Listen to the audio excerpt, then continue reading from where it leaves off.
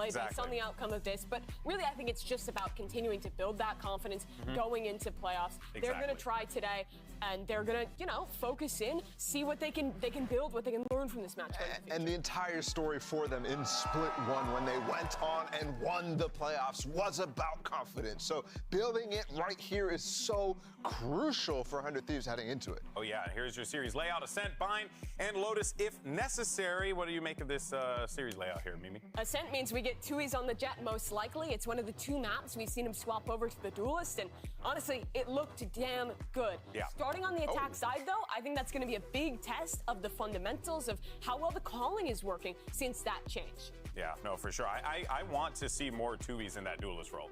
I think it was exciting. It was what the team did need at that moment in time. It's good to see him step up into that, and, well, he's going to be potentially going up against a brick wall in Cryo, potentially, if he does have one of those pop-off games that we are expecting him to have, especially going into the playoffs here, Doug. Yeah, I think it goes back to what both Arden and Mimi were saying on the desk earlier, was it's all about confidence, it's all about what they're leaning into and building a lot of that momentum heading into the most pivotal part of the year for them. Both maps as well, so comfortable for EU. He was the best player of their last series, and I think has been slept on for how good he has been all year for this team. His util's on point. You heard in the comms earlier how vocal he is for this team. And I mean, he is performing super well this stage as well. Yeah, I 100% agree with that. You were mentioning that comms video. That was something that was kind of turning my head when I heard it as well. The amount of calls that guy is making is a lot. So has to see him continue to grow. I think both him and Busio obviously fitting into this team and finding their place in it. Busio obviously bringing a lot of energy to the team, and that is something they sorely needed at the beginning of the year. When Busio won a world championship, he had a vocal secondary caller doing a lot of the mid-rounds too when he was with Ethan. So to see EU filling into that role as well, I think is a great sign for 100 Thieves' continued success. Yeah, of course. And, you can't help but, you see Busio on that side of the field, and you can't help but feel like, oh, and there goes Tui's, right, locking down that Jet again. So we are going to see Tui's back in that Duelist role. But I was just going to say real quickly, just honestly, 100 Thieves, they got to find that stride right now. And this is a great opportunity for them to do it. Busio is going to be the guy that I'm really paying attention to really kind of like, as always, bring this team to the promised land.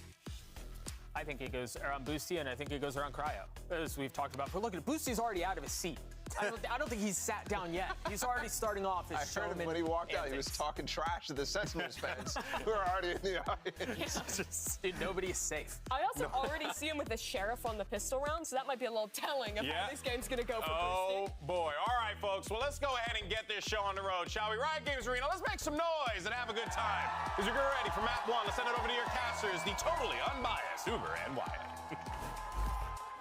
Thank you very much, Golden Boy. Great way to tee up this game. And, of course, for 100 Thieves, plenty on the line. Why they could finish as high as 4th here. And in terms of seeding going into playoffs, that makes a big difference. This team wants to run it back with another successful postseason run in Americas. Yeah, absolutely. A win here, and then a bit depending on the game after this as well, in terms of where Sentinels and G2 end up. So a lot in their hands if they can get this win, and a little bit out of it. So we'll have to check in on the game following this to make sure where they're going to end up as well. But on the opposite side with Loud, they're in danger of, for the first time ever, not being the highest placed team in a tournament from Brazil. I mean, the first time ever. If they would fall below Fury with a loss here. Yeah, they would lose the head-to-head to Furia in a loss here, which would just be crazy. I would really, that being said though, like to see them play with the pressure alleviated at this point. Sadox has been feeling the weight of the world on his shoulders this year. You can see it on his face in the arrivals. You absolutely can. So I want to see them relax a little bit, have fun with this game. I honestly think that's the key to their success. Yeah, EU realizes he doesn't quite have enough time to let that shot go as quick as he would have liked. Tui's has already gotten in. Now on the Jet, something we've seen a little bit less. The Rays maybe not so convincing. And is the Duelist going to step up here for Loud? Well, so far he's going to be sitting down the rest of this round. Already, such a perfect flash from Asna. Phenomenal on the KO here. Spike down, B. It's all up to Pancada, who's stuck on Speedway, and Cryo picks up where he left off. That last series we saw for 100 Thieves, we said, okay, Cryo's not exactly on his Jet. He's playing controller a lot of the time. When he got to finish that series on Ascent against EG, he came alive. We're like, ha, that's the Cryo we've been looking for this stage. Yeah, until that series, that map against EG. In the Stage 1 playoffs, Cryo left off with a 1.33 KD ratio, and in Stage 2 was at only 0.89. Such a significant drop-off. But right now, getting right back into that electric form he had in the playoffs. And it might just be right at the right time, and we talked about 100 Thieves peaking at the right time. If they peak here again just before the Stage 2 playoffs, they can make it to champs. They did it in Stage 1, and it started with a win over Loud in the knockouts. But then they went on to beat Leviathan and make it all the way through. Great opening here for Cryo. The shot over towards Tiles. Easily snapped up as he looked to take part of mid. And 0 Point as well is going to reveal a little bit more than 100 Thieves otherwise expected, and this will shepherd Loud in towards the middle of the map. Cryo, though, again, will be waiting. And don't count out Arsena. Sat here with the Bulldog waiting for this push. Cryo already 4 on the board. Contacted. Light off Arsena here. Ready to fight with him. Arsena hardly taking a scratch there. More than happy to trade some blows with Penkata. Someone's hungry. Yeah. Cryo gets involved as well. And now we're down to 2 Loud players forced to play here from A main. At least an orb for their troubles, as yet another 0 Point reveals them. And it's an open book for 100 Thieves, and they are ravenous readers. Cryo already now 6 on the board, 2 rounds in. And headed into this playoffs, as a viewer, I'm also just interested in seeing what form he's going to be in, what form will 100 Thieves be in. Their fundamentals have been shaky for a lot of Stage 2, but they're definitely on the upswing.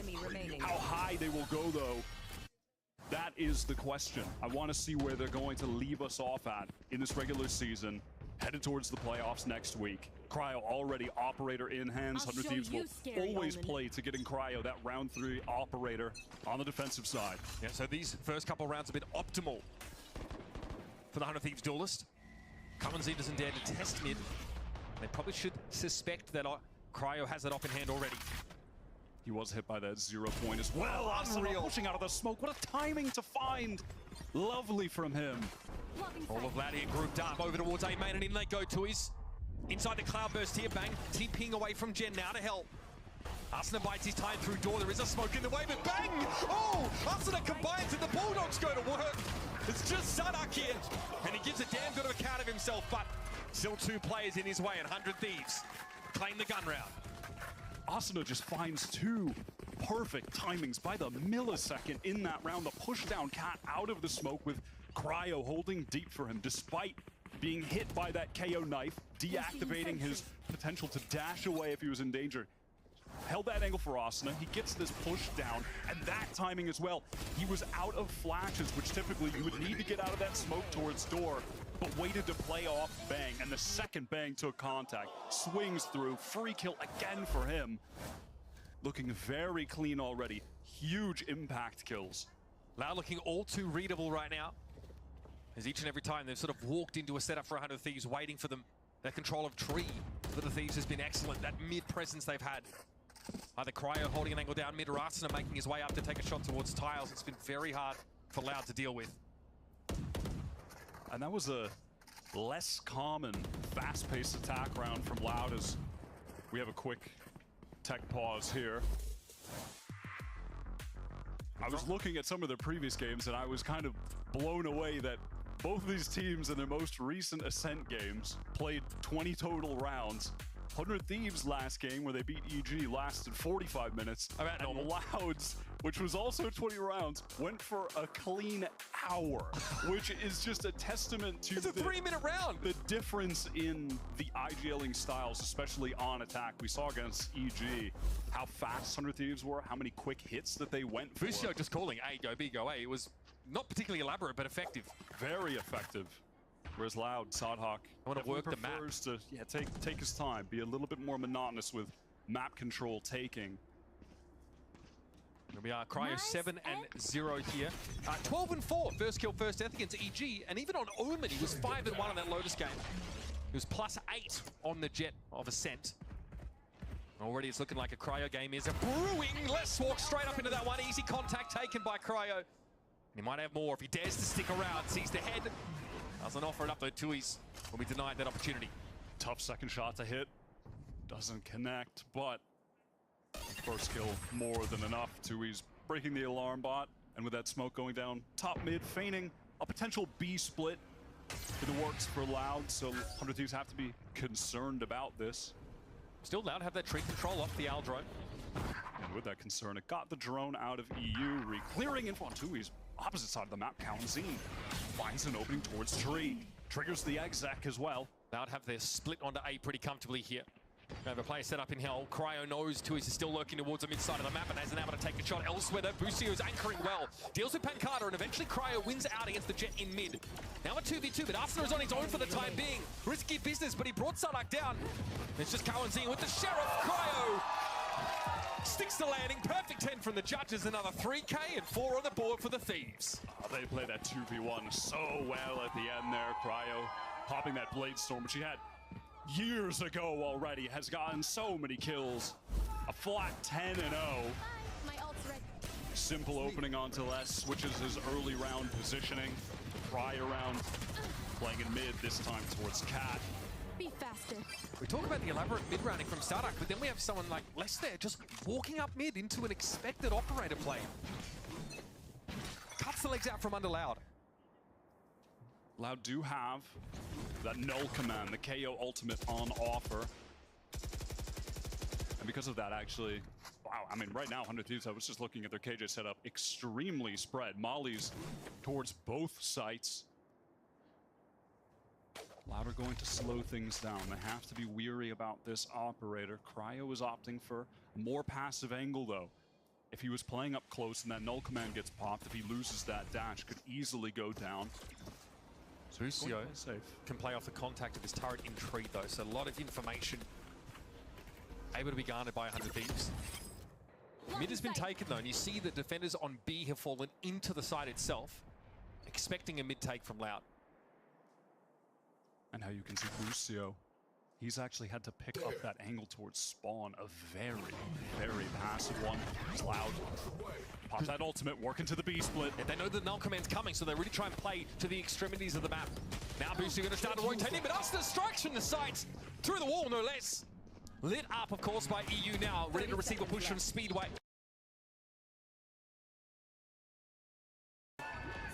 Pancada the last one standing. And he may well have been seen there with that updraft.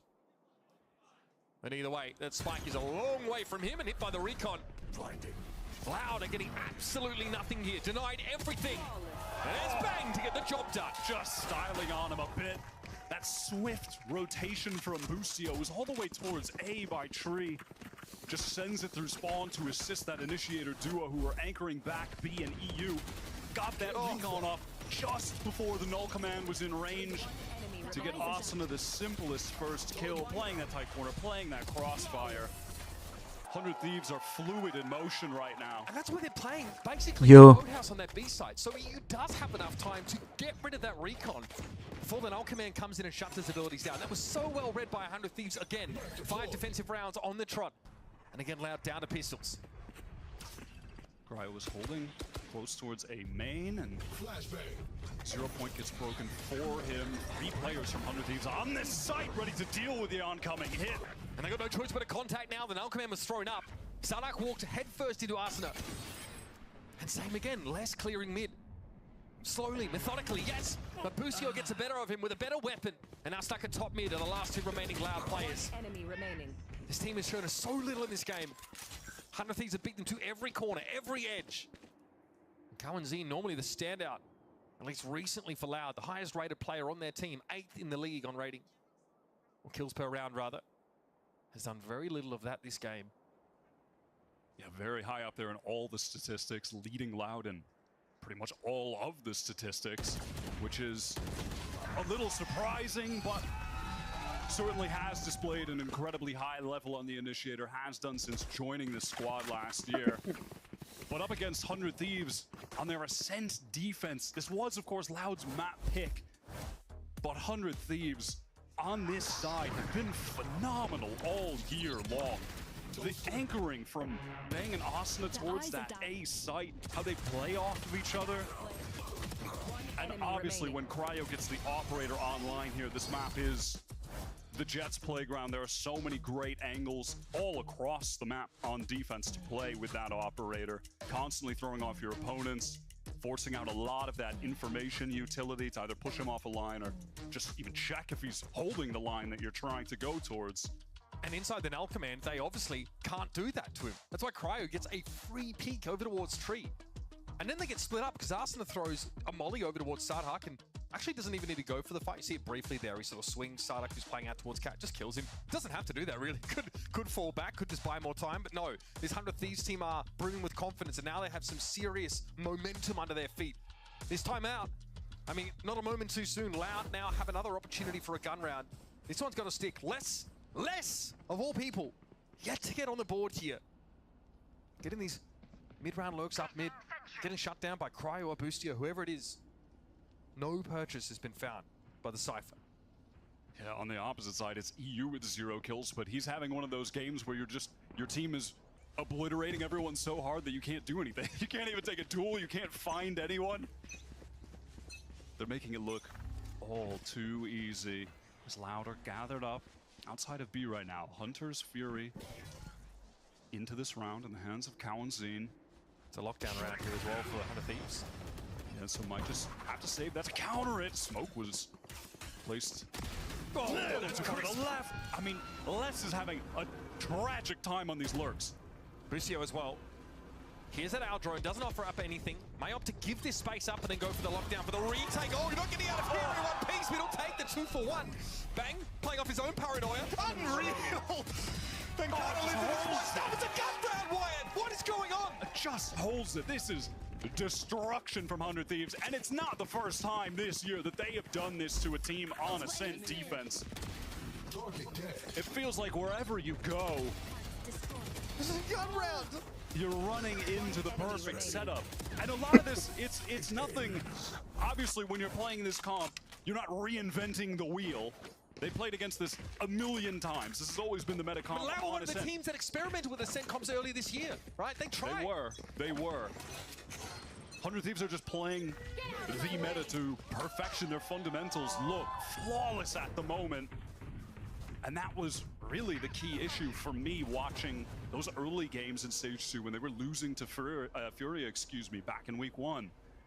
Much improved. 2 years with the Blade Storm here.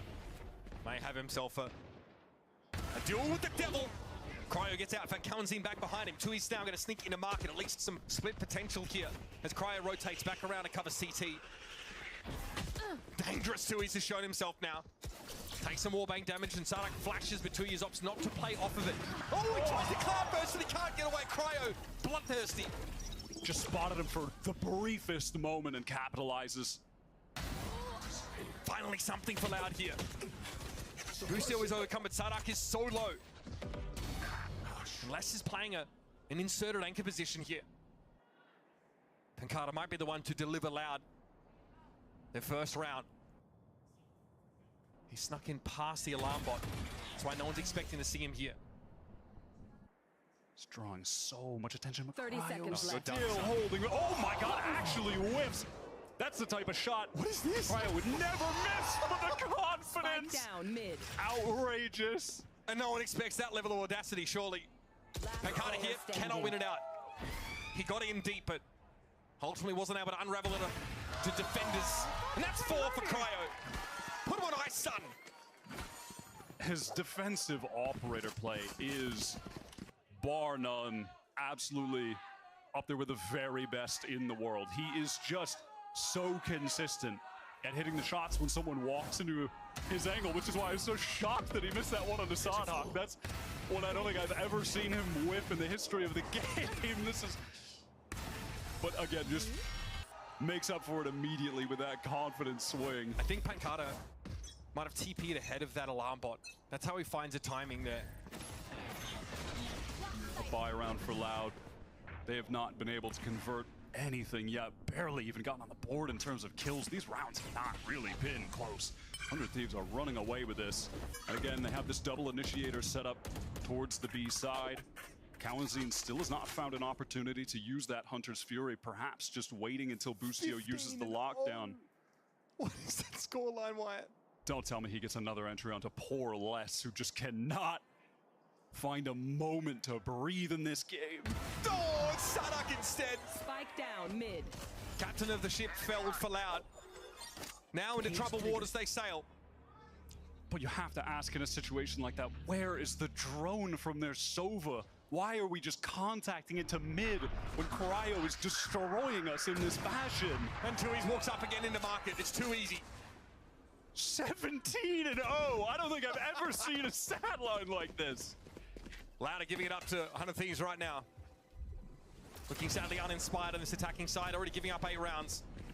Cowanzine steps up. 30 seconds left. Still no targets offered. He can't light any with his own recon here. It's going to be Cryo. Casually being wall banged at. He'll wait here with the shorty. It's almost a guaranteed kill once his smoke starts to come down. And there it is, now onto the site. Pressure starts to mount. EU cops that one. But Arsenal finds a good timing, just swings the ball, and it's good for 3. Could not be any easier for 100 Thieves. That is 9 rounds in a row where 100 Thieves have gotten the first blood. 9 in a row. EU is just, he's gonna pass out on stage. He's so bored. He's 0-4-3. He's not even playing the game. Passenger princess right now, Wayne. Got the Discord kitten stat line. He's not doing anything. He's in charge of the tombs, and that's it. Asuna 12-2-9. I have to give Asuna massive credit. Always on the KO on this map. I mean, in the last game against EG, he finished that with 24 assists. His flash timings are gorgeous. I mean, even all the way back to round 1 on the pistol, hit the perfect flash for their backside player. I believe it was Cryo to pop off. So consistent on this map. And I understand why Loud picked it. It was a map where they had a duelist find success. I mean, that has just been the most tumultuous aspect. And that was the second timeout for Loud. Pancata, the world champ who had played with him previously, obviously a fantastic player, but it did not remedy this duelist situation. We'll give it to you straight. Sardhog, lowest rated Neon in the league. 2 years, lowest rated Raze in the league. Hoping to maybe see the Jet come alive, have an impact here. That was the one where he was rated very highly. His Raze game that he had against MIBR, or sorry, Jet game he had on this map against MIBR, excuse me, was really, really solid. So you can see why Loud would want to go to this map. But when you pick it and allow 100 Thieves to start on defense, you are going to be at a crazy deficit. So far, this has not been a fair fight, folks. I'll give it to you straight. A-main the play here for Loud. Looks like it might be a fast hit. 2 years wants to move up. Already has a tailwind active. Boostio tucks now. Knows there's going to be a dash to the side. Bang! Steps up! Man, it was instant. Head rip clean off, and Starlock gets pinged as he steps up. Now the spike's on the wrong side of the choke. A smoke is up for the defenders, and they are converging. Circling like vultures. The rest of Loud just contained in main. Couldn't get out to help. Tui's was afraid of Asuna, I think, popping out of that flash. He was so trained in with the crosshair on door, wasn't ready for Fang to just backstab. It's crumbling again. And 100 Thieves posted up every angle around this spike. I mean, how can Loud even get back in right now? Well, through the molly, it's going to be a tall order. I think we're going to get a little bit of argy-bargy in this part of the map. Bang knows that Pancata still able to win it out, though. Arsenal may be calling someone over towards that door direction. He'll get one, but the spray is wild. Lass is able to capitalize, but Cryo, always Cryo with the operator. You just can't walk into his angle, man. Now we're going to push Cowanzine because we have no respect, apparently. Cryo falls. Cowanzine down to 8, though. And here's the respect. Oh, EU, never mind just going to swing his weak, low HP Sova counterpart. Shut him down. 10-0 for 100 Thieves. And finally, EU's on the board. He got his. That's why he had to swing at the end there. Finally, Cryo Get me dies, on the board. 18-1 for the Jet. At this point here, 100 Thieves treating this like a warm-up for map 2. It feels like Pancata does want to win that fight out. Especially because his position was well and truly known. But I mean, the fact of the matter is there's nothing elaborate about Loud. They're walking up into these operator angles time and time again. Yeah, see? Even EU's got the bandwidth to stand up and get excited now. That's what you know 100 Thieves are feeling it. Poor Cryo. Hopefully that first death doesn't hit him too hard. I hope he can keep his head in the game here, Mitch. That's my question as we try to finish this one out. Our drone out of the smoke here. Let's spot the player at the back of the site. That is, of course, Bang. Okay, wild spray. Boostio might have ball here. Sardak brings him down, but Bang's there for the refrag. And stuck in tree is Sardak, who has to again hold his ground. But here come the knives. Cryo might be sharper than them. Maybe not. Sardak rips him as he comes across, but another 100 Thieves round, still with 2 up. Cryo still runs in, gets his 20 for 2. Last round before the switch. What can you even say at this point? What did I have in my notes about the 100 Thieves story? The 100 Thieves temperature check. Will they be good heading into playoffs? What's the form of Cryo going to look like? It's been tough for them in stage 2, starting out with that loss against Furia. Blah, blah, blah, blah, blah. Who cares? Who cares? Really trying to editorialize. 6 doesn't even care at this point. I mean, holy, man. 11-0, 20-2 for Cryo. I think they might be peaking at the right time again. Oh, okay, this might be... As soon as we get contact confirmed in A main. Buso thought about it. Oh, no chance to do it now. I think he was hoping to preempt this. Got to be flashed up. This has been a good start for Loud, but can they capitalize on this util? Hunter's Fury now, also being thrown in the mix. Busio, little sidestep, little no-see, no pass, but he sees Cheese comes in and he gets one. Zardak's able to trade out now, and Cryo wants to drop to the side. 2 players pinged though for Loud. They have to take a sidebar. A peek punishes Cryo. He can't capitalize. Now EU wildly sprays as he steps back. The double flash was good, but he wasn't in the position to play off of it. And now Arsenal is in a 1v2. Sprays the door down. It almost feels like 100 Thieves want to get to halftime, get some of those orange slices and gear up for the attack side. Surely Arsenal doesn't win this 1v2. Surely not. Well, they know he's here at the very least. Back on it. Okay, surely. Oh, thank God for the IGL. Thank God for Sada. Switching the first smile for Loud in this game. Nothing like the ironic raise of the fist. But for Loud, folks, it's a pretty grim story. 1 round gained on this defensive side. Attack side, rather. Sardak 9 and 11 to stand down, but that's not saying a whole lot. Bustio tanks that one here. Oh, there's a player right behind him. Awkward moments. Yeah, what was that? Good looks from EU there. Sardak for 3 in that round. To finally get Loud on the board. Unfortunately, it may just be a little too late. Oh, man. May just be too late. Maybe an understatement. I think we might be headed to bind. Something tells me. All right, well, Loud have a chance here to recoup and try and get themselves a pistol round win. We're going to head to a break. We'll come back for the second half of Ascent, which might be a little brief.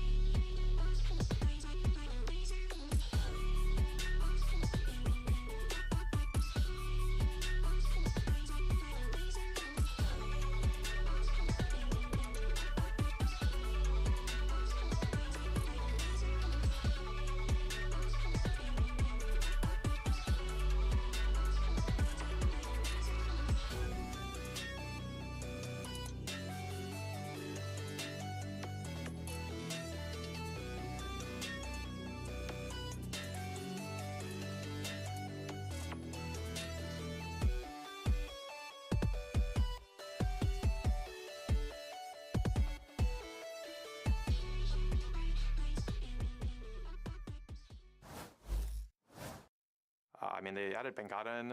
Sardak and Toys are, swapping Duel's role. And I think I saw an interview where Sardak got pressured off of Duelist, which is unfortunate, because I definitely feel that, where you face a lot of pressure and you feel like you shouldn't even play this role. But, hopefully he believes in himself in our game, because, you always want to play the best form of your opponent. And, it's the last game of Loud for this year, and I hope that we can play a pretty good game. Last time we played them, we kind of stomped them, but it's probably not going to be the same, especially with Pinkata now and no QCK. So, yeah, going to be tough. And, they have nothing to lose, so, yeah. Some thoughts there, of course, from Arsena. Was hoping for maybe a bit more of a competitive game than this one. And, yeah, talking about Sardak, obviously making that transition away from his time at Duelist. I'd say on the Loud side, though, their Duelist has been conspicuously absent. The Jet gap is a chasm. 20 kills for Cryo, 1 for 2 years. I mean, can't even be mad at Tuyes, to be honest. What is your Jet supposed to do when he's dashing to his inevitable doom on every side exec? The rest of the team getting so disconnected. Every crossfire is just being held steadfast. Those 100 Thieves players were never forced off. And Austin said he hoped that they would play a pretty good game today. He got his wish. Yep. I mean, unless they throw, unless they lose this 13-11. I mean, let's set expectations a little bit. This will be the biggest comeback in history at this level. Bang, flashed up early. Nice little pop here from the defenders, but Cryo, oh, he's so man!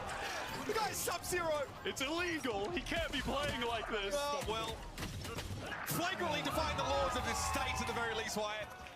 Pistol win for 100 Thieves. Coming back for a little bit of aim training before the break of bind. And again, thank God we don't get paid by the hour. I'll tell you that. Ain't This that the is truth? the fastest game I've seen in a while. Holy man, 23-3. Remember how I was talking about that Cryo, his KD stat was, like it was it dropped 1.33 during like stage 1 playoffs, and then 0.9. Yeah, it was 0.9 in stage 2 here. It's going up. Okay, that's that. Good to know. It's going up. Yep. This will drastically affect his KD now I think of it. Oh, buddy. The kill death ratio of what, 20 or 23 now in this game? Must be nice. Loud, obviously. They are on the force. And they will be forcing for every round from here on out. 100 Thieves gather up towards A. We saw against EG, Boostio was calling a very straightforward attack half. A lot of faster hits. Fancies a bit of a fight here, knows he has the better weapon. Does expect to be outnumbered at some point. Sadak! All right, brazenly takes the fight and throws a couple of extra bullets just to make sure. You never know. He might have gotten up. Yeah, he might get back up. Can't have that. Cryo into the cloud burst here, sets himself up. Deep now on this side, which Loud opted to play full retake on, and well, sometimes you get a freebie. Better lucky than good. Sometimes you're both. Then you're frightening. Plan is going to go down back sight. Arsenal Cryo playing very deep. It's just going to be EU watching that A main flank, and now smoked off. We'll have to find the timing to swing through, help his teammates out. All right, there it is.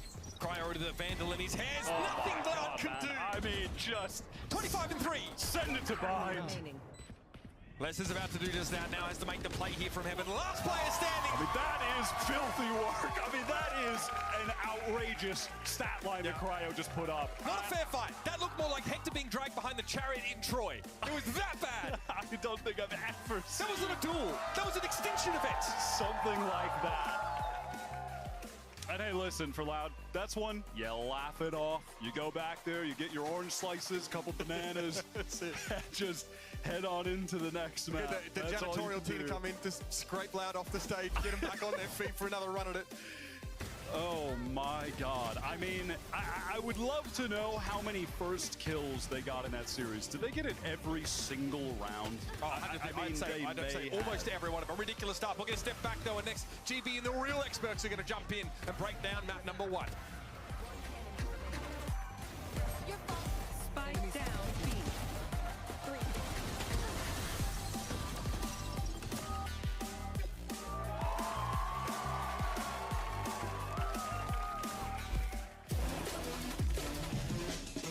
Every time I needed a new phone, I had to switch carriers. I told him, at Verizon, everyone can get the best deals. Like that iPhone 15 on them. Switching all the time, it wasn't easy. 35. You're gonna be here forever. I know. Here's your wireless contract. Do I need a lawyer for this? Those were hard days. Representative, switch!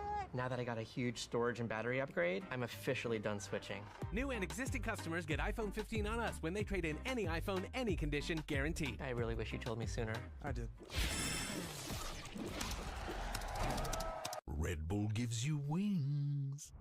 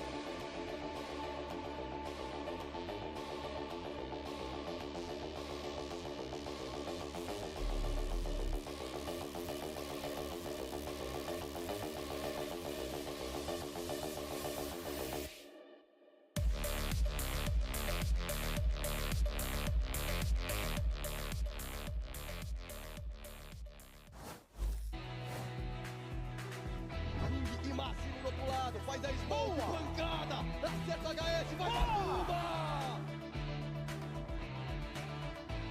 Arsenal hiding in boathouse now. Timing is everything, but time is short for Derek, and he finds the swing, but Arsenal was quicker. Smick standing here with Coach Zix after we see a very one-sided first map over Loud. I wanted to ask you about just the state of the team as a whole. Obviously, last stage went brilliantly for all of you and winning the whole thing. There's no question this was a little bit of a bumpier stage. What do you attribute a lot of that difficulty to?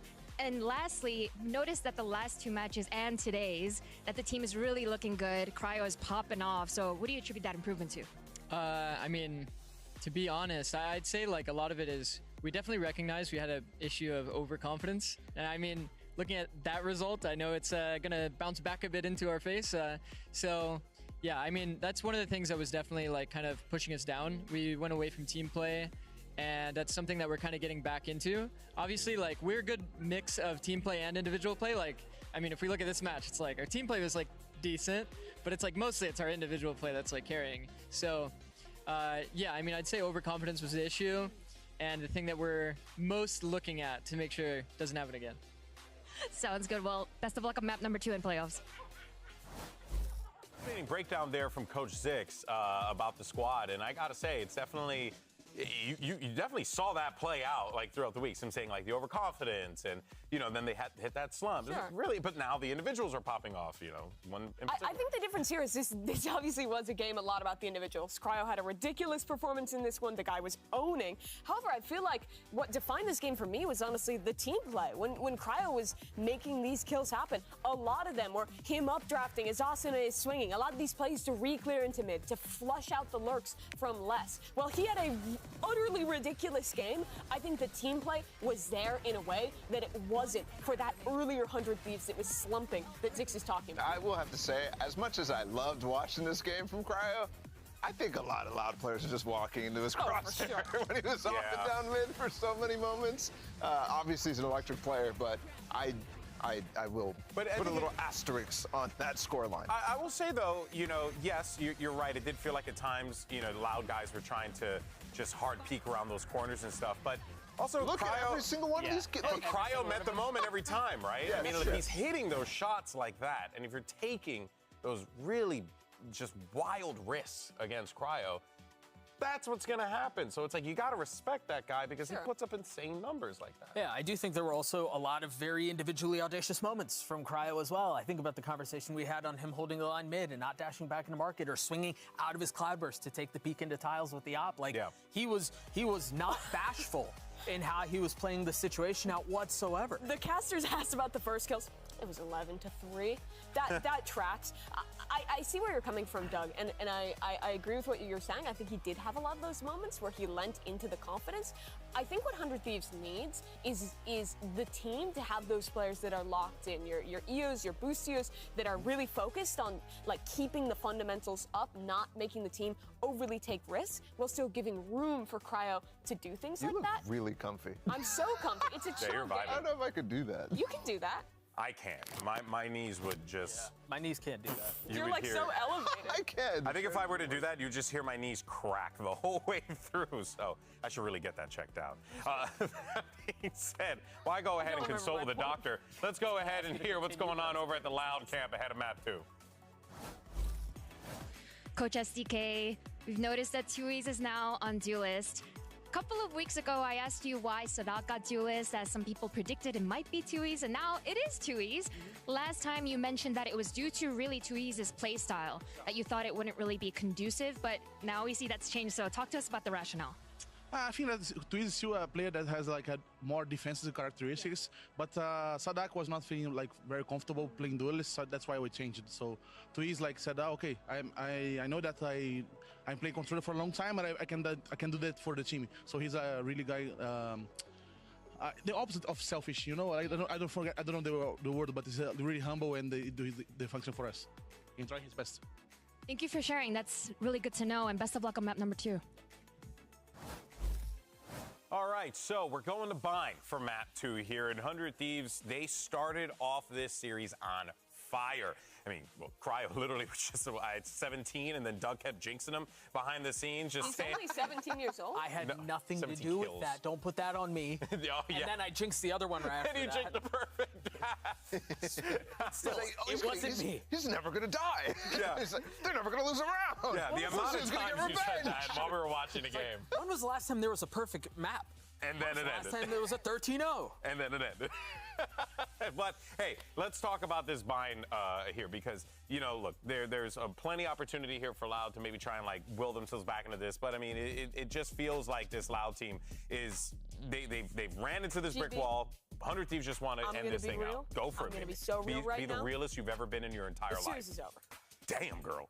I don't believe that there's much of a chance for a bounce back on Bind. Yeah, 100 Thieves have had rough moments on this map, but I think they're so comfortable here, especially they'll put a focus on it after that EG loss. They play a comp where they're incredibly confident.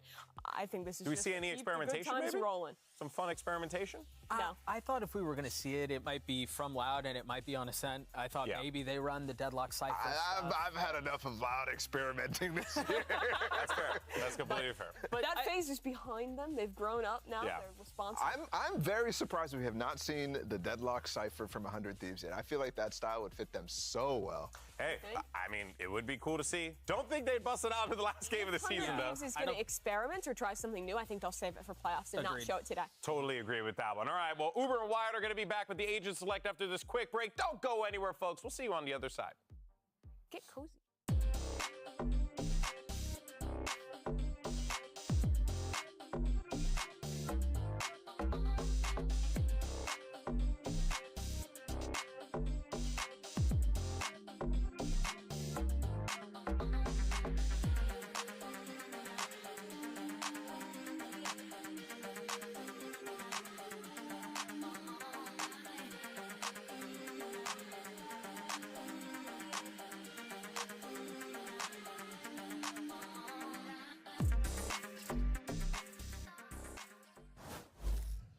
Welcome back, folks, to the top of Map 2. Bind is just around the corner, and if this one goes anyway, the last one did. It might be the last time you get to see Loud this year.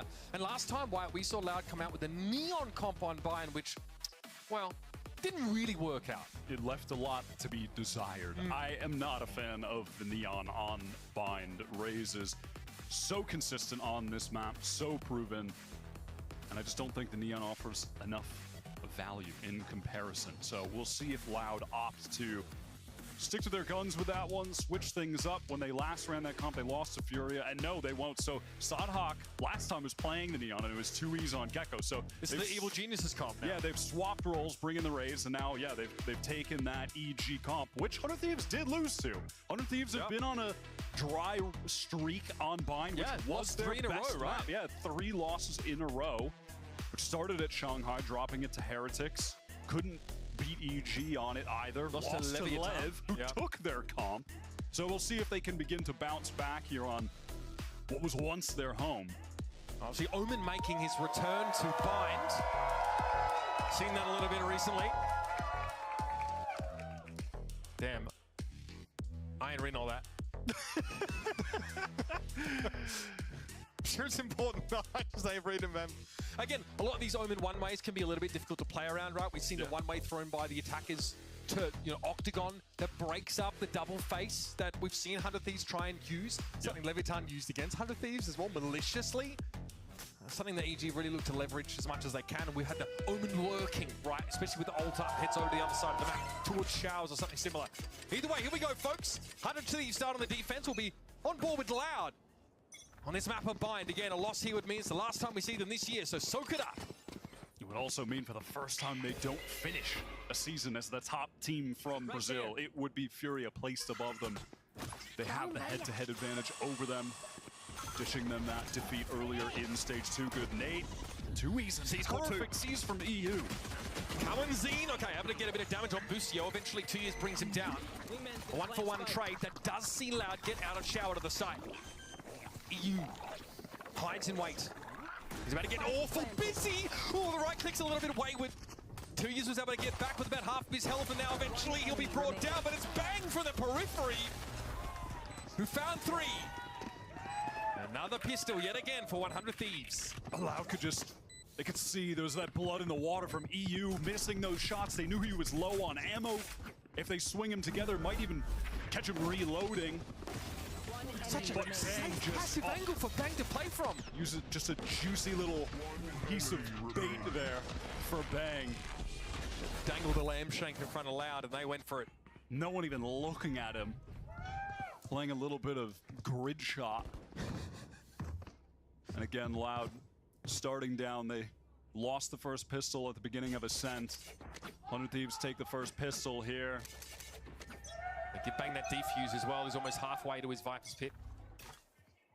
Away we go. This time attention towards Hookah, an area of the map that Bang tends to lock down pretty consistently.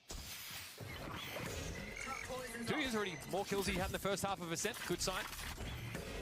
Here we go, straight to the side, flashed instantly though. And it's 2 more for Bang, make it 3. Oh my god, the TP is so fast as well. Asuna coming through. Holy fuck, man. It's just so decisive from 100 Thieves, so much confidence. Again, just peaking at the right time as we get into playoffs. And Zix played down their team play in that first map. He said it was okay, and he felt like the individual skill was there. But the fundamentals here for 100 Thieves look better than ever. Against arguably a team that's maybe not texting them so much, but still, what a masterclass we have. Loud on their bye. Let's see if they can get their second round here in the series. Try and shut down 100 Thieves from converting a bonus. They disrespect the deep smoke. Now the one-way also thrown up. Side heavily flashed though. Loud, do you want to push through this? Unless he's waiting for Boostio on the wrap. A little bit slower through. Shower than the rest of his team. Cryo takes a ton of damage there to the molly. But Plunge 2 years out of the mix. Oh, the C's! The C's nade! Decent damage. Kawanzine able to limp away though. Will remain posted up here. Now 100 Thieves have to unravel this in a 4 versus 4, and that's a great start. Bang from the back of the site. Now we're going to have 300 Thieves players stacked up together. And both of the Loud controllers are so deep down short. Time is dwindling though, hasn't even been tapped. Paranoia timing for less is good. He hears the spike defuse. Bang sticking it, Bang sticking it. Eventually gets taken down. Now Asuna knows he doesn't have any time. And Loud able to navigate the rocky seas of the post plant. You might be standing at the end, but not for long. Loud get on the board. And not quite with the clock there. Tons of damage done to Loud though. Look at the state of their economy. It's going to be an awkward buy going up against 100 Thieves full buy now. A lot of light armors lacking some utility pieces here and there. And perhaps Boostio getting a little bit ahead of himself, being caught. And I did want to point out too, I mean, already EU is like 2 for 2 on great seizes in this game. The fade util from him is sublime. Bang I don't think there's anyone like him when it comes to the fade. Yeah, Bang with that 4th round Viper's Pit. Built that absurdly quickly. And now he's going to funnel out in the direction of Showers if they have any interest of testing A. Or walk into the ocean. Kawanzine does have that Trailblazer to go through. Dizzy as well. One molly from Bang could stymie this. Someone got ahead of the molly though. They're pushed out. Bang no holds his ground. Down to 33, but that's enough for the time being. Asuna can step up to reinforce that position. The pit is such an issue. Eventually Bang drops. But it took the judge inside the pit to account for him. Dizzy knocked off. Cryo on the flank right now, down short. Boombot thrown out there, and Cryo has such a perfect timing. No way Loud can be ready for this. Now the spike in the hands of Kawanzine, has to really fight back.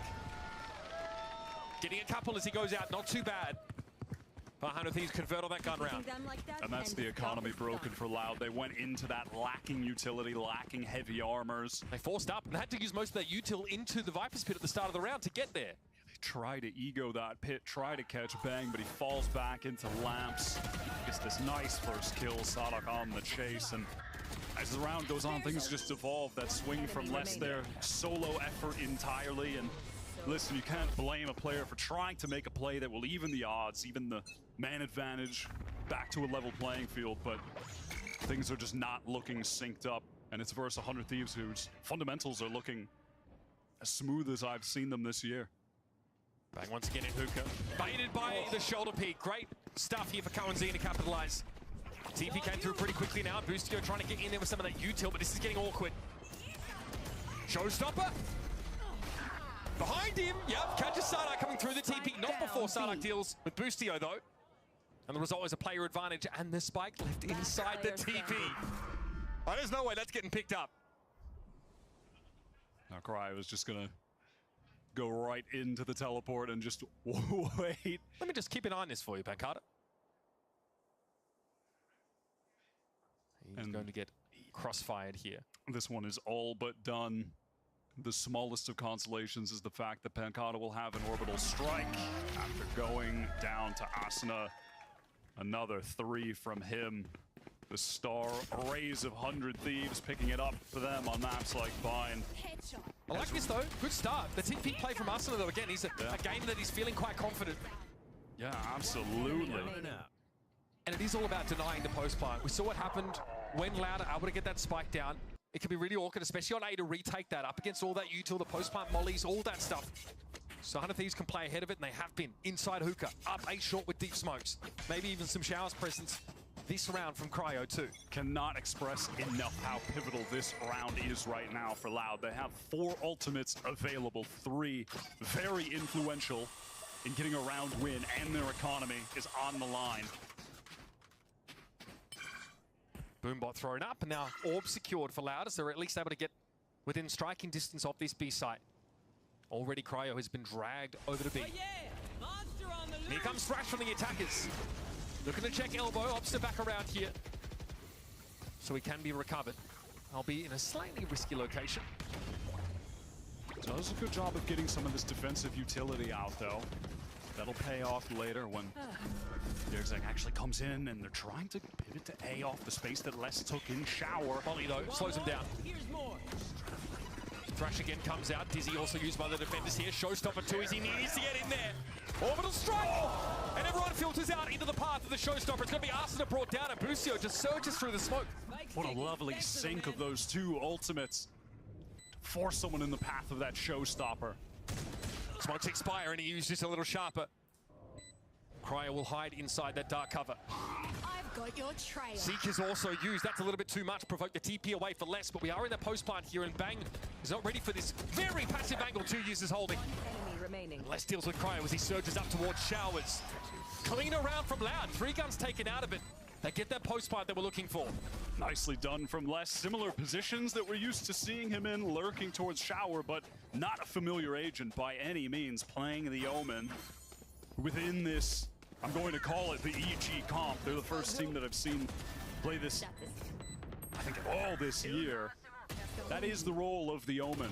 A lot of presence towards shower on attack, finding timings.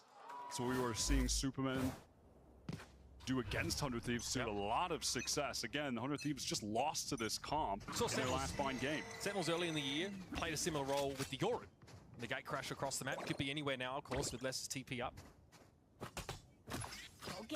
Serious opportunity now for Loud to get back in the game, tie things up. 100 Thieves economy hangs in the balance of this round, but they're on the verge of a couple pivotal ultimates that could turn the tides in their favor. Boostio one off a Thrash, Cryo one off that orbital strike. Cryo is playing towards A. If he can get one here on short, fall off, have that ultimate to further delay the plant, maybe even kill the plant. Yeah, I mean, 100 Thieves don't use it to delay the plant most often. Shut down straight away.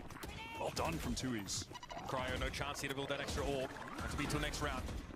Boombot thrown by Asuna now, but the nade is going to force him back. He satchels in the direction of Vents. And once again, Loud have that post plant. Here's the Nightfall for the retake attempt. And again, Bang can't find the timing he was looking for. Cowanzine is good for it. And even with the Nightfall in play, 100 Thieves have no step to this site whatsoever. What a 2-piece for Cowanzine. He's the man that's had the hot hand for Loud in this stage 2. Statistically, they're highest in kills per round, leading in most of the stats across the board for the squad. And it's good to see 2Es begin to heat up a little bit here, too. Just had no opportunities on the Jet on map 1 to get anything going. Stats look tragic, but you can't even be mad at him. I can't even blame him. Things in entirety across the team were going awry, and when you're just trying to enter, you don't have that support behind you, you're not going to look good. But now with Loud as a unit beginning to get into the swing of things, he's starting to look good because of it as well. And Bang has been getting thwarted for the last couple of rounds consecutively on those late flank angles. He's been prepared for, Loud waiting for him. And there's been a variation in the attacker post-plant position to answer the flank. There. Obviously, this Loud comp doesn't have a Sentinel, so they can't play off trips or anything like that. And so that will be 100 Thieves' economy down the drain, an opportunity for Loud to tie up the game with a significantly better buy. It's mostly Sheriffs for the 100T side, unless for that one Vandal in the hands of EU. Oh, they spot him. Well, they hear him at least. Okay. He just gets out. Only had the Sheriff to work with. Holding that tight angle as well. Not going to connect the shot, taking risks, but risks you will take when you have the bad buy. There's that one way. It's going to be irritating for Picardo to deal with. He shows himself. It's exactly the use case for that Brimstone one-way. Just unaware that he was peeking out just barely on the right side of that Brimstone smoke. You can see Busio wants to tempt fate, recover this rifle, push up, and he's going to be able to do so. This position on short is great as well, with all of Loud just gathered up towards Shower. And again, here's Les, that lurking Omen. Does have the teleport ultimate though, so can show some presence. Pop the ultimate, meet back up with his team. No one playing in tower here right now for 100 Thieves. Very far forward on the side in general, but you just get slapped. And Cohen's in, flashes that corner. Busio, though, is ready. Wingman going to get the plant down now. Dizzy's going to be an issue. Busio has to time his shots there, and nothing else to rely on. Again, Cryo will be coming on a late flank, but again, it's double watched here by Loud. Is it though? Oh, nice turns! But Cryo connects! Oh, he's clever. Shoulder peeks that one. 2 years reveals himself, but he wins it out. It's just Bang. Oh! What is that? Shoulder peek as well, shows 2 years. Close, but no cigar for 100 Thieves. Not about outing, though, for a pistol. That is a lot of damage, but at this state of the game, the damage won't be entirely too relevant. Loud's win streak has their economy looking good. Finally coming to life, the Brazilian side. It's been struggles for them this year, and they'd love to end things off on a high note. That's that one way being exploited. Boosty does want to get one here. The Dizzy makes his life hard. Standing. One enemy Oh remaining. my god, that is outrageous. I mean, Bang today is on fire. And you make a good point, right? Even though only one gun gets taken out of that round, Loud had won the previous 3 rounds. Their economy is in a pretty safe spot. They've actually got multiple players still with about 4K, so they've paved the way here for the latter part of this half to have decent weapons for the next at least couple of rounds or so, and it's a timeout for 100 Thieves. They are allowing there to be plants. Trying to fight forward at times here, especially on that previous round when they only had those pistols to work with. Think back yesterday, Superman finding 3K in Shower with the Sheriff. Boostio trying to replicate something like that, but the Guiding Light was able to ping him out. He was forced to give that space. And that's Coach Zix over at 100 Thieves taking a timeout before another round that carries a lot of weight. Economy once again on the line. Holding on to crucial ultimates to cross the finish line on this round 9 as well. Our 100 Thieves with that orbital strike and thrash that they got up just a round or 2 ago. So we'll see if they can convert. We'll see what the plan is. They used to run a lot of aggressive early set pieces on defense when they debuted this comp, when they were running it, more towards the stage 1 playoffs. And those have kind of gone by the wayside as teams have watched their VODs, are keen to a lot of those early plays. Run, little man. So we're not going to see anything like that off the jump here. Horn thrown there into hookah by 100 Thieves. That is where Loud are hold up at the moment. Boostio might not get to recover this thrash if he throws it down long right now. We've got the info we needed, albeit at the cost of a little bit of his health. Still might not to capitalize off this. This is... Does he want to send this? Doesn't even audacious. Really have help to play off of it. We'll just force them back and... The Homer Simpson gift, he walks into the room, puts his hat down, picks it back up, leaves. There goes Dizzy. Dizzy, but Alzin gets out of the way, and now the counter thrash. So Etsy, Boosty just wants to be active. Oh, the spray down from Bang, though. It's good. Trailblazer also cleared him. Bang unaffected by the paranoia here. He's in a position to do some serious damage. And that's 4 on the round for Bang. 30 seconds left. Legend has it was this guy that spawned the universe on a round like that. Austin, don't you dare. Come on, buddy. What happened to the power of friendship?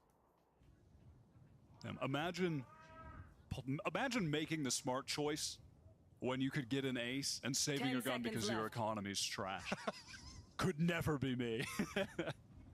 Cowanzine here will be out at sea for the rest of this round. And no chance for a plant, just hoping to maintain a weapon, even though economy doing decently. This just means it's a full buy for the next for Loud. These parasites aren't going to take one step past this place. What a round for Bang. Denied that ace. But again, still huge momentum builder for 100 Thieves, and a round that you sort of flagged as being pretty pivotal in economy. When Bang is playing like this, when he is just the concrete wall on defense, he is one of the best anchors in the game. There are just parts of every map that you can associate with him in your mind on defense, where you almost just expect him to get a multi-kill every single time. For me, it's Hookah. Like, he's always the 2-for-1 there. Crosshair adjustments, those micro adjustments are... We're going fantastic. Yeah, this is so fast from 2Es into lamps. Not bad. Arsenal trying to trade it out, but he can't. He just gets a rifle in his hands instead. Now he's banging Boostio. He's waiting for that one. And now it's up to Bangsat in spawn. He really is starting to find these entries, 2Es. Love that pace variation. Yeah, nothing but a judge there. The satchel down A short. Audacious, but it pays off. Sometimes you just have to remind those defenders that we really do spawn on the site. We could just hit it right away. The spawn is the A site. They just send it. Yeah, I do love that pace variation. Mixing that in. It's one of the only parts of the map where there's not really like a neutral zone between the attacker's spawn and the site itself. You can be blisteringly fast. Search party out there looking for Bang. And he's tucked himself away on the other side of the map and will maintain that weapon. Again, an economy that 100 Thieves is still trying to stabilize now, heading into the last couple of rounds of the half. A fast hit follow-up was great though. Les is here to back up his duelist. Yeah, perfect timing from Les. I love seeing his confidence from 2Es. He's pushing forward for more, taking that deep position, but he's getting the follow-up too. It's not just some pure solo effort. All right, 100 Thieves now again, economy on the line. With how back and forth this has been, I feel like I've been saying that a whole lot. Crucial round here though towards the tail end of this half. Again, Loud, they just want to explode down short, but Cryo going to deny that. I don't know if Arsenal showed himself yet. I think he can have a free swing at this, and he does. Spike goes loose as Sadak lets it clatter to the ground. Boombot going to be thrown out to try and clear. And Arsenal might just straight up swing this smoke. Busy times as Cohen's in. It costs him up close. Paint shells end up uselessly exploding behind it, but there's no plant yet. That's crucial. 100 Thieves still have these two anchor players, and Bang can't commit to A yet. Oh, Boostio. He had to be worried. Was scared to push into lamps, knew that angle was a possibility. Great swing from EU. He can play the clock now. Buy some time for Bang to get here, and they might have a crossfire through the TP though. Les goes. Trying to get to that B side as quickly as humanly possible, but Bang will have an opportunity here. Les can't just push through this, surely. TP onto the site instead, but still paid briefly. Bang avoidance! But Les cleans him up on the second attempt. What a shot. EU takes the teleport. He's low, by the way, 70 HP. Les flipping the site, trying to play from the back. There's the C's thrown out. Les is caught inside of it, has to eat the Prowler. But he has 100 Thieves. Thanks for the follow. And that's what you love to see from the man that you expect to be the star of Loud, who's been a little bit faded, a little bit lackluster in this stage too. It's going good. The Omen, which is not something that we see from him. To some serious success. Lurking on this attacking side, closing out the clutch. Great adaptation in the 1v2 there. Quick switch over to the B side. Definitely caught 100 Thieves off guard. Last round of the half here, Thieves are... Well, Boostio's a bucky, so I should explain it. And Loud have been playing at this very quick pace. And if they want to do it again, they have Seekers and Showstopper to do it with. Showstopper comes out instantly. You're going to catch him on the cross. So sharp on the Guardian. Drops out of tower, but he's still with his own ult. That also gets shut down. No Showstoppers for anybody this round. Little tuck from Cryo lets him pick up Cohen Z, but now it'll be cleared by Util. It doesn't matter. Cryo gets the 2-for-1, and he is right behind him. Les can't do it again.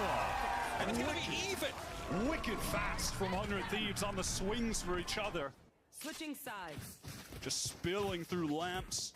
That was such a nice movement adjustment from Cryo, expecting that swing, where to place his crosshair despite that dizzy. See, Arsenal was sat in spawn because he knew he needed to quickly be at the side. He only had a stinger, but he needed to make use of the showstopper. Even after he got shut down with this shot here, Cryo finding 2 on that swing out after being tucked and picking up Cowanzine. EU just did the same thing. Come out of you all, took the shot. We're heading to halftime, folks. It's 6 apiece here on Bind. A must-win map for Loud to keep this series going.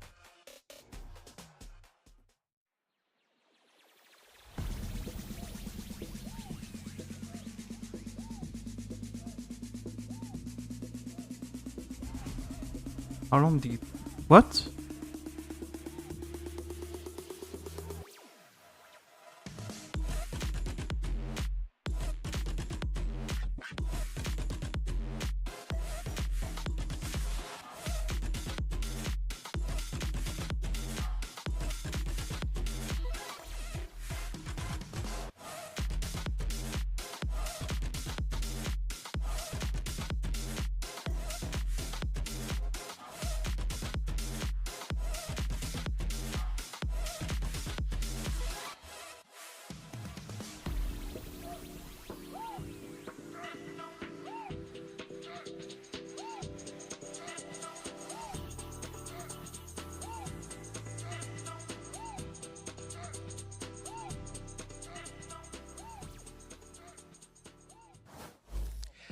All right, so we decided to have some fun, do something a little different. All right, we got Caleb over here. He had a sign that said, "I know all of the voice lines in the game," and Mimi happens to know all the voice lines in the game as well. So I figured we'd do a little challenge. And the way it's going to work is we don't have a buzzer, so you're just going to slap my leg when you want to give the answer, okay? You know, will you buzz? We're kind of ghetto like that, and I'll buzz, yes, for sure.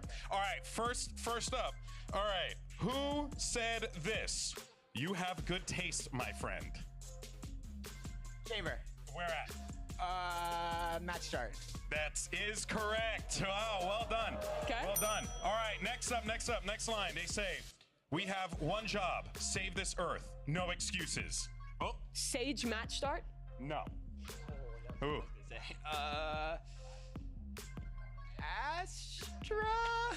Incorrect. No, it's KO. It's KO. All right. KO. Who gives the ult line? Here we go. Slap the leg, someone. I don't know. No? Here we go? Here we go. No clue. Yeah, it is Neon. It is Neon. It's Neon. Caleb is right. Yes. Mimi's a fraud. Let's send it back over to the casters. Wyatt, I can't believe they didn't get you in that game. You know all the voice lines as well. Yeah, I definitely wasn't standing here stumped at all 3. See, now, why are you throwing shade at me? I was about to talk about how Mimi's getting fired. We found a new analyst. I just thought I'd make something up. To get her the hell out of here. All that. Wow. They're between a rock and a hard place now. As are this Loud team, of course. A very lackluster first map, but now they managed to make it competitive here on Bind. Some great fast hits to close out the half. And we'll see if they can finally claim their first pistol round win in this series. Yeah, they're 0-3 for this match. Okay, Pancada spooks him off. Flexes the tattoos. I'm assuming he has them. Oh, he's got the spot. Spike down. He will, of course, go down to those, but Spike is now loose after that cheeky little angle at the back of Hooker, and Cryo dips in, picks it up. Down to 40, though. Cowanzine just needs to get his. More than. Oh, wow. Oh, yeah, we're looking at a Loud pistol round here for sure. Unless Cryo can do something. Never mind. Let's pick him off here. Loud get into that lead and get a crucial pistol in the second half here on Bind. You can see on every POV individually, these Loud players, shots starting to connect. Crosshair placement looking better. The flicks looking cleaner. They were so out of it in all aspects of the game on Ascent. But obviously they were just not getting any kills. Yeah, I mean, their clearing protocols were a bit awkward, right? They left mid so open on that Ascent map. Every duel was just going in the way of 100 Thieves. And now, with them coming to life, maybe they can steal away 100 Thieves map pick, be the 4th team in a row to beat 100 Thieves on what was their home map not long ago, just a month and a half ago. Yeah, some genuine concerns, I think, about this 100 Thieves Bind map. And they keep picking it when it's available. When the other team doesn't ban it, they are still picking it. And I think you're going to just See teams start to bend it against them less and less. It felt like a must ban, you know, during Shanghai, during the Stage 1 playoffs, but not anymore. Because that Viper wall, something that Loud don't have. Under Thieves do get new call control. Karanzine obviously showing a lot of traces out there from Tower. Into Vents, I think there's a Thieves player at least. Yep, set up there, of course, is going to be Arsena. Still attempting a plant now. Dizzy for Sardak, gives him a bit of info. I want to play that corner pretty comfortably with the Spectre, but Arsena catches him out with the paint shells. Post plant now, 100 Thieves. Spreading out amongst this A site, showing very little of themselves. Loud have to step up, offer something in trade. One enemy remaining. And they're winning out all of them now. Lesson 2 is inside the Poison Cloud. This is smoke clears, only one Loud player drops. Clean. A lot of damage done. Loud played that very patiently. Was worried for a moment perhaps they had missed the timing to fight a little bit more aggro out of showers together. But they bided their time, took advantage of that better weaponry. Slowed down the game, and all things considered again, yeah, clean anti-eco as we head into 100 Thieves buy round. They've got a nearly pure attempt at a bonus win to get themselves firmly in the lead for the first time in this series.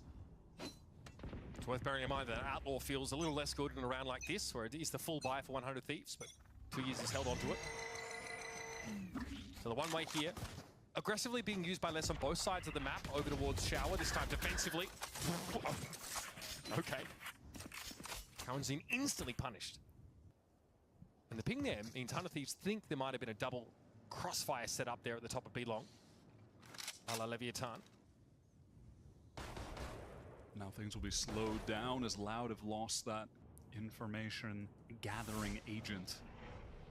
Luckily for them though, they are retaining this shower control. Less is pushed up there, so that's a bit of info, but with this buy, they're content with focusing their attention towards A, trying to stack up a little bit of a gamble, leaving the IGL Sodhawk over towards B alone.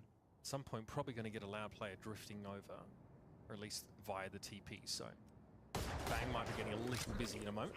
Saw you, Mosh! Molly thrown out. It's going to buy a little bit of time here for Loud. And the rotation's starting to happen, perhaps. Here comes that side hit. Molly is going to force Sardak to stay off the side here. He's down to below 70 health. 30 seconds left. No rotations through TP. That part of Hookah is just unknown to Loud. They don't want to take the risk. They're all going to have to play from backside here. They have good utility to get back in the Dizzy, the Paranoia. Here. Some wallbang shots here being thrown out. 2 years spamming at the wall.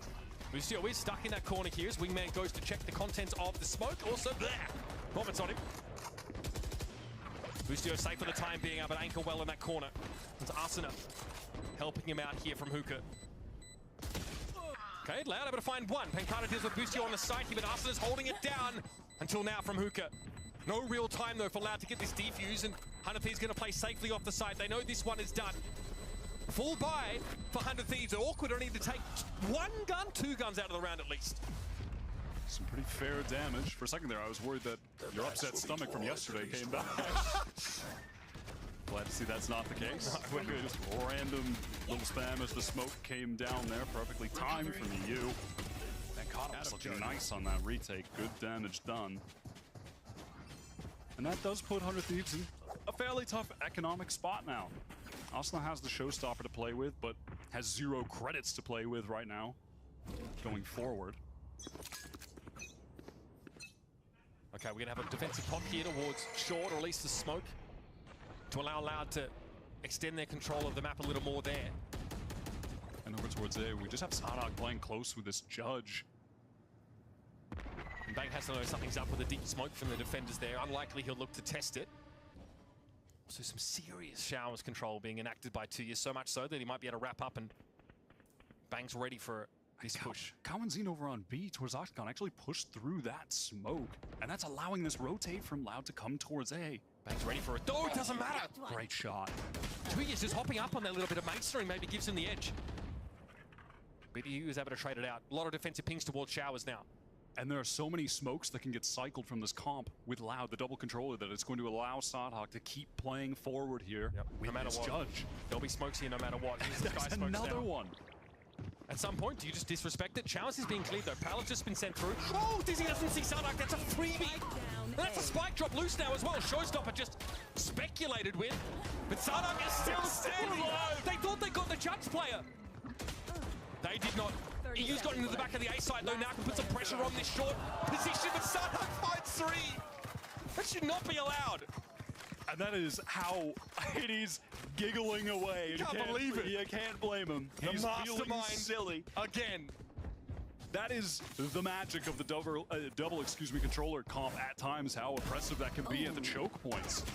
And it was such a little micro play, but Kalenzine over towards Octagon, when the smoke went down there, he just pushed through it and held the angle more forward, and that allowed the rotate off and the rest of those players towards A to feel comfortable, and they're anchoring up that site, continuing to play forward with Sardak. Silly round. Even STK can admit it.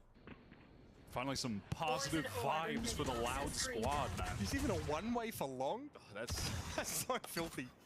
Right now, Loud, they have pushed all the way down. Is that even a one-way? I don't think that works. That's an interesting smoke.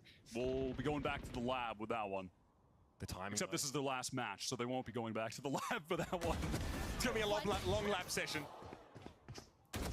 Cryo at least able to get the 1-for-1 with nothing but a classic. And they're not ready for E to drop on them. Loud might have overextended into this now. Look at the rifles being dropped. 2 of them for 100 Thieves now to hand. And not even might have. They're doing way too much. Luckily, they're less feeling confident that this will be a B play. We'll have something of a crossfire with Pancata. Cryo's already out on the site, but he gets caught. That elbow presence there for Pancata shuts him down instantly. Still, look, there's 2 rifles been passed around for 100 Thieves. They still have them to work with. Mosh pit on bang. He gets caught out by Sardak now. Fantastic couple of rounds for the IGL. Well done. And if there's one thing I definitely do want to give credit to Sardak for in 2024, his individual play has been good. I've been impressed with his fragging pretty much the entire time. And funny enough, actually more so when he's not playing Duelist. I think he has been better individually. When I'm thinking of him towards the end of Stage 1 and the Stage 1 playoffs. Absolutely. You go. And in the big games, he's also been an impact player. Yeah. Which again, I'm repeating myself, but somehow it's not on the Duelist. It's not on the Neon. It's just not his agent. It's just not his role. He doesn't feel the comfortability there like he does, playing the initiators. But let's be real for a second here. 100 Thieves again, continuing to struggle a little bit on this Bayern map. It's been talked about a fair bit. I think, Kaplan of Sentinel said, when we came back from Madrid, we feel like at Lotus, for example, we really got kind of figured out. Felt like people really knew how to play around it, and what was their best map at the time became one that they had to take back, like you said, to the lab and work on. That just might be the reality here for 100 Thieves, and if they're thinking about a deep postseason run, playoffs, and then, oh God, maybe even champs after, this is a part of the map pool that's going to need a real look, because this team is also banning Haven fairly often, right? They want to maintain the depth of map pool if they want to go up against the best of Americas, and then, of course, the world, if that's on the table for them. I wouldn't be surprised to see them begin to pick Ascent as their first and just float Bind later into the series, maybe have it be a decider map. And they were never playing Lotus either. Maybe that'll work its way into their pool, given they beat EG recently. They still have a chance to come back into this one, of course, though, and get this 2-0 victory over a rejuvenated Loud here on map 2. Smoke really allowing 2 years to get up here, and he got to detain as well. Those paint shells could have been of concern, but elsewhere, Les has been able to find Cryo. That was the push defensively out of Hookah. Such confidence here for Loud, taking control of the map in general. Arsenal, though, gets ahead of the defenders. He's wrapped all the way around them, but now looking to contain them with the rest of 100 Thieves. Spotted by Wingmando. Satchel here to throw someone off their footing if they try and push it, but it was Boostio they instead turn their attention towards. Dizzy captures Arsenal, but he's still about to find the kill, but it's all up to him now, the 1 versus 3. A wild defensive round for Loud. They push so deep up on this map. They now have the wind in their sails. Shut down by Pancata at the end, and these are the kind of rounds that 100 Thieves actually don't do anymore, when they are on defense on this map. It was something they were doing a lot when they debuted this comp. We're playing this back in Stage 1. These aggressive splits, pushing down out of Hookah, pressuring those players in market, sometimes going for a big ult play with that, involving the Thrash among some other ults. They had a lot of set pieces like that they just are not using anymore. And you totally get why. Everyone has watched them on this map. Everyone has seen what they do. Loud definitely made better use of that timeout than 100 Thieves did, that's for sure. Now back to something that approximates a bit more of a standard setup. Kawanzin gets the confirmation. 3 players already at B here for Loud. And a double face set up for the defenders here by Octagon. He's been so aggressive in this position, Kawanzin. Pancata's the one who suffers an early death, though. They capitalize on the dizzy timing. Pancata has to respect it. Here comes Tuyas, though. No connection now on the showstopper. One he wished he'd had back. And that early aggression for Loud here might have backfired.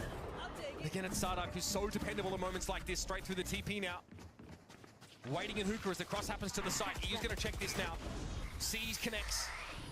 Sardak here going to throw that dizzy up again, but it's Wingman on the pun. He interrupts it still. That's so dirty. And he's bought a lot of time here for Les to get to the site too. Les needs to run, though. He is still quite far away. Boostio inside the container. Spike planted. He's able to get the plant down, but Sardak can break up the crossfire here. His dizzy is back as well. Could use that to get Les in. There it is.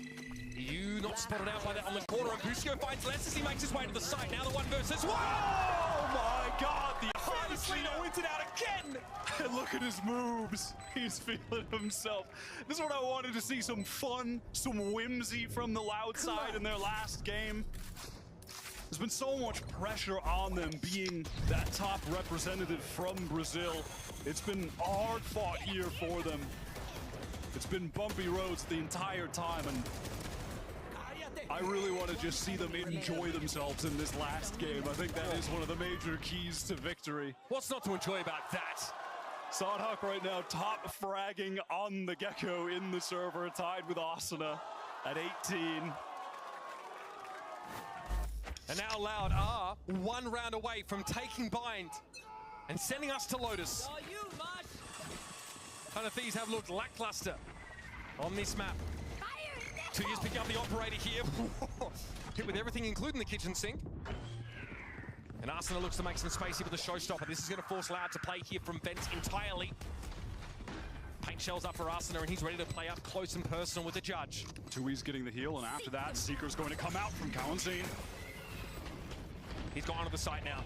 Barreling his way in towards U-Haul, but Arsenal has the judge perfectly equipped for 5 seconds proximity, and he'll take 3. There is going to be a bit of a pinch here from Les, but it comes against a full-strength 100 Thieves. And Pancata will try and play the edges off this smoke. Drops down, makes out, but Boostio wasn't ready for it. It's a 1-for-1. About as much as you can hope for here, as it's all up to Les. Okay.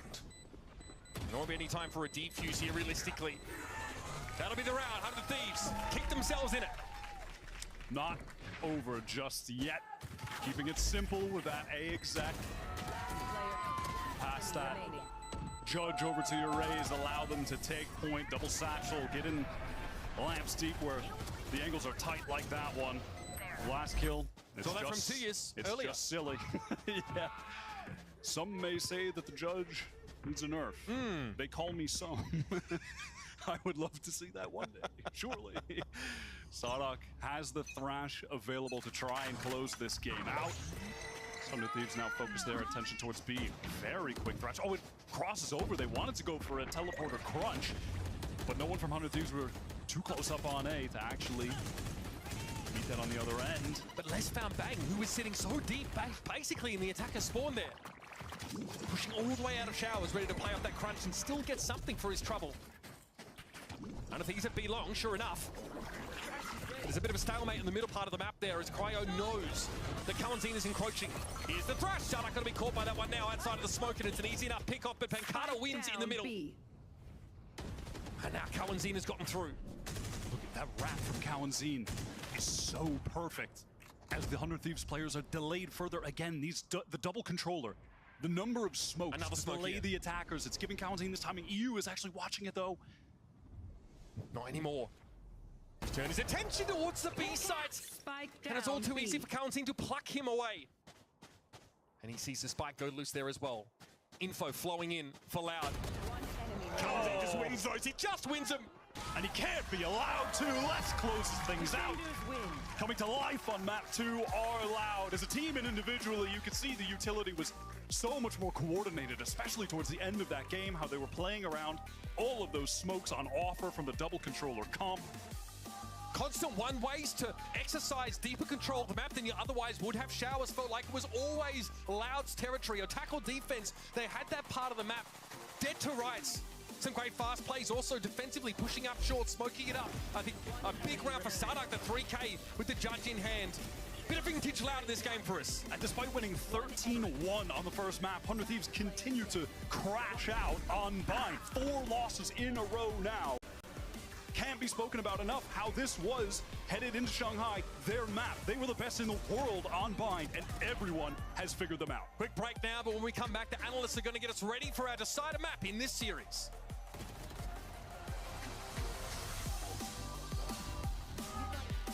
Nice.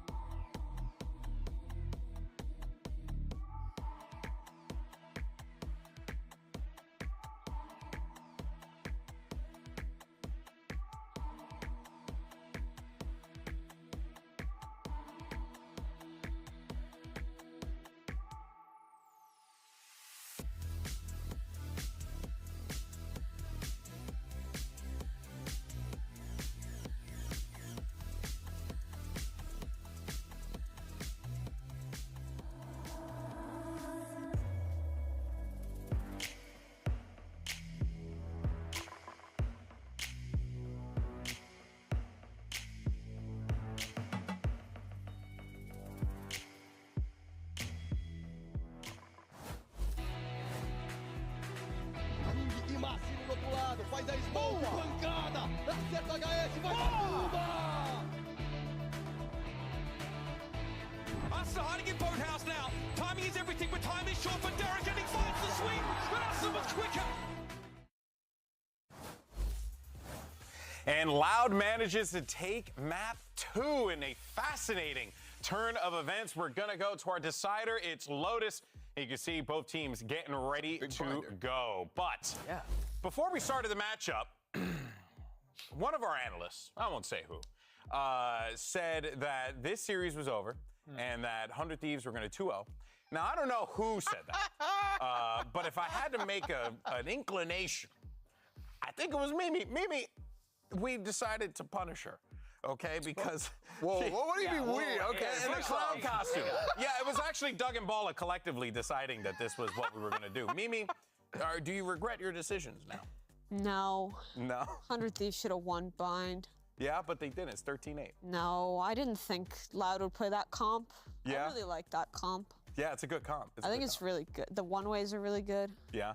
You want to talk about 2Es? 2Es has been, he was pretty played great. Duelist. Played Duelist? They fixed it. Yeah? It's too bad. It's too bad it's the last match of the season and they're out.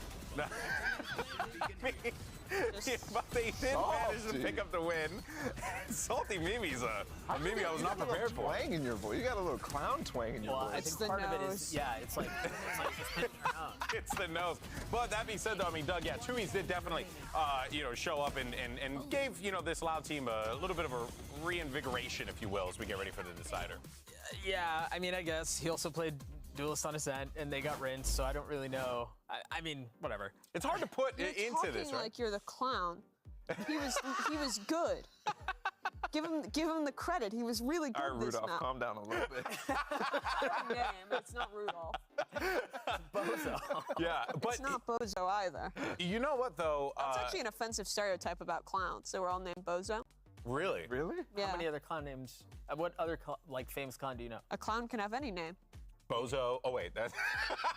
You can't just say right after she said it was an offensive stereotype about clowns. Oh, man. You can't do that. Your boy is cooked. All right, well, let's go ahead and get ready for our next map. Something, though, to note, and part of the reason why, Mimi was so confident in her prediction is, the bind 400 Thieves in the past has been really good.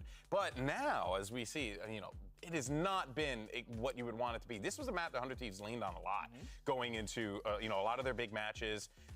That's certainly going to be something you need to clean up. Isn't that right? And after Shanghai, too, that was where they got dismantled in the playoffs there. And ever since... You feel like people have just figured them out? They figured it out. And I think also people are starting to find something new on that map as well to start to play. You like that or the EG comp. Yeah. That Loud Really played good. there. Yeah. Yeah, Mimi. The one-ways? It was really good. Like the one-ways. I already told you guys. Yeah. I like You got the a one-way one-ways. on your nose. What does that even mean? I don't even know. It's just funny. There's no comedy to the things you guys are saying. There really isn't, but to us, it's fucking Are you hilarious. even accredited? Huh? Are you even accredited? Am I accredited? No, I have a credit card, though. Everyone has a credit card. It's America. Are you accredited? Yeah, I went to clown college. You went to Oh, this is deep Oh, lore. well, I am a licensed ordained minister, so joke's on you. Went to ordination school. You went to the internet. And me and Doug are esports I went to casters. Mazomania. Lotus is coming up next here for the decider. Curious what we can end up getting out of this. Maybe, some neon. That's a shot. Maybe, that's a lot. Is Neon in Tui's agent pool? I have a question. Is there anything like declarative that you? Yeah, do you want to make a declarative statement right now before this next map starts? Who's gonna win? Anything like overly confident and declarative and authoritative? Say what you just player. No, I'm not. You don't want to. We all learned a lesson today, did we not? Dude, Loud broke me. Yeah, for real, man. 100 Thieves broke me. Yeah. I'm happy for Loud. Yeah. Oh, that's It nice. wasn't even a bad game. It's just okay. All right. I'm happy. It wasn't, but it's the. I'm happy for you, Mimi. I never say things like that. I just hope we've. Why is the cloud so depressed? I just hope we've learned the consequences of our actions. My email is mimi@csa.gg if you want birthday parties. My rate is very competitive. It's very competitive. It really is. She's doing. She's got a good business going. Juggling, stilts. You do juggling. The balloons, the animal balloons. I can. Yeah. Okay. All right. So what kind of if you had to pick something to, what would you? Can I give you some stuff to juggle surely right now? there's something we can find. Juggling. Yeah. Can't do it on the spot. You can't do it on the spot, but isn't that like the whole point of a clown? To do things on the spot? Well, to perform, and to juggle. I mean, that should be easy to you. You went to clown college. Did they not teach you juggling? That's not real, right? I have something to is tell not you. real. I'm pretty sure it is. I would ask. I dropped out. You dropped out of clown college? Yeah. Okay, well then, in which case, then so I does guess that you mean- missed the juggling course then. Wait, does that mean you're not accredited? So you're not accredited if you dropped out of college. The math ain't mathin', Mimi. It's on You're my just a fraud. CV. You're just. What else could you do? No one actually calls the references on your CV. That is true. No one famously calls the references. That's how I got here. That is how it works. In case you're wondering. I swear, every person ever asked me, "Can I put you down as a reference?" They might call you. Yeah, I've never gotten a call not a for single reference. one. But you sound like a homie when you We say had a yes. quick Yeah, of technical course. issue on stage. We're going to get it sorted out. So you're just sticking with us for right now. I've had a bigger issue. What's the issue? Just all of this. Just all of this? But you did this to yourself, Mimi. I've never made a statement like that before. Yeah. That's actually true. You are the most neutral person. The fence I love. And this is what happened. And I'm going to go back to the fence after this. Yeah. I hope both teams have fun. That's my big thing. Maybe think about how much of a peak it could be the next time you say something and you're right. Yeah. So You got to think about before I the toss high. it to a commercial break, declarative statement. Go. I'm not Bozo. She's not Bozo. We're going to go to a quick commercial break. When we come back, oh, she's going off. We got Agent Select map 3. She's done. She's cooked, bro. Let's just...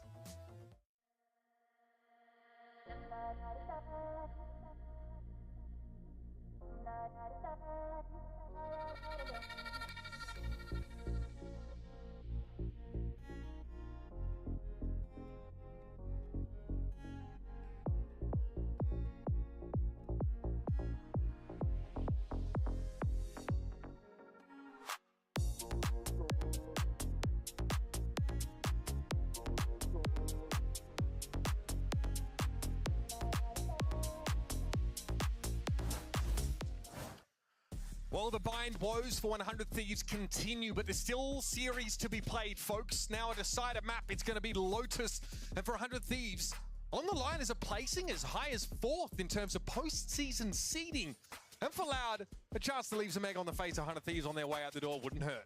And a chance to once again be the Brazilian team that places highest for their region, which has literally never not been the case unless they lose this final map to 100 Thieves here on Lotus. A map where last time we cast 100 Thieves on Lotus, just last week against EG, I could not believe the statistic that they did not play Lotus since kickoff. I couldn't believe that. They left that one of the drafts all year. It's such a popular map, and they weren't even banning it. It was being floated. They just never played it. So here we are again seeing them. They looked impressive against EG, who were running that Neon comp that Loud were running at a time, but they swapped over to the 2Es Rays. We're going to have that here, of course, once more. And again, something we saw in that EG game, something that 100 Thieves are very good at doing is getting Cryo on like a laid wrap around the attacking side through A while the B side was actually being hit. They went B a lot in that game. They threw a one-way smoke in towards Baby Door and ended up trapping 2 EG players. Cryo was 5-1, first kill, first death on Omen on that particular map. Not a flashy game from him, but one where he had a lot of high impact presence in those rounds. 100 Thieves will be starting on the attacking side again, so we're going to look to see that inclination maybe to hit B fast and cut off any reinforcements by taking control of the upper part of that site. Yeah, that was definitely a style of play that worked particularly well against how EG like to play their defense, though Loud are playing far more default comp here as they're gathered up towards A, ready to fight with 4. Paranoia in the hands of Pancata, and it's sent out immediately, as is a flash from their breach. Sadak, wow, they are pushing so far forward. They want to take the fight too, though. They're going for it. Cryo, though, meets Sadak as soon as he rounds the corner. That defensive pot for Loud falls in a screaming heap. Perhaps hoping they would just catch the one. It would just be the lurker there. Not the case at all. They just run to their own demise as Boostio has already slipped so far into this site. He doesn't know where the camera is, though. He has gotten ahead of it at least. It's now been removed. Boostio wants to take a fight on the side. He crouches into it. Pancala falls. Quite awkward, but finds that kill nonetheless. It all comes down to less in this 1 versus 4. Has been playing better in this series, specifically on map 2, starting to come to life here. Some weak players, not out of the question. Gonna go for it anyway. His caliber, but will be shut down. Cryo already 3 posted up on the board for him. His stats haven't been as incredible when playing the controller agents so far in this stage. I mean, we think back to Shanghai, specifically on Vine, when he's playing that Brimstone, dropped 30 or whatever that was on foot, was going so crazy on that map. We'll see if he can find a bit of that form, picking up the Omen now. Like I said, really active in the mid to late round, playing on his own, up against EG. Again though, same story. Bang wants to operate around that lurk wall at 8 in these early rounds. There's gonna be a fight here for Mound. 2E standing out here in the open. The one-way makes it hard for anybody to refrag him. Caught very early, and Asuna now halfway towards that showstopper fairly early on in the game. We'll be going for some more kills in this round, no doubt. Taking point with the Stinger. No reason to not, as the Boombot clears out close. Loud anticipating there a ping off the C side, maybe over towards A from 100 Thieves. Realizing now that that might have been premature as Les tries to repost up here in Halls. Punished here for that peek and is unlikely to be able to do too much in this round unless he's able to group up. Take a 1-2 swing. Deals a bit of damage, but takes a lot in return. As the rest of Loud slowly gather up to go towards the C site. Intentions to deal as much damage as possible to the 100 Thieves side. Booster here just holding Halls. Pretty comfortable here with that Marshall, as it is, of course, a no armor side for Loud. Arsenal considering maybe asking for a bit more here. The famous Bucky for Coenzine. Unfortunately, can't do anything in this round. Pretty straightforward stuff here. The rest of Loud grouped up just to perish to the blast, ideally, but 100 Thieves will go hunting for them. Might be a little bit of a play off this flashpoint of Sadak. No, the fault line, excuse me. It's just a no-scope for Busio. What? And actually, that's the rifle loss. That was the Vandal. Oh, Asuna going to be able to recover that. And 4 on the board there. Has the showstopper already now to bring into the bonus round. With the rifle recovered, they'll be buying up more around it. This is essentially a full buy for them with an ult. Opportunity to begin very strong on Lotus. Yeah, it's a fully bought up bonus essentially, with the one exception of that one Bulldog. Getting almost ahead of that fault line here. That rifle dropped was the one that Arsenal was able to recover just towards the end of the round. So, buy up here for Loud.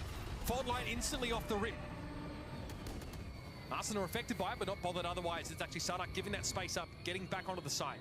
Early haunt as well from the defensive fade. Coenzine gets broken straight away. As this a rebel control is going to be at least temporarily maintained by 100 Thieves. More than temporarily. Loud have posted up in some passive positions, perhaps ready to flood back in if an A-site hit were coming through, but 100 Thieves want to at least feign a pivot towards B, where Pancata attempts to lock down Baby Door. Here comes the showstopper. Doesn't even matter. Boostio catches out Pancata. And there it is. There's that upper control. 100 Thieves now showing us on this B hit. Showstopper ends up being completely extraneous to the round. Even though Pancata had a great little double paranoia, he couldn't line up any of the 100 Thieves players as they made their way through the door itself. Just looking dire for Loud. Sadak needs to go big here and only have the 1-for-1. Molly will slow Loud up on the plate through Link. And Cryo can post this corner. It's a save. It's going to have to be.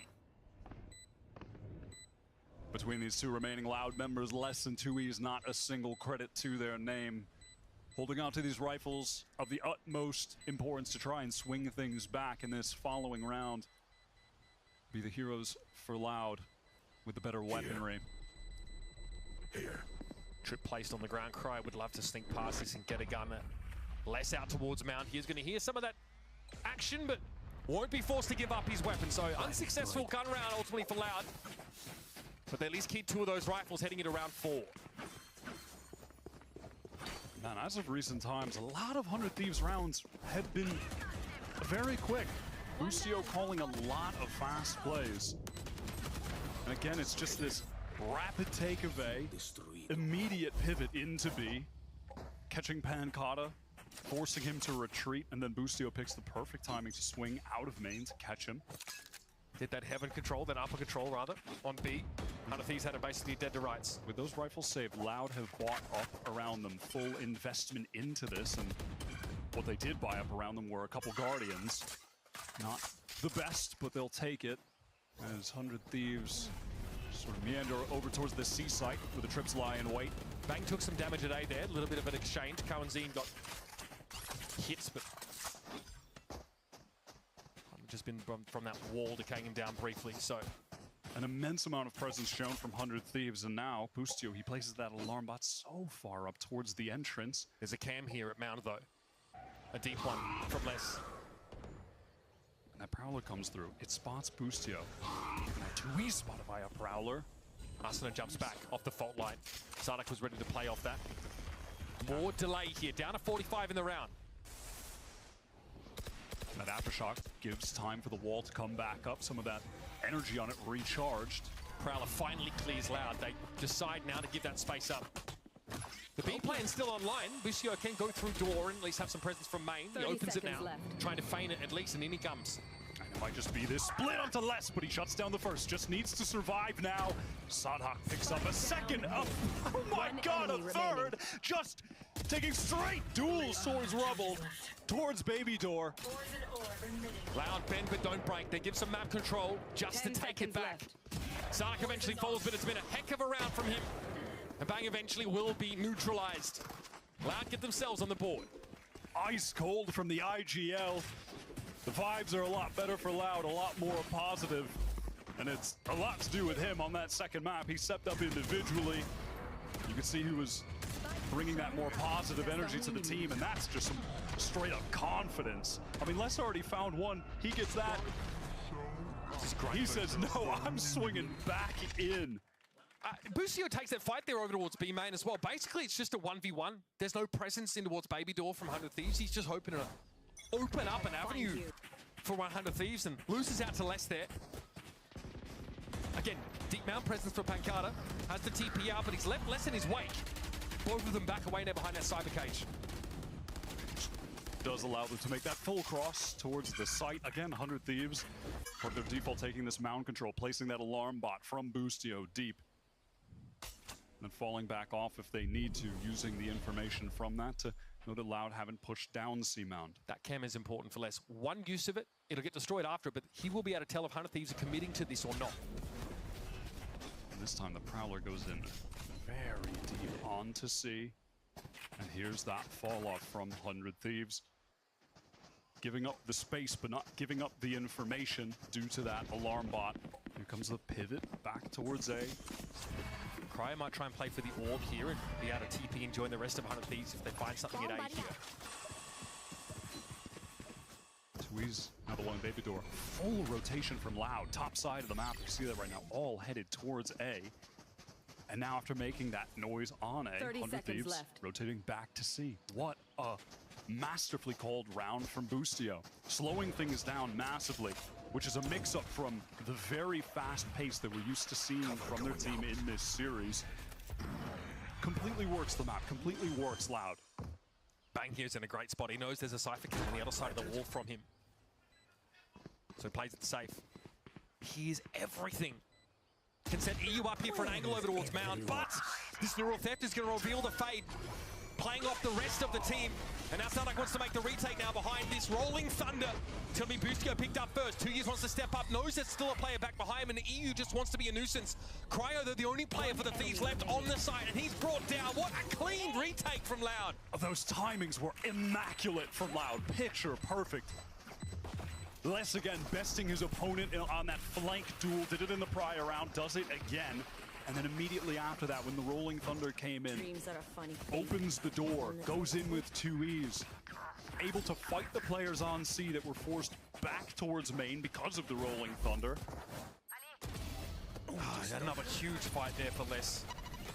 And again, I mean, 100 Thieves are set up for a pretty powerful post-plant spot, right? They've got the player inserted back towards Mound. They've also got one towards B main, so they can hear everything. They lose both those challenges. Just a beautiful retake. Such coordination from Loud after Boostio worked them for the entire round. Got a free sight. Again, 100 Thieves will continue to exploit the fact that Loud must spread somewhat thin.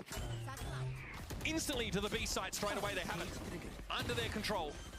Let's buy some spacing here with the cyber cage, but is forced off by a molly to some degree. Here's the Nightfall now coming out. That's a defender one. And Arsena trying to get ahead of this util, but those paint shells were a problem. Boostio close with a Bucky. Yep, and that's sometimes how that weapon operates. Not reliable at that range. 100 Thieves get a fast hit towards B. They get a plant. But once again, Loud a clean on the retake. The utility getting back in from them is damn. Back to back. Loud's attack utility is always strong. Sees connects 2 players, center site. Nade comes in as well, deals significant damage to them. Fast on the flood. And on defense, it feels like these rounds are worth 2 attacking rounds, right? That's how the map is. It can be really hard to defend this map adequately. Yeah, with these traditional comps, has been attacker favored by the numbers. And it's forced 100 Thieves onto the timeout now. The pace, they've been mixing it up. Had a beautiful slow round that resulted in an even better retake from Loud. Then a fast hit, right? with, again, slightly weaker weaponry, but they were, you know, they suffer. The problem many teams have on this map is that they're just subject to so much of that retake utility in such an enclosed space. Even the paint shells, very lethal to hit by the Nightfall before the fact. And of course, that breach utility on the retake also a big problem for those defenders to handle. Tough to push off the sides deep in enemy territory on a map like Lotus, so you have to play off them to some degree. Really hard to do that on the B side. Absolutely. And against EG, they control Baby Door. They one-way smoke that off. They make it hard for the defenders to flood out from there. Couldn't stop Loud in that part of the map last round. What a win for Loud this would be if they can take this last map. I mean, last game of the season, but the way it started on Ascent. Their map pick, losing 13-1. Crazy. What a comeback this would be from them. They've got the showstopper into this round in the hands of 2Es. Asuna, showstopper on the opposite side. If they can get into a side, excuse me, Bang with that Viper's Pit to play with as well. So those are two fantastic tools for both breaching the site and then winning out the post plant. At least forcing the defenders on C way back into halls, as is often the case. But it's tough to crack a site that's held by Pancata and less. We've seen that narrative play out multiple times already on this 100 Thieves attacking side. Cleared the trip, and here goes Asuna straight through past the cyber cage. Fires that showstopper off pretty quick, one that Loud can avoid. Now Lester Pancata will be grouped up in halls. This will at least be applied on Asuna. It's set up there to push through this, take some spam, still able to find one. That's not bad considering. And a Viper's Pit for the post plant that Bang will occupy. 2Es showstopper of his own to get back in. Then there's that lockdown. Lots of delay from Boostio. Do Loud try and push regardless of it? I mean, it's tough to find anything during that lockdown countdown. They have to respect it. And now they're really going to be on the clock. Cowan's at no risk of being caught here. He's well and truly away from the attackers, but showstopper now 2Es can only speculate. Finds it off into the Viper's Pit, doesn't find anything. EU descends upon Sardak though. 2Es sees the traces come in from Cryo. Can't do anything about it, and there's no time for a defuse here for Loud. They want to contain 100 Thieves and strip these guns. Their economy hangs on a knife edge for the Thieves, but they're going to walk out essentially scot-free, getting into the lead. Out of that timeout, opting to just go for the straight-up C hit, using that same pressure that they've been applying on their default to that side of the map where they show 4-player presence, taking mound control, but obviously this time they just instantly accelerate off of that typical round opening. Use the 2 ultimates they had available again. One to get in, one to close the round out. They use 3. They even throw the lockdown into the mix. Yeah, they do throw that in delayed. So it's a big old round for 100 Thieves. Massive investment, no doubt. But a crucial round to win. Economy was on the line. Loud Economy is obviously fantastic with that string of rounds that they've won, so they'll be buying back into this, buying back into the next with ease, even if they lose here. Now 100 Thieves that are back to the 4-1, taking mound control, same boombot, same utility from their side. Here comes the Prowler. We've seen this many rounds already, and now they're going to fall off. Maybe you just ping back to another extremity, but Bang has made no progress on A. Pretty aggressive stance for Loud's players on that right-hand side of the map. 2 players from 100 Thieves shooting that Prowler there, so a fair bit of information gained for Loud as Bang pokes and prods towards Rubble. Now understands that it's under their control, so 100 Thieves, they want to accelerate. Committing to the side held by 3 players here. Risky business indeed. The ping there from the Horde is everything that Pancata needs to deal with Cryo. Yes can respond, but the spike now is on the wrong side of that Omen smoke. And slowly Loud is starting to drift across. They say B might be the only other option. And much of this is because Bang plays passively on A, can't win a 1v2 there. Left. We're running short on time. Great defensive efforts here from Loud. 4 defensive rounds, a great start for them if they can convert here, but they've done the hard work in this round. Unless actually adjusted that trip, took it away from Waterfall, placed it closer main. 100 Thieves will be routed with no time remaining. 2Es able to stand out of that haunt radius. No reason for him to not chase 50. Go for it. Or 100 still in the bank. Going to get shut down by Bang. But the round is converted for Loud off that nice C anchoring. 100 Thieves unable to deal with the tripwires. They got incredible value for the defenders. The boom bot didn't trigger that deep one. The other one was placed a little bit further back towards Waterfall. And half the issue there is that Kawanzin is free to go and help out on that side. There's a Cypher Cam over at B, so plenty of early warning there for Loud if that's where 100 Thieves end up going. And again, they have the Breach and the Raze over at A. Bang cannot make any progress past that lurk wall. They did have great information across the map. Once again, here is the 4-1 open from 100 Thieves. Orb going to be acquired by Austin, working towards another showstopper. Already just 3 away. Again, here is the Boombot, here is the Prowler, but they're going to go in fast off the back of it, just switching up the pace. Pancata, though, again, this anchoring on C from Loud has been fantastic. Evened up by a spray through the wall. Pancata, man, again. Sat in holes, able to find yet another. And now Kawanzin gets involved from Waterfall. Initially it was smoked off. That's what was sprayed through to find that first casualty on Loud side. Busio is making enough noise to wake the dead. He might be joining him in a moment. Prowler shot, bang, steps up. Not quite able to get back around the corner though as Pancata finds his third from his anchor position. He is so hard to dig out of the side. And now Bussio's in a 1v2, tries to get ahead of the Aftershock.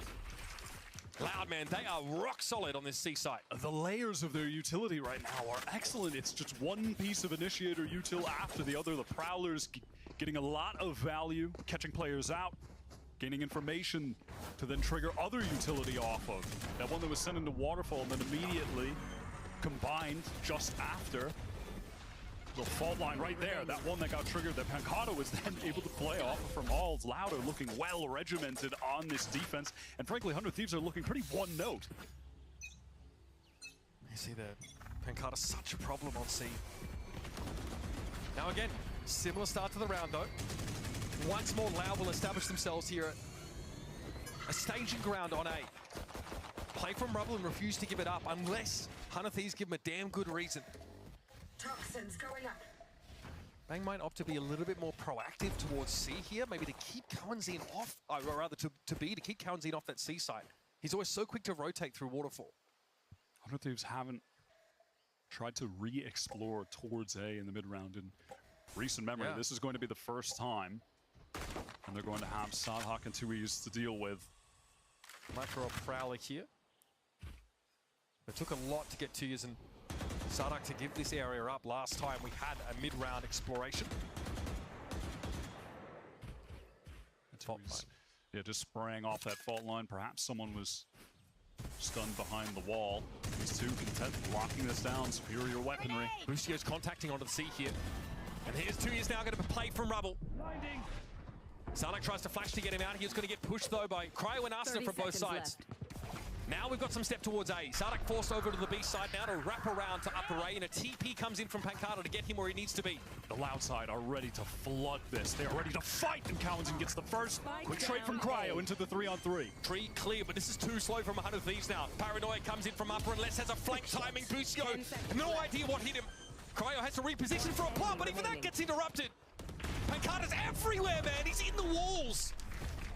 That is fantastic from Loud. I love how they transitioned from that fight in A Rubble with 2Es and Sadhak, where there was all that pressure on Loud's Raze player. He goes down. Sadhak just falls away, doesn't try to trade that out. And they pivot instantly into this flood setup. Spike is tapped. They go in together. The flank time. Beautiful. Beautiful from them. It forces Cryo to take a different planning position, further delaying it, also just putting him right in Pancata's sightline in drop. This is stunning defense from Loud.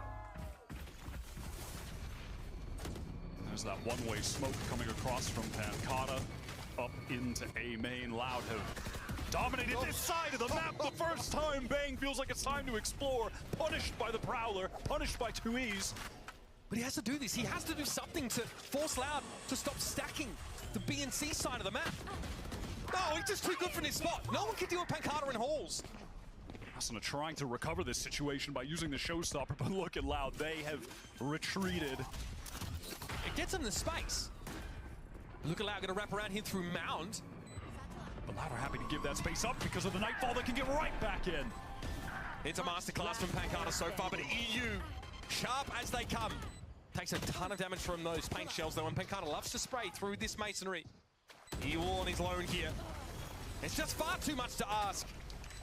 Another clean retake here from Loud. This time, happy to give up the C-side as opposed to anchoring it. Coming back in with that Nightfall. Pancata happy to give that defuse over to Sadhak, make sure they have the Rolling Thunder for what will be the final round of this first half. If this is an eight-round defense half, I don't see how 100 Thieves are supposed to get back into it. I mean, brother, where has this Loud been? This is elite play from them.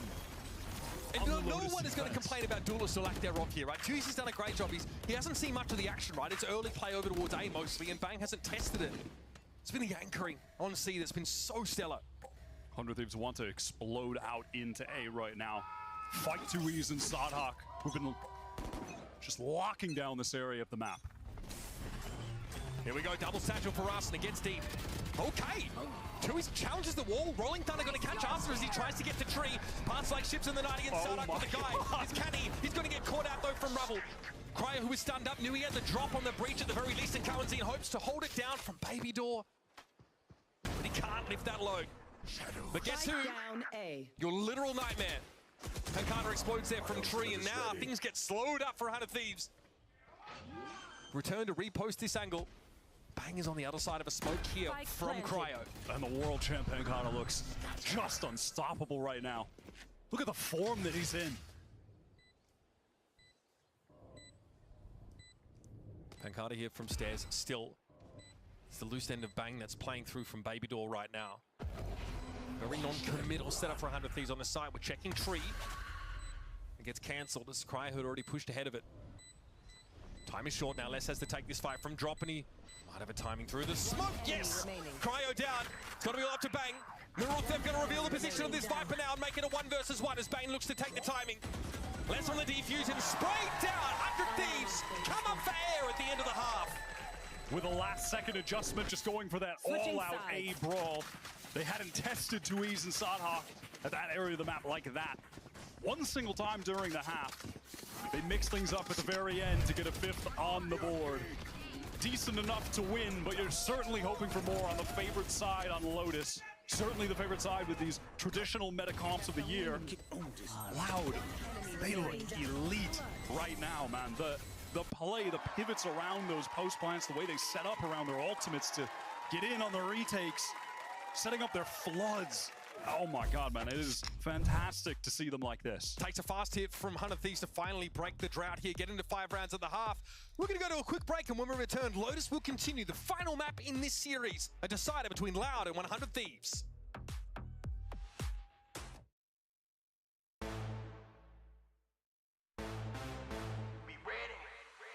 Ready to fight.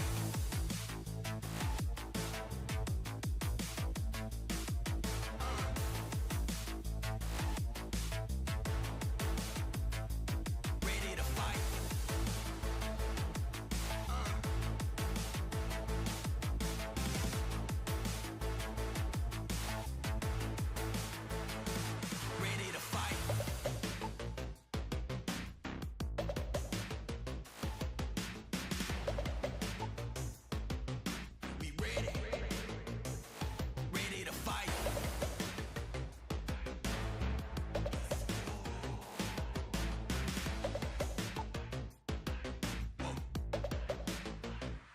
Ready to fight.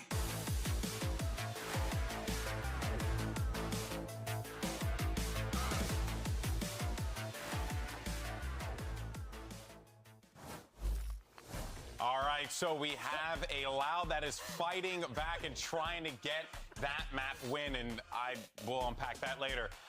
Let's go ahead, though, and dive in while you hold your egg, Bala, because there was, it was very clear. Loud had them figured out on so many of these retakes. Yeah, it was actually getting ridiculous. The amount of times that 100 Thieves hit that C site. And then there was this one. In my opinion, this was the turning point of the game. It felt like 100 Thieves was really finding something. Then this breach ult came in. They got caught. They got pinched by the door. 2Es with a fantastic play through Mound as well. And ever since then, I think 100 Thieves kept going for that C site, and they kept running into this fantastic retaking from Loud. Yeah, I think the only time we really didn't see them go for that retake was on, or excuse me, a C hit was on Ecos, and they were certainly trying to explore the beginning, the other side of the map at the beginning of the rounds, but it really was primarily C, and you're right, there was some success at the beginning, but once Loud had a better idea of what they were trying to do, they were just able to run away with it. Indeed, indeed. Well, we'll see if whether or not Loud is able to close this one out. They're up 7-5. Let's not forget their 100 T is very, very possible they can fight their way back into this one. 2 rounds, you're right back in this. Tied it up. We'll see how it all unfolds. Send it back over to your casters to call the action for the second half. It's a 7-5 halftime, favoring Loud. A monumental defensive effort from this team. They've given themselves now a foothold to close the map in series. And a win here from 100 Thieves would potentially move them up a few places in the rankings. Completely change the seedings for playoffs. And for Loud, they have never not finished as the top Brazilian team in the world in any league that they've played in. And if they lose here, it would be the first time that that occurs, that Furia would pass them. Got the spike.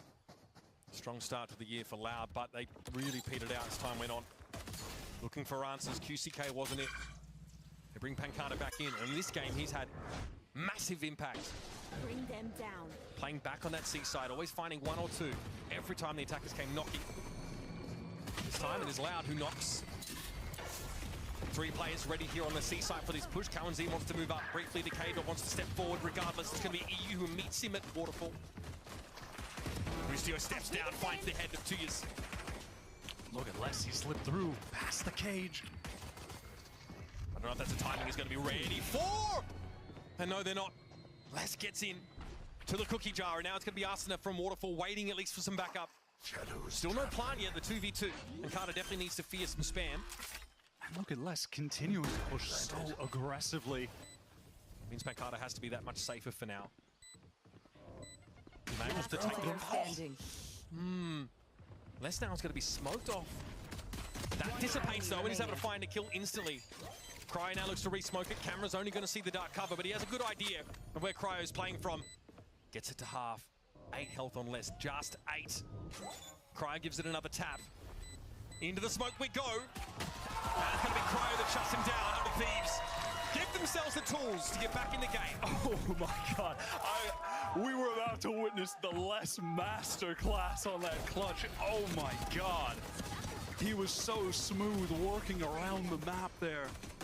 That moment, it's just, he slips through the cage that was placed on the right. Bustio, none the wiser, gets all the way backside. What an effort from Loud Sentinel. Against the kind of role in which Cryo not always ever have the same level of impact on the game as like a Jet SEN, of course, where he was 15 and 17 and 0 or something like that. Here, more of a role player, but does his job there. Fault line ready to fight for C fast, and control will be taken by Loud. Throw that orb over to Tui's, work towards the showstopper, which has significant influence on your ability to win attack rounds, to take sites on Lotus, one of the pivotal ultimates that we have in play. Carter might look to test the hold over at B. A pretty default defensive setup now with those 2 players really wanting to stake their claim to rubble. Arsena and Cryo willing to spend for it too. Paint Shell gets him across the line. Arsena tries to chase, and this is going to force Loud off of the A for now. And Arsena will be rotating off as well. And sent Loud back towards main, yeah. Tui's trying to take advantage of this. 100 Thieves certainly going to be aware that it's a possibility. Bustio trying to check the extremities of that smoke. Doesn't spot Tuyas, but he gives himself away by blowing up that alarm bot. And Bustio shuts him down instantly. Cryo waiting and gets caught. Still though, Cryo found 2 kills there over towards A while we were watching the action at C, so and Sardak was all on his lonesome. It's an even game, folks.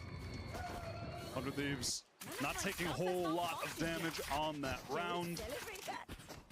Can buy up around some of those rifles. It was Cryo here. He just pushed forward, fought those Loud players with the lesser weaponry, get some pretty easy kills on the board. And now this is the important round for Loud, of course. Fully bought up economy on the line against 100 Thieves. Bonus. Pretty hefty bonus too. The Thieves look to fight early towards A. There's going to be that fast paranoia. Forces back the Loud players. Space will be gained from 100 Thieves. Loud on a fast pivot to B. EU got spotted there, I think, by the Horn. Very quickly getting past the smoke at Baby Door, but might be forced back behind it here. 2 years low! Oh, God, inside Nanoswarm. Eventually goes down, but the rest of the story's been good so far for Loud hitting this B site. Arsenal, though, has responded. He's got there, and he catches less as they try and make a flood out through the door. Still have to deal with Boostio here. Alarm bot goes off. Another Nana Swarm pop to maybe throw the attackers off. Killed it. What a wide, aggressive swing. Ends up giving his life for free. Cryocells has an early ultimate here after that spree in the previous round, but it's no good to him here. Look at the HP on these remaining Loud players, so low. They want to fight at the same time, but Cow and Zine can take the fight individually. They were low, but not low enough, apparently. Loud are able to just pick them apart piece by piece at the very end there. Pivoting so swiftly across the map. Starting all the way towards a little bit of A pressure, then into B, then taking the door to C.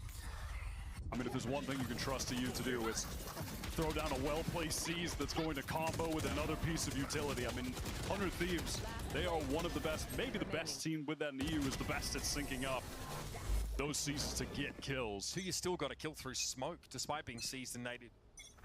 Where are you? Here we go, now it's 100 Thieves with their economy on the line. Loud taking that slim lead, 8-7, but a win here could put them all the way up to 10. Arsenal had to fight to get back in Baby Door there. The weapons aren't great for 100 Thieves this round. Pretty bad. All things considered, just a stinger, at least for Austin's sake. He has the showstopper, Boostio as the judge, and we'll just be anchoring the C site with that. And with that in play, 100 Thieves are going to opt to rotate towards the other areas of the map. Boostio playing in such a position on C that could make use of a smoke thrown by the attackers to spring forth with that judge. Zine has rotated towards C. That's a kill through door, I think. Yeah, great first kill from Pancata, taking a little bit of damage. They might insert him here.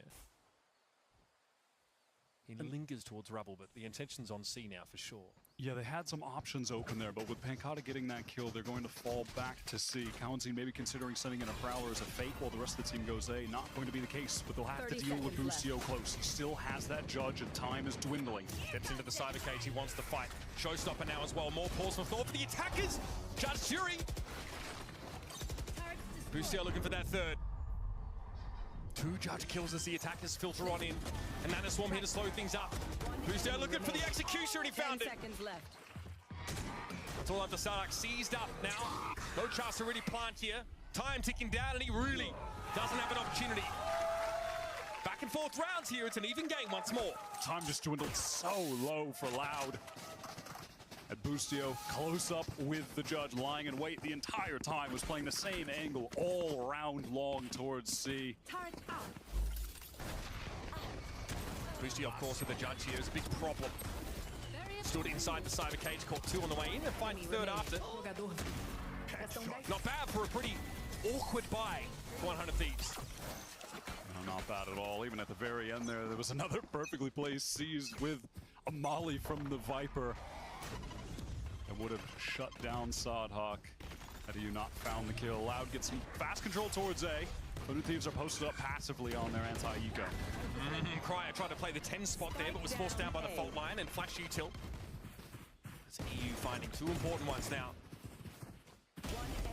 Loud out of options here. 100 Thieves economy still a little shaky. You can see the Bulldogs and the judge still brought into this round. Won't be too shaky after this unless Les makes a little bit of magic happen. 100 Thieves are down to just go run around the map and, oh my god, hunt him down. Not bad. It's a start. Getting a little... Oh my god! Boostio eventually shuts him down. Awkward though for 100 Thieves. And let that kind of play like less off the leash, it can be an issue. But not enough to scupper the plans of these Thieves as they're looking for smooth sailing. The economy now shored up. Lockdown. Nightfall available for them. That little emergence there from EU and bang out of Baby Door was big. Loud opting to take a timeout as they head into a round where they're going to be fully buying out. Have 2 significant ultimates in their repertoire with Sodhawk having the Rolling Thunder. Tuiz has the Showstopper when we get back into the swing of things. A big ultimate round and definitely an inflection point in this second half. Loud have enough to mostly buy rifles. Sada can do so, but can only get half armor. But that's as good as it gets here. Loss here for Loud, though. I mean, a win in this round for 100 Thieves is as good as 2. So expect to see some of these ultimates leveraged to secure it. Neither side looking to take any risks here now. We are in a crucial phase of Lotus. And when we get back into this as well, take note of 100 Thieves side where they have the Nightfall and the Lockdown.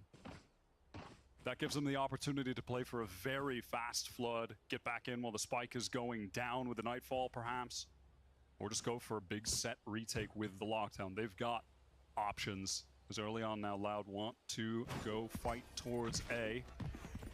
Maybe a Paranoia to deal with. But it doesn't look like it. Cryo, he's in position to throw the one-way towards C side right now, so Loud should be able to get out with relative ease. Fault line came out. They do just that. Cryo sat back behind that pillar. Pancata ready for it. So the defensive Viper will throw it up here. Loud will now have to speculate for the next few moments. Prowler will go through, sees Arsena. And here it comes, the showstopper for 2 as he rounds the corner. He'll catch Cryo at the very least. Arsena also forced out of position by that aftershock. But he's back again. Finds a decent timing. Neural Theft, though, in play. Less reveals all of 100 Thieves' setup. We thought we'd see a big ult round. We've seen 2 here for Loud. That might have been enough to get the job done. Only Boostio remains, yes, with the lockdown, but really no reason to throw that in here. Expect to see the game equalized once more. He might find a reason to use it with these players so low. Could find a first pick, could find an opportunity to maybe go for that risk. Loud pinging aside. Boostio does draw out the fault line, but is hit by it, unless has the wrap timing. That was crazy that he was aware of that angle from Pancata. Crosshair ready for him to be up high. You can really see the contrast between these two teams' approach to the defense. We're Loud, we're taking space, but we're happy to give it up and then pivot into fast floods or sometimes those big retakes. In the case of 100 Thieves, they are just ready to scrap it out and fight for each other, swing in super aggro, try to rotate to fight for each other. That round does not pay off like it did in the prior before the timeout. Like you said, look at the state of the ultimates, none used, all still in play. So Neural Theft and Showstopper from Loud that previous round. They'll be happy with it. They've broken the economy of 100 Thieves now. A round that may be worth 2. Just behind that tree is Arsena, playing a dangerous game. The moving up to more effective range for that Bulldog. This time though, 100 Thieves don't scrap out on rubble. In the meantime, 100 Thieves have 2 players towards B and C, just jump spotting, so they're content stacking up here, but Tweez with that first. EU plays up close with the Stinger, now going to be Cryo getting challenged directly. 3 for 2 years. Still 5 points of health to work with, and into the back of A they go. Les can post up here at upper. Over challenges a little bit there, and Bang can fell him. They're going to Rolling Thunder if needed. Loud have the tools for a retake. And Les going down actually gives these 100 Thieves players an opportunity to win this with that rifle recovered as well, because he was pushed up so far. 2E's weak, but Sadhawk, that Rolling Thunder could be the nail in the coffin. Again, Boostio draws out the fault line. Pancata swings the Viper Spinner now. Here comes the Rolling Thunder. Boostio can't get around it. He thought he might be able to sidestep it. Boy, was he wrong. The perfect ultimate for that situation to lock things up for Loud, get their 10th on the board. As we head towards the close of this game, the closing of Loud's season, trying to end things out on a high note, get one final win against a 100 Thieves side who have just been one of our best teams from Americas all year. The team that knocked them out of contention for Stage 1 playoffs, no less. And it was that win that started that run for 100 Thieves where they just lit the entire region on fire, were unstoppable in the Stage 1 playoffs. It started with that crushing victory over Loud. A little bit of revenge to cap off the year for them, perhaps. They went on to beat Leviathan, then G2. Felt like they were top of the world. Then we sent them off, of course, to Shanghai, and the reality set in. Some real stiff competition internationally. I'm sure in the back of their minds, 100 Thieves are considering that here as well. If they want to have another bite at that apple, they need to get through the rest of this region. This is not the kind of game that puts you on a strong footing heading into the playoffs. It would secure 100 Thieves as the 6th seed. So the bottom, I guess, of the table in terms of the teams that make it into playoffs. And I would not qualify this as peaking at the right time. Or peaking at all, really. And it looked like they would be after map 1, but here we are. 100 Thieves losing their own pick in bind. Now on the cusp of losing Lotus to allow that look rejuvenated. That was Zix taking the timeout for 100 Thieves, headed into a crucial buy round, multiple ultimates, but more importantly, their economy is on the line here. A win for Loud could get them right at the finish line. Something 100 Thieves did on defense against EG was give up the map a lot. Something they haven't done here against Loud, and often this fighting at Rebels backfire for them. So this round, they take a more passive approach. Out of this timeout for the first time, 100 Thieves playing very aggro towards the seaside. Look at the space that Cryo and Bang have taken there. Well, this side is just littered with KJ utility. And Paranoid, though, comes in as Loud, look to make this hit happen. Tuyas, pretty big amount of damage taken now, and audacious plant out in the open. They thought they had it covered, but Busio was all over it, baby. 3 with the Guardian. The lockdown helps them get in. Now Les and Pancada on the outside looking in. They're about to get squeezed. Presence coming in here from A-Long. Pancada can run and gun for 1. But that'll be the defuse. Around 1 here for 100 Thieves. Again, we are tied up. Such an intelligent round coming out of that timeout from Coach Zix. I love the way they play that, just pushing down C, trying to take the space, and once they realized that Loud weren't there, that they were shepherding them into this A site. Busio, lockdown comes through. Then he cleans them all up himself. But even if he didn't, look at these positions from 100 Thieves. With Cryo and Bang coming back from Rubble side, they would have had those remainder of the Loud players completely encircled. Cryo can keep doing that as well. He has that ultimate to TP and even get involved in the fight after playing deep on the extremity. Cryo's at mouth, so he definitely is committed to some degree, but quick TP out and he'll be safe. And that was also just 100 Thieves out of the timeout, recognizing Loud's tendencies over the past few rounds, their willingness to play with several players towards A, push up into Rubble early, and now again fighting towards C. Cryo finding another first kill. And he refreshes that one way that Les straight up disrespects. So now 100 Thieves have shut down that early C probe, and they have info of this side of the map. Contacting towards A, Busio's turret taking contact for the defense, broken by Sadak. Asna throws the paint shells, which does connect with Sadak, takes him down to 72. Okay, nice swing from Tuiz here getting onto the side. Asna falls down in tree. 4 up now for Loud for this post plant. Oh, Pancada gets another just fighting stairs. Mechanics looking so strong from him right now. It's going to be up to EU and Bang here to salvage this one. Haymakers getting thrown by both teams. Bang's timing from stairs. Maybe not expecting that right side angle. Pancada's been playing it consistently in the post plant though. He's going to challenge it. Comes off second best. Pancada, man. Hasn't lost his edge at all. And that EU is going to have to slink away. There's no other choice. Look at the money for 100 Thieves. Keeping a gun here means that they can still buy. Absolutely, just going to play for his life. Loud contacting up even after losing the first player. Those 2 initial duels taken, just snappy headshots, finding entries onto the site. Pure individuality from their side. It's Sadak and Tuyas, right? They just take single fights, win them both out. And what a juxtaposition, perhaps closing out this game with moments like that. Pure individuality, just swings like that from Tuiz. Kawanzin taking the duel. Given where they started in this series, unable to get a kill on Cryo a single time on Ascent for how many rounds? Could not win a single duel there. Now looking like this. Loud now, with those 11 rounds in hand. A healthy buy.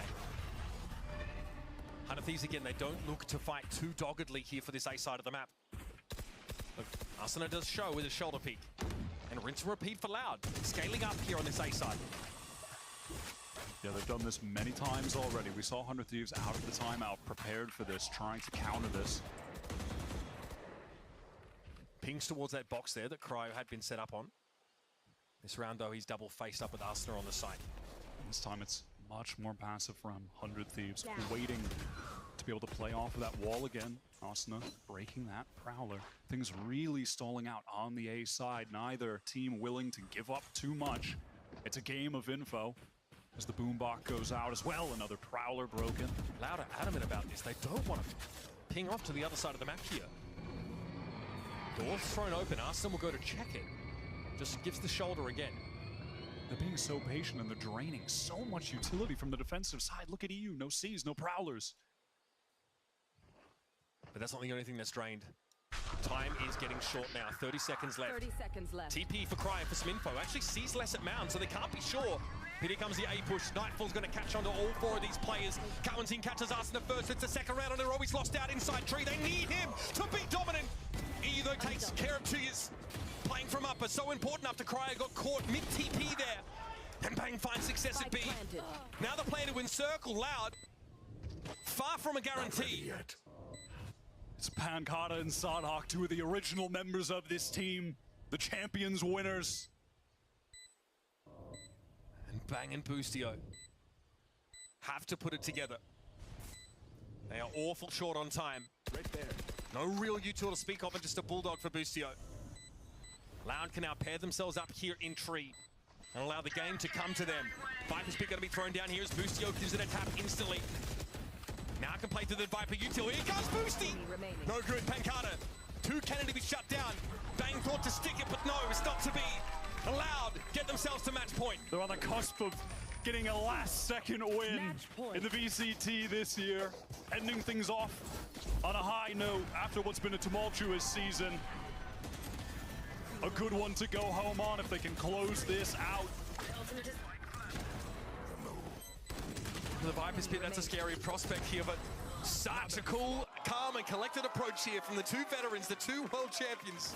Crazy to see a 2v2 with 3 world champions in the mix to close out that round. That's America's, baby. Just a flashpoint here to get Loud forward. No pop on their defensive Viper wall yet, and EU's on the other side of the door. It might be a faster hit here for Loud. Money not good for 100 Thieves. They're in the doldrums and they're scraping together what they can to keep this game alive. Tui's about to get the showstopper because of that orb.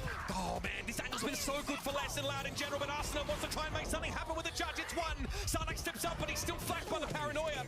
And now the new rule theft for Les is going to make it even worse. 100 Thieves laid bare.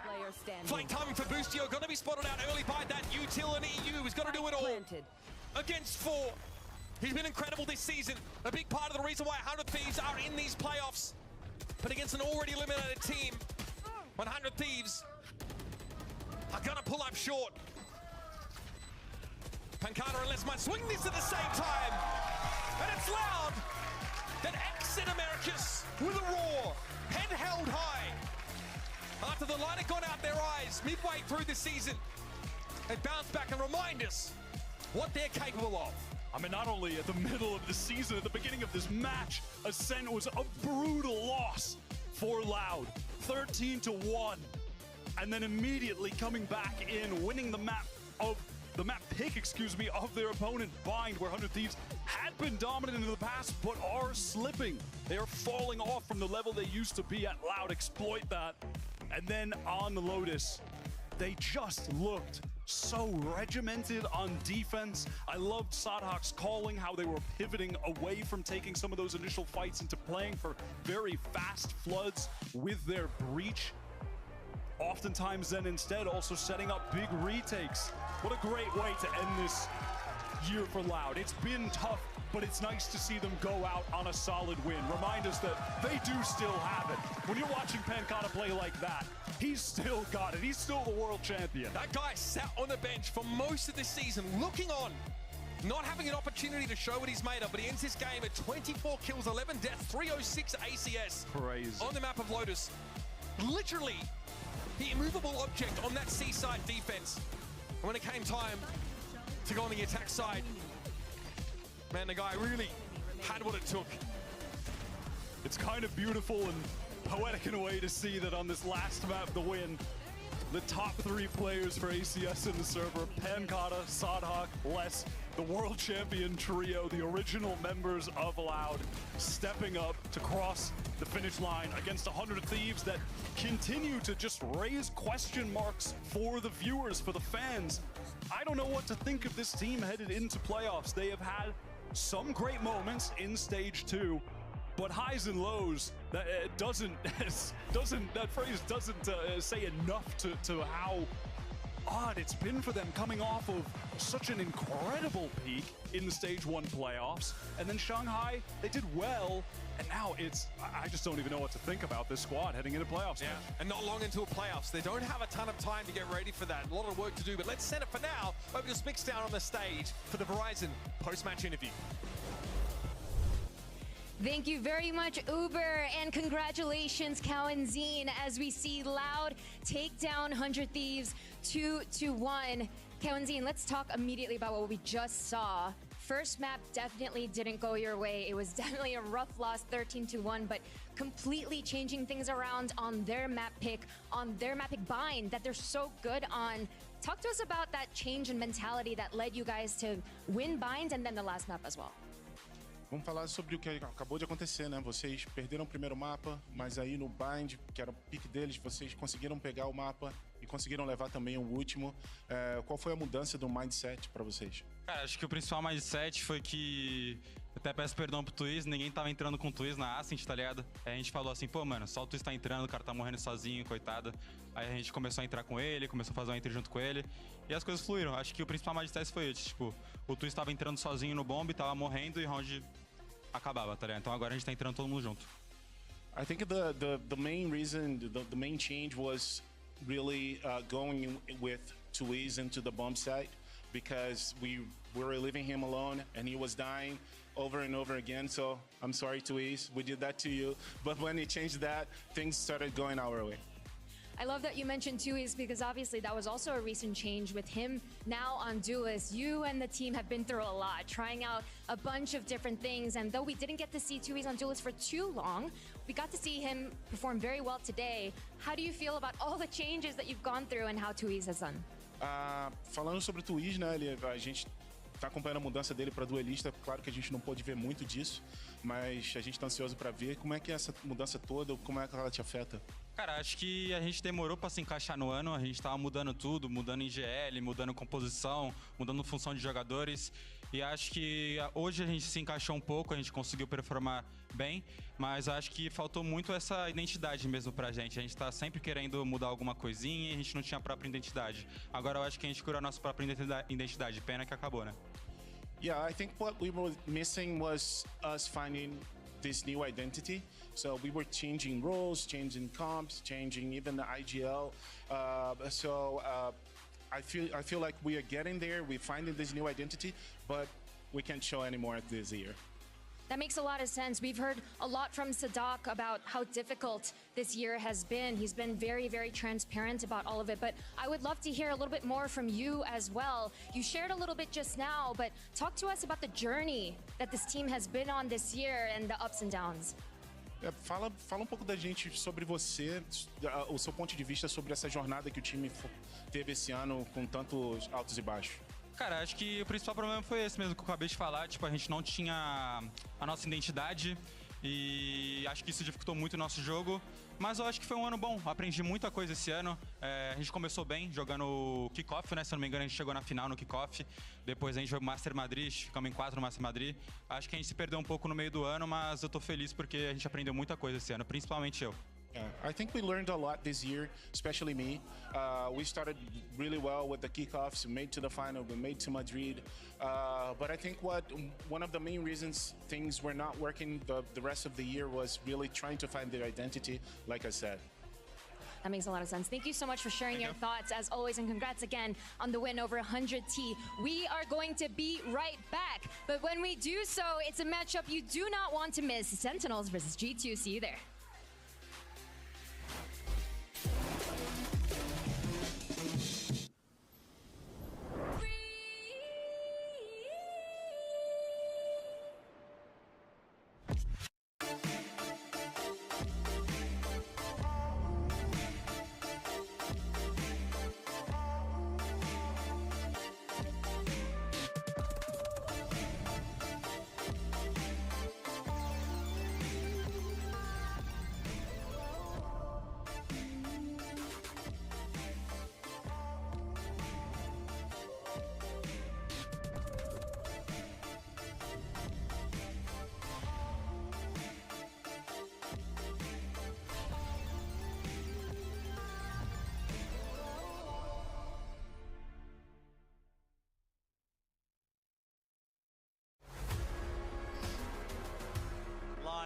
drawn. They're picked to pieces. Cloud9 are so good.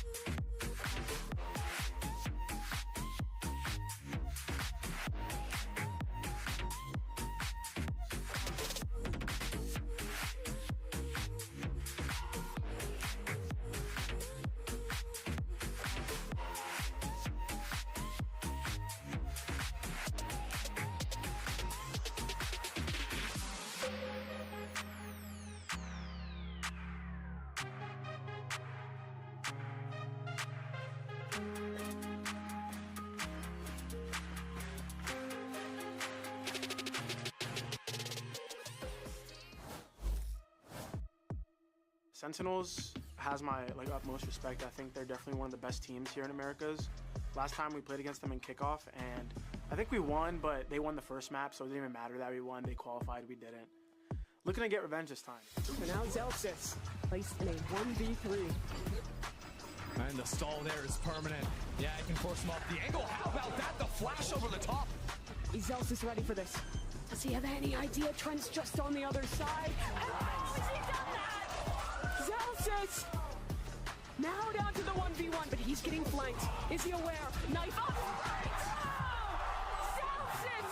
It's unbelievable! This is a big match for us. If we win this, we're locked in as the top 2 seeds, which makes our run to Seoul even easier. And that's all we got our eyes locked on. Making champions, getting to travel the world is the best part of this whole thing, and we want it really bad. Obviously now an issue behind them. They can't hear. That's a Haunt committed, as well as the Nightfall and Valiant fighting forward for 3. I think for us, as long as we can kind of start a bit hot, maintain that level of focus throughout the whole match, I think we can win. Welcome back, everyone, to VCT Americas. And if you're new here, you're just watching for the first time, well, look at you. You're just in time. It's our final match of the entire regular season. I mean, really, great timing on that one there, buddy. Of course, I'm Golden Boy. You got Doug. You also have Mimi here as well. We're going to break down everything with this matchup because, funny enough, this is the game that actually has some pretty decent ramifications as we get ready for the playoffs. Every other game this week has been seeding within the same area or completely useless. This is the match that really matters today. There's one more slot for one of those top 2 seeds that allows you to skip your way through the single elimination phase and be one match from Shanghai. Yeah, we earned this one. After the stuff we've been through the last couple of days. Maybe wear a clown costume. Yeah, this feels like this is well-deserved and well-earned, and I do think it's going to be a banger. I was having a conversation with Kaplan a couple days ago. This is so big for them and for their team and what their goals are throughout the end of the year to go from Madrid and then miss out on Shanghai. The crown jewel is Korea. Yeah, exactly. Champions. It would be a massive kind of completion to the bounce-back story of falling off in Stage 1, having the full reset, going to the beach for a while. They've been flawless Stage 2 thus far. Sentinels yet to drop a match, but G2 hasn't lost a series either in this stage. These are, I think, pretty clearly the 2 teams who have gone the furthest when we've seen Americas at international events thus far, fighting for a chance to make an easier run to that final international. Yeah, they're right there. And I think what's most impressive about these 2 teams, as you think about them, is, again, you go through Madrid, Sentinels hit a hangover period, right? G2 did not.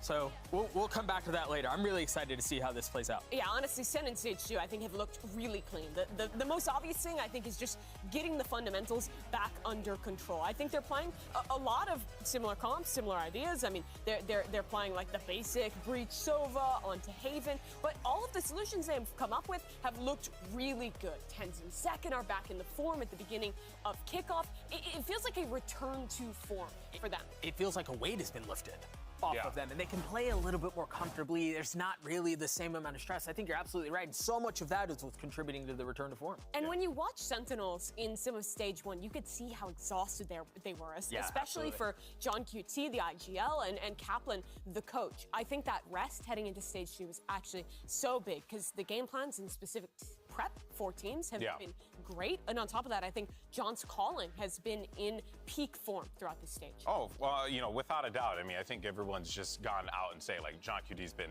absolutely magnificent throughout this season here. Another person that's also been magnificent for this team has been Zellsis. We often talk about him being the individual that will carry a lot of that energy, that hype, you know, that you would desperately need to keep your mind focused when you're in these high-octane situations. But you know what, Doug, he doesn't just do that. He also puts up numbers as well. He contributes significantly to this team. Yeah, and I think we can have this conversation around, are they playing the easier teams in Americas this time around, and you know, what have you. But I think it's more than that. I think you see a lot of it in the body language, in the demeanor, in the way they carry themselves, in the way, as you were mentioning, Zellsis has delivered, not just in the vibe merchant and the feeling and all that stuff, and that's true and that's fine and whatever, but the way he's been delivering in the server and outside of the server is what's been really impressive. But I will also say that I think they have played the easier half of the teams in Americas in the second stage. I think that's just a fact, and I think that's why this match is so important beyond just the seeding. This is really the kind of like vibe check to see how strong Sentinels really is going to be against another one of the top teams in Americas going into playoffs now. And what I really love about this particular matchup is, you know, the trajectory of both of these teams, interesting, right? For Sentinels, hot start, doing everything you could possibly want, gets to Madrid, wins Madrid, does everything you could possibly ask for, and then slumps. But then G2, on the other hand, they were struggling in that time, and then they found that second gear. So now they kind of like leapfrog, and then we saw their Shanghai performance, top 3 finish there. This is a G2 team that has been through the ringer up until this point. And for them to be, they were in Ascension last year, and now they're fighting for an opportunity, not just for playoffs, but they're also fighting for their spot at champions, and it's looking damn good that they might lock it in. Yeah, I think what's most impressed me, this was what I was starting to talk about earlier. Most teams, after a crazy year, after a crazy season, they hit international stage, they're on the ground, or they're on the grind for a month at a time in foreign land, they hit a slump when they get back. Sentinels was a perfectly good example of that, but G2 come back after Shanghai, after being on the road as long as they have been, and they look so good. Yeah, and compared to Sentinels, who like blitz their way through stage 2 or yet to drop a map, all of these series that G2 have been playing have been really close, really tough series. But I think what matters is that they proved that ability to come back, that like tenacity they showed at Shanghai. If you remember, the resiliency. Their comeback against Team Heretics in the second game, all of those series where they looked out and they recovered, they've shown that they've been able to replicate that now domestically, and also to replicate some of the individual player performances and just general form of Shanghai. Yeah, that resiliency that we have accredited G2 with so much throughout Shanghai, you know, it has been just absolutely incredible to see them just continue to build off that. And a big part of that as well is the IGL Valen. So let's go ahead and hear what he had to say as he was talking to Smix earlier on. Valen, the stakes are super high today because if you get the win, you secure a second seed and a bye in playoffs, but you're going up against an undefeated Sentinels. If you can share, do you see any potential holes in their gameplay that you might be able to take advantage of today? I think they're a team that has similar problems to us. Sometimes they start a bit slow. I watch their comm videos, and they always try to like bring up the vibes and get the comms going. So sometimes maybe their holes are that they start a bit slow. But regardless, I think they are one of the best teams in America, so it's going to be difficult today. But I will share that we've been feeling very good for this match. So, you know, if we play like how we've been playing in practice and bring the confidence and energy today, I think we're going to come out with the win. We absolutely love to hear that. Good luck today. Thank you. And they're going to need to bring it all when they go up against Sentinels, an undefeated team in this stage. But, I mean, you know, goes without saying, it's going to be tough. Yeah, I think that was the interesting thing in listening to Valen speak there is that he mentioned that it feels like Sentinels have slow starts. They haven't dropped a map this entire stage. So it does really feel like Sentinels is at this peak high. But you know what I really love about G2 is that they've never really been the kind of team who's concerned about what the other team is doing. Yeah. They're going to focus in on themselves. They know that if their core is strong, they can take down anybody. And I think that's going to have to be the case today. Yeah, I'm very much excited for where this match can potentially go, of course. We're going to dive into our predictions and agent select coming up after this short break. Don't go anywhere, folks. It's G2 versus Sentinels. Match of the weekend. We'll see you on the other side.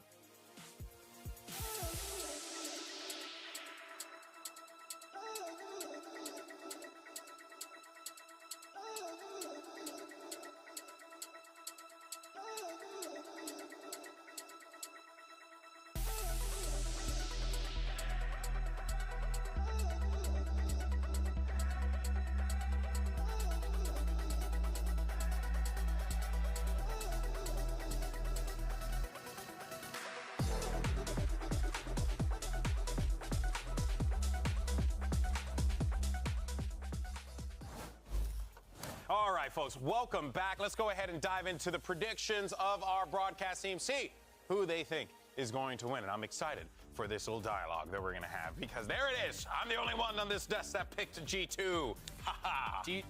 Would you like to go first? Oh, I mean, I really do feel like G2 as a unit plays incredibly well. Sure. Look, don't get me wrong. It's going to be a tough matchup. This is going to 3, and it's going to be down to the wire. But I really do believe in Valen and the G2 guys. And it's time for me to propagate the narrative of underrating G2 that has been so pervasive throughout this team, this organization's entire run. But I really feel like when they have played against, throughout the year, the top team in Americas, the squad in the best form, they've tended to stumble. Think about the messy match against Lev in stage 1. Think about the game they played against 100 Feels like every time we think G2 is there, then they just take a step back. Yeah, and I wonder if there is some block against these top teams, like your Sentinels, 100 Thieves last stage. I think there is something there. And I think Sentinels are in such clean form right now. I mean, they have not dropped a map, which is honestly why I have to favor them. Yeah, you kind of can't. I think the tough thing for G2 here is that they're not just playing against Sentinels.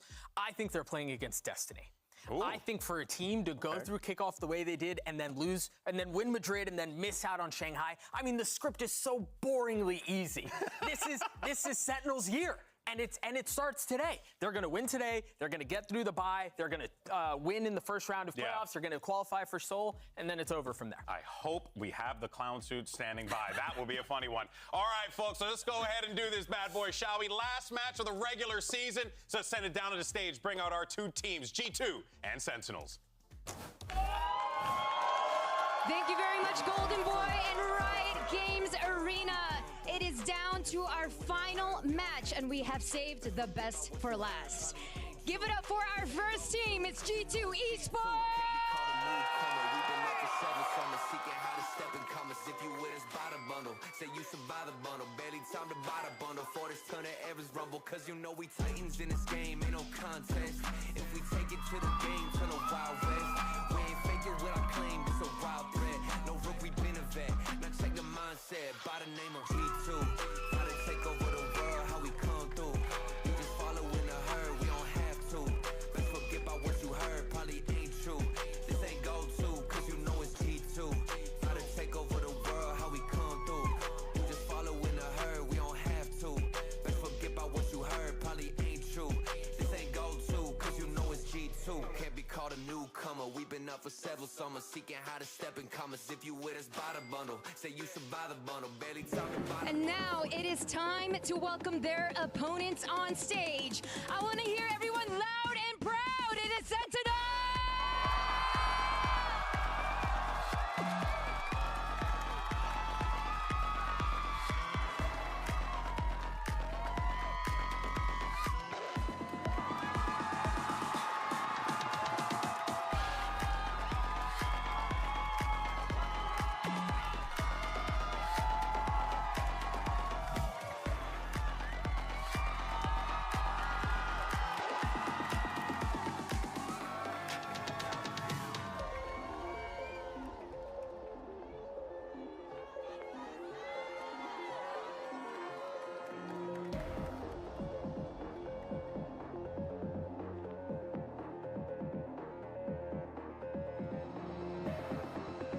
It's our last first match of the regular season, Sentinels versus G2 Esports. And let's set the stage real fast for what these two teams are going to be playing for here, because this matchup is going to have ramifications for the playoffs. If Sentinels manage to win, they'll give themselves that top 2. They're good to go. But G2 have an opportunity to take that away from them and be in the top 2 and get that bye. That would be massive for this young team. Both of these teams have made a run at a global event this year. They've come the deepest of any America's squad. G2 finishing 3rd in Shanghai, which no one expected, and Sentinels pulling off the win over Gen G to start the year.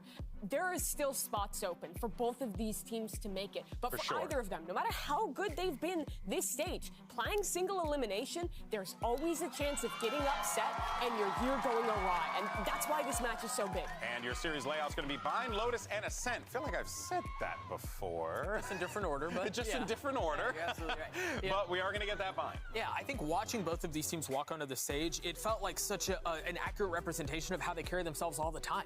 Even in the huddle, Sentinels were like jumping up. Celsius was smiling. You can tell like they're very much leaning into what they know. And then you go to the other side of the stage. Not a good time to say this. Jonah P is smiling on the camera. But I saw Valen, you know, it's business. It's all business. And that's been their calling card.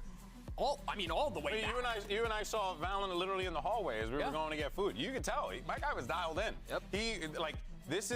They know that this is a big match, not just because of what's going on with the top 2, but also because they got to pop off in these big moments. They have to prove that they can, Doug. And I think that's when G2 is often at their best. When you see Valen like locked in, that's often a bad sign for the opposing team. We'd expect Agent Select to be mirrored here. Both these teams have stuck to the more classic Sky Gecko that was kind of defining early in stage 1, and Sentinels are actually going to make a big change here. So they're going over to the Deadlock. We saw them experiment with this on Lotus. Biggest strengths to look out for, they're attacking post plants, throwing down that net on the execute, the barrier mesh, the sensors to keep people out, and on their defensive side as well, there's a lot of tools there to set up flood retakes off the util. It's going to be cool to see how they cook this up. It's going to be exciting. Riot Games Arena, let's make some noise as we get ready for map 1. We're going to send it over to your casters, backed by popular demand. It's the trio of Bren, Sideshow, and Bala. Thank you very much, guys. Yeah, what a match here. Our last one of the regular season. Everything matters, you know, and the TriCast was so good. Had to run it back again. No, the BBS combo, you should be known as L Show. We could have a real good show and wordplay going on. But yeah, there's a lot to play for. I mean, the desk is already set and teed this one up. But honestly, you win in terms of the playoffs. You skip all of that early finagling. In terms of the seeding, you manage to lock in that number 2 spot, which means you are 1 win away from champs. In the case of Sentinels, if they win here today, they've already locked champs. And both of these teams being the top performers, the teams that made the runs at the international events. So much in terms of their team play, you can point to similarities between the squads. SEN arguably better on paper, but G2 have defied expectations at all times against super teams like this. I'm looking for fast play out of Sentinels to set the pace throughout this game on this attack side. Already pushing it up towards long, trying to spot Jonah P. There's no more of that early flashing info, so pushing him off of that super early could gain them an advantage on the other side of the map as well. Dizzy's up top. Dizzy has targets. There's the acknowledgement, at least with the Dizzy up into the air. Mid-round information. Pretty vital commodity. You have to try and fight over. G2. Nice little high-low setup, getting a decent amount of damage onto Zekken. That's a high-low setup that they use a lot. Caught out a bunch of teams that they've played against. And SEN immediately aware of it. You saw the way that Zekken peaked. And look at that buffer that you actually have from Trent with his flash info. They're not using a single flash from Jonah P, so you could use it on the retakes. And here comes the group up towards short, though. SEN, after playing a very slow default for a minute, are ready to exec. I'm going to have Showers control, though. They're setting up Prime to the util. Dizzy over the top, Horn to follow through. Gives them access to the front of it. And again, they have to watch for the Showers control. Icy, this time with reinforcements, TP and quick onto the trail as well. John QT cannot hold his ground. It's dropped at a moment's notice, but the spike has been planted. You've got that extension and a reflank occurring. Rapidly approaching Jonah P. It's a shot to the head straight away. Sassy is going to be dropped. Ted's going for more. Trying to lock it down into the short angle, but G2 fundamentally on point. Icy as well, being able to take out Zekken as your opening kill of the round. That's going to be a head-to-head to follow. So much criticism has been pointed towards Icy, and yeah, he's not superstar player for G2. but he does the business that his team needs. And clearly here, we're set up in a position, especially with the flood back in through the teleport, to secure and hold an important piece of map control. Risky peek too on second. The fact that he gets that enables that teleporter to come through for everybody else who, remember, was at that B side holding control of long. So crucial. And if G2 have a ton of protocols around that, we're gonna pause the timer for a moment. Yeah. Gotta get. Where was the bingo card? We don't have it today. I know. We could have done with this one yesterday. Could have been an easy one to cross off the list. I don't think we've got the bingo yet from 3 days ago or whatever it was. Get Oxy out here. Maybe he can ace. G2, though, are already showing us, and I think when you look at how they've played on Bind, their control over B long is really nice. They've got the early garden jiggle peaks and that kind of stuff. They fall back into high-low setups a lot. They have the ability to re-push for info, and as we saw in the pistol round there, they're perfectly happy to reinforce showers by flooding through that teleporter. And I was taking a look at how Sassy was playing on the pistol round. He is quite a passive player, and it's also, it looks like it's his job to cover the market flank as well. Remember, Sentinel's composition here, playing with a deadlock, can't just put a trip up in market and go and forget that. They're going to have to keep active eyes on it, and so Sassy, he was kind of torn between two worlds. Do you go and try to pinch the players in showers and maybe secure that fight, or do you go back and watch market? Yeah. I think he's going to get torn up a lot if they keep that same idea. I would be looking as well to see him be with what we saw a couple days ago with the deadlock on this map, using that nade early over, kind of like how you use a Viper Molly a lot to take control of Garden, to push off Jonah P and Trent of that info line that you're talking about so well that they use. Those sorts of things are super crucial at the beginning of rounds. And I know that we're not doing a biased cast today, you know, we've left out with the Leviathan and Furia game, but I was a little surprised to see that it was only myself and Golden Boy, I think, that went with G2 as being the favorite team. And SEN have looked immaculate this stage, haven't dropped a map, superb stuff. But I am wondering at what point G2 get respect. Their flowers, get the respect. Because when I'm looking at this matchup, there's so many similarities between these teams in terms of the way that they play tight together, and that's their strength, is the team play and the protocols they've worked on. But also, from a wider perspective, Sentinels, one of the most recognizable teams and one of the most recognized teams in terms of their brand value, but also their success, versus a team here that is struggling, despite success, for recognition for that respect. And this game, if G2 can take it, take that second seed, it's another step to putting their name into people's mouths. Yeah, at least some acknowledgement, right? I mean, they're our best performing Ascension team by a long shot. And guess what? I mean, there was a world in which they weren't even here. I know. As the Ascension team, by the way. And yeah, I mean, luckily dodged that pathway. Yeah, thankfully. Community protests came through. Yeah. There's also a world where it's actually John QT not playing on Sentinels and him playing as the Ascension representative in this league. So you had that battle all year last time, going through. And here we get to see it again on the American stage. At some point, we'll diagnose what the issue is. I might have to get up there on the stage and start fiddling with some cables. I saw a little Zelsis playing with his headphones. Oh, yeah? Yeah. In-ear problem? Could be. I mean, they all seem quite locked in. I'm waiting for the game to start. I mean, they're locking in now. Yeah, look at that. The lean forward indicates that this They're not sleeping. They're not lying back in the chairs. Maybe getting resolved quite shortly. I'm so looking forward to the battle of the IGLs over the course of this game. There's going to be explosiveness, but when you're looking at the maps that we have, especially on Lotus, I think, which is SEN's map pick, watching John QT go up against Valen, it's going to be a fun one. Did he get his chair stuck? Chair stuck. I don't know. Was that what a tech pause was from? I don't know. Wait. Cable's being swapped. Okay. That's a good sign. Thankfully, Brent, you don't have to go do it. I don't have to go do it. Yeah. I'm not qualified to do it, but I would have done it. Probably would have been stuck here another 30 minutes if I was handling any sort of tech problems. Guys, did you watch anything this morning? Any big sports game? Don't even start. I kind of have to. I'm sandwiched between two Brits. Don't start. I don't want to talk about it, to be honest. I genuinely don't want to talk about it. I'm the crestfallen warrior right now.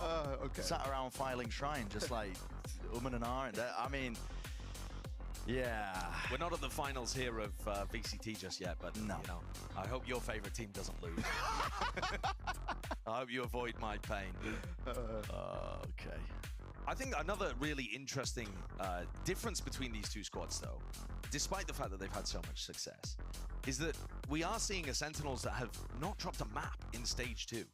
Since they had that break where they didn't make it to Shanghai, they've been immaculate. There's not been a flaw in their record. Whereas G2's Ascendancy has had very notable blowout losses. Even when they were having that run through Shanghai, they would lose a map in startling fashion. And they've repeated the same thing back here in Americas. And yet they still find a way of being able to patch that up and get back into things.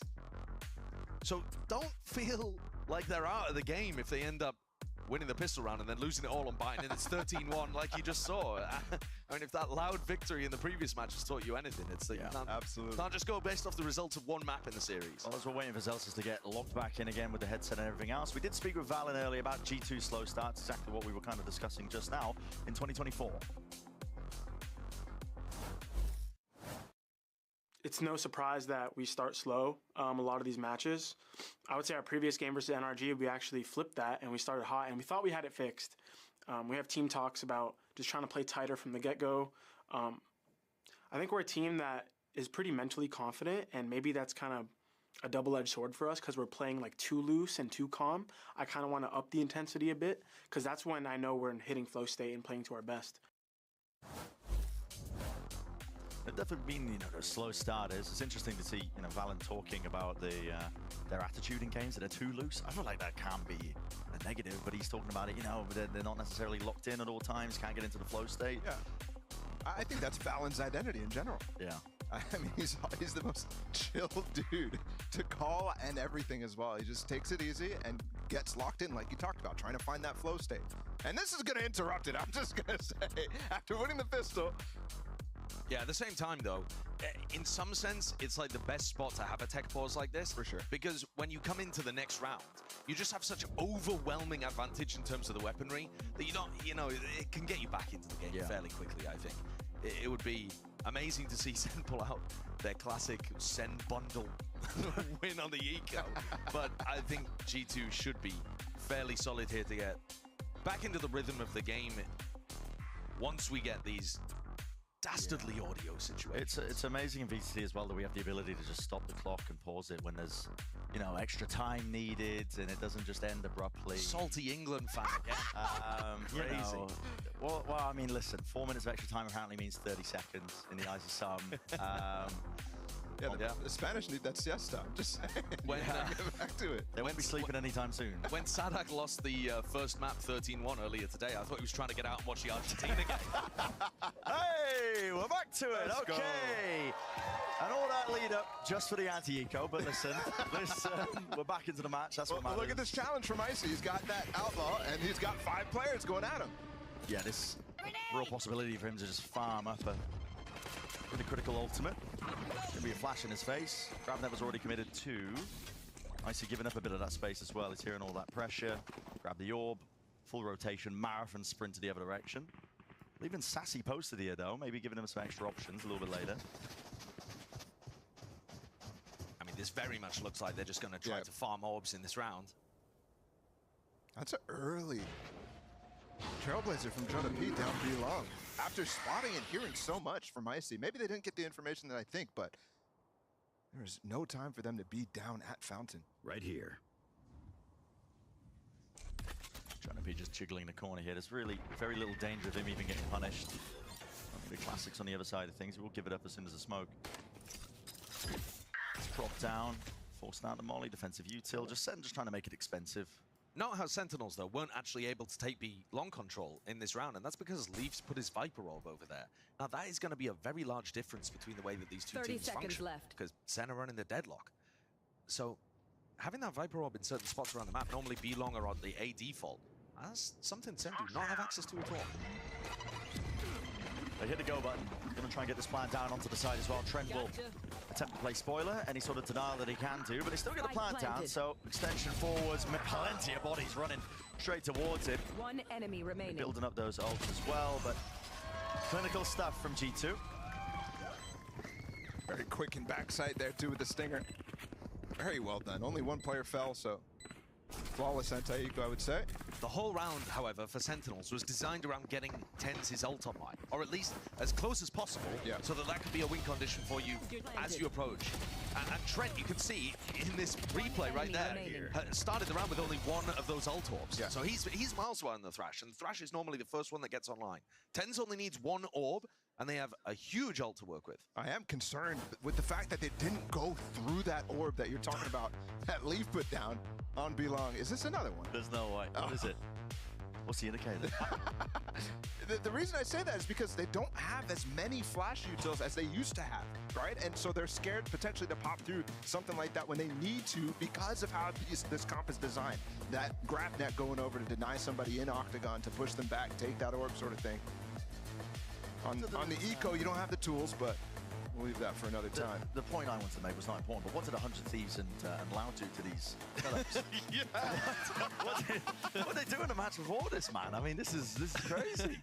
100 Thieves are thinking, well, we have no further ability to alter the seeds. Perhaps we shall sabotage the two teams. Yeah, now, I've heard of taking a game a round at a time, but I don't know about this one. Pause after the bonus as well. Yeah. Reassess. It's a good job we got three of us up here. That's what I mean. I mean, dude, I don't know. If it was just me and you, Josh, I would have given up. I would have handed it off to you, I think. Listen, we've got even more footage as well. We sorted out this problem earlier. We asked G2's Valen as well how he stacks up against the rest of the league's IGL. Take a listen. I want to be known as one of the best. Maybe my time is not right now, and that's totally okay. I don't have a grudge on people or anything. I understand I have to build my way up. It's just my first year here. I would like to safely rank myself amongst the top 3, at least. Obviously, you got to give credit to people like Sadhak, and you know, FNS came back. He's always been known as a top IGL. But hopefully, if I can continue to win, maybe even lift an international trophy, like John QT did, then maybe I'll be ranked above him one day. That's respect for John QT, and I appreciate that. It's also John's first year at the Tier 1 level. But for Valen, something about that seems overly humble. Because, again, in the wise words of G2's theme song, he can't be called a newcomer. He's been up for several summers. So he's been around. Okay. He's been around for years, though. Okay, he's already been to an international event as the #1 seed coming out of North America. And yes, they didn't perform amazingly at that event, but he's had that experience. He's won through Ascension. This is one of the most long-standing cores that we currently have in Valorant. So the idea that he still needs to earn his flowers, I respect that as a mentality, but I actually think that he's a proven excellent caller who deserves the respect that he's earned over the last few years. Yeah, I think he's comparing himself to the likes of Sadhak, like you mentioned. Now, he mentioned John QT. I think he might be a little jealous over there, the Ascension compatriot. But yeah, I think he's comparing himself to the greats, and that's where he wants to end up. Like you said, getting a trophy. And I think this team could absolutely do it after what we saw in Shanghai. This team has experience now. They've seen how it feels like to get top 3 at an international event. I absolutely believe that Valen could take them there. They did also only lose to the finalists, so, you know, it wasn't like a lucky run to make top 3. And they'd beaten Heretics multiple times earlier on in the tournament. It's going to be so interesting once we know all of the teams from all of the regions that are going to champs. Oh, it's going to be so exciting, man. We can see, like, you know, what seed does Gen.G, for example, or Heretics get if they're, you know, going to be there, which it seems extraordinarily likely. Once it all shakes out. Exactly. You know, basically just a week when we find out. And then, what is it, like a week later? We're crazy. Barely any time at all. Yeah. Barely any time. And that's good. That could be good for some of these teams, especially the momentum-based ones. Maybe Sentinels you could maybe add to that category, given the fact that kickoff run that they went on into Madrid. But momentum can mean a lot when it comes to champions runs. I think of EG last year, for example, the run out of Tokyo into champions. I actually think that some of these teams have pretty similar characteristics to that EG team, both 100 Thieves and G2, I would say. When you're fiddling with the Windows control panel, you know you're cooked. that's all I know. You know you are cooked. And yeah, I mean, we're gonna be waiting a bit until this issue has fixed, but hopefully back into the action soon enough. And I believe I've got permission to send us to a break. If I don't, it's gonna be awkward.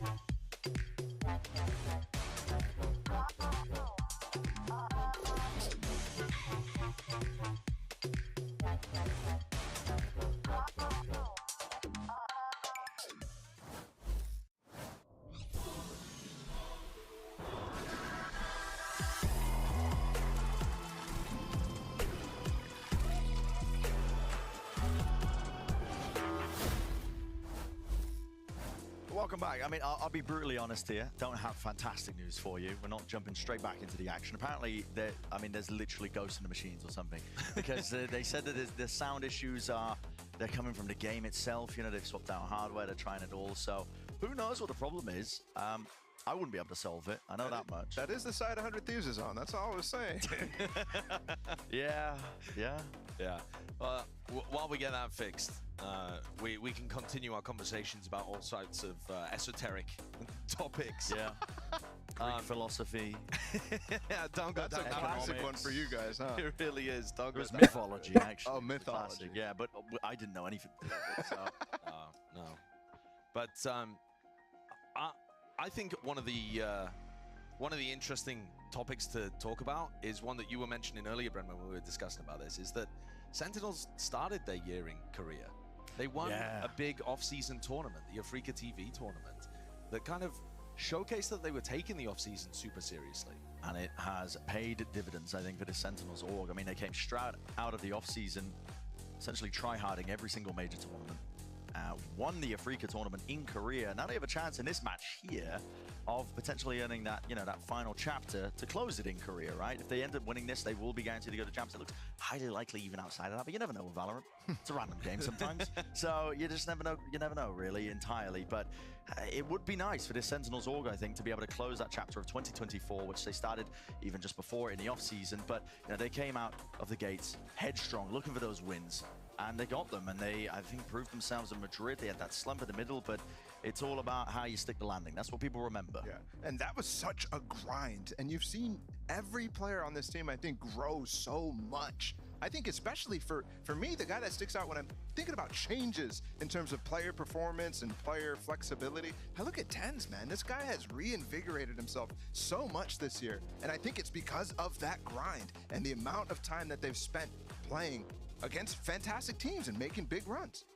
Yeah, we're seeing him on a range of things. I mean, he's now playing the Gecko on Bind as well. He's playing the Smokes. He's playing the... he's taking a move away from the blue agents to pick up Gecko. Great news. Here we go. We are back into the match. I said that before.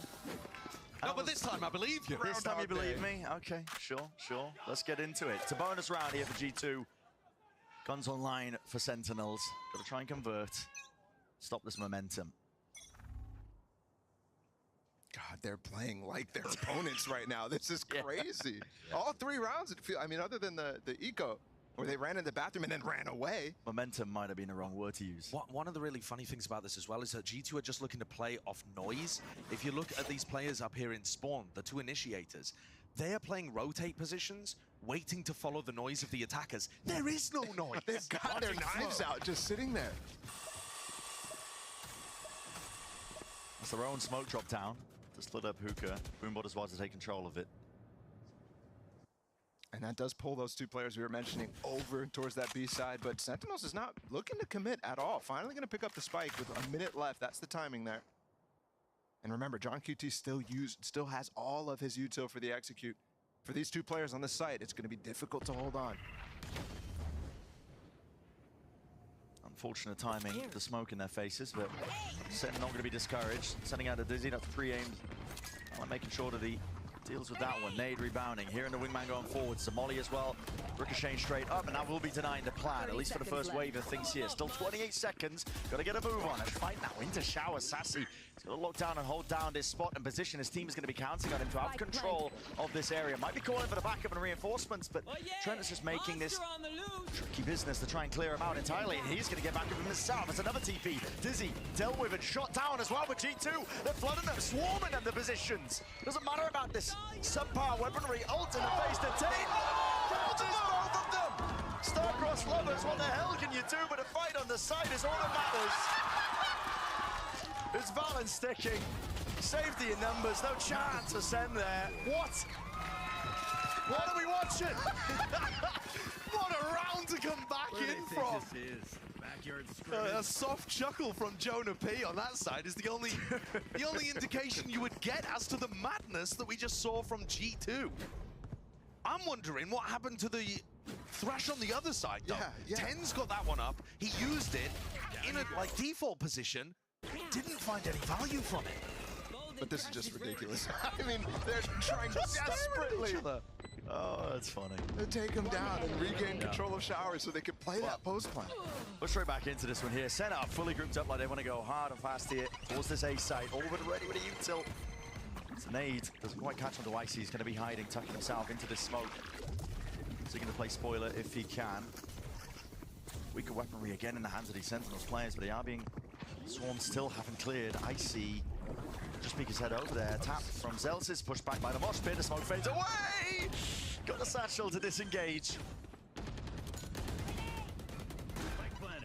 Super odd moment there. He's stuck in front of the wall while his teammate's behind it. G2 looking to increase that tempo though. Heat being turned up, they're trying to flood their way back in, spamming into the corners. They are worried about these positions. The spot seekers have to be used. Judge shot goes off, that's rattled. That does put fear into you. Strikes it deep into the heart. G2 want nothing to do with Lamps.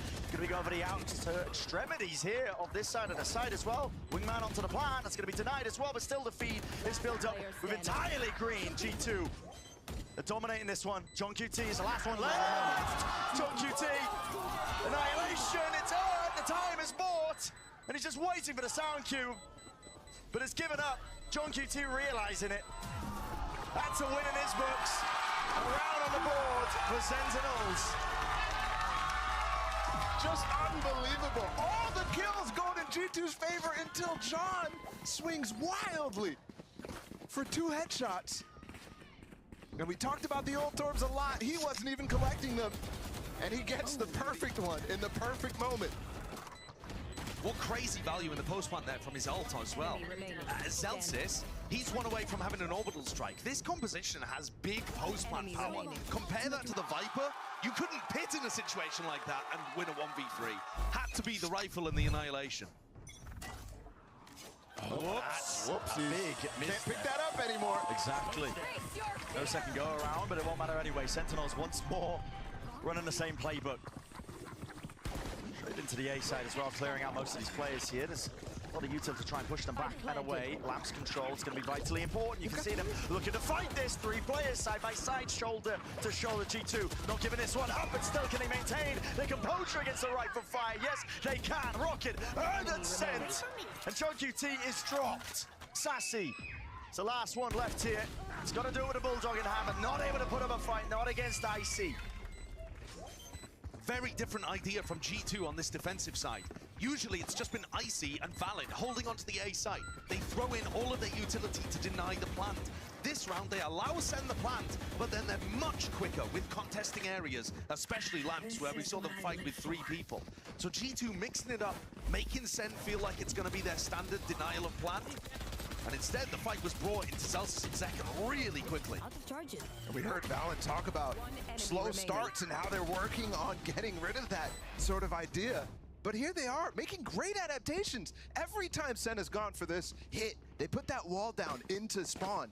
This time they have 3 people in front of the wall ready to fight Lamps. Sen conditioned in the very beginning of this game, extraordinarily slow defaulting. And now they're just kind of sending it into A. Launching smoke. Over and over again, why not? Running back once more, this time on the full eco. But the plant, util maybe going a little bit of miss there. No, just denying them the possibility of getting that plant down as well. Trent still holding down control. Ult looking to be committed. Valen, orbital strike in his hands. Doesn't go for it though. There's danger in this round with Zekken earning up his own rocket. Zelsis also with the orbital strike. How does this get played? Where's that one getting used? Push it back into Lamps. Only the one. Sassy's going to be cleared out. Peace of mind at least. Jonah P trying to wrap this one around still. Like I said, there is still that danger in the round itself. Valen, attack, trying to force it out. Jonah P gets spotted as well. Across the map, it's a volley. It's going to be landing once more, not half onto this spike. Time being bled straight off this clock. Jonah P still needs to land a few of these shots. Celsius holding it with the ult, still choosing to commit it. Apparently feeling like this one is potentially winnable, but they've just been cleaned up. There's no time, though. There's no time. It's ticked away. Took them so long to be able to get that push-up short on the retake. Very, very different. You remember how long they were just stood in backside, thinking about whether or not to deny the plant. Valen holding off on using that orbital strike. Went for it, took him way too long, especially when Zelsis had the ult online on the other side. Yeah, but sensing the danger of this round, and it ends up materializing. I think this flank from G2 was almost perfect. But the timing wasn't enough for him to get all the way up and get a couple kills. But you see Sentinels just turn around and get one peek at it. And all of a sudden, you've got time. They're going to go fast up short here, look for a kill. And Tens has the op out of nowhere! Yeah, okay. This guy's doing his something cosplay. What's bonkers about that as well is, this is the first time that Icy has ever taken a peek up into that cubby area in this map. Yeah, a proactive clear on the defensive side for G2, immediate punish. I was fully ready to talk, consolation prizes for G2 today. Maybe pulled the showstopper out of Sentinels. Despite losing that round in that fashion, but right back at it. They're in a driving seat. And one of the other problems being that Tens now has the Thrash available again. Yes, last time he didn't get much value out of it. It was Trent that actually had that wild situation outside Showers. But here, full clear of Hookah, clear into sight. The ult's magnificent on Bind. That gets so deep. And you can see they slow things down so that you actually don't know what's going on if you're G2 right now.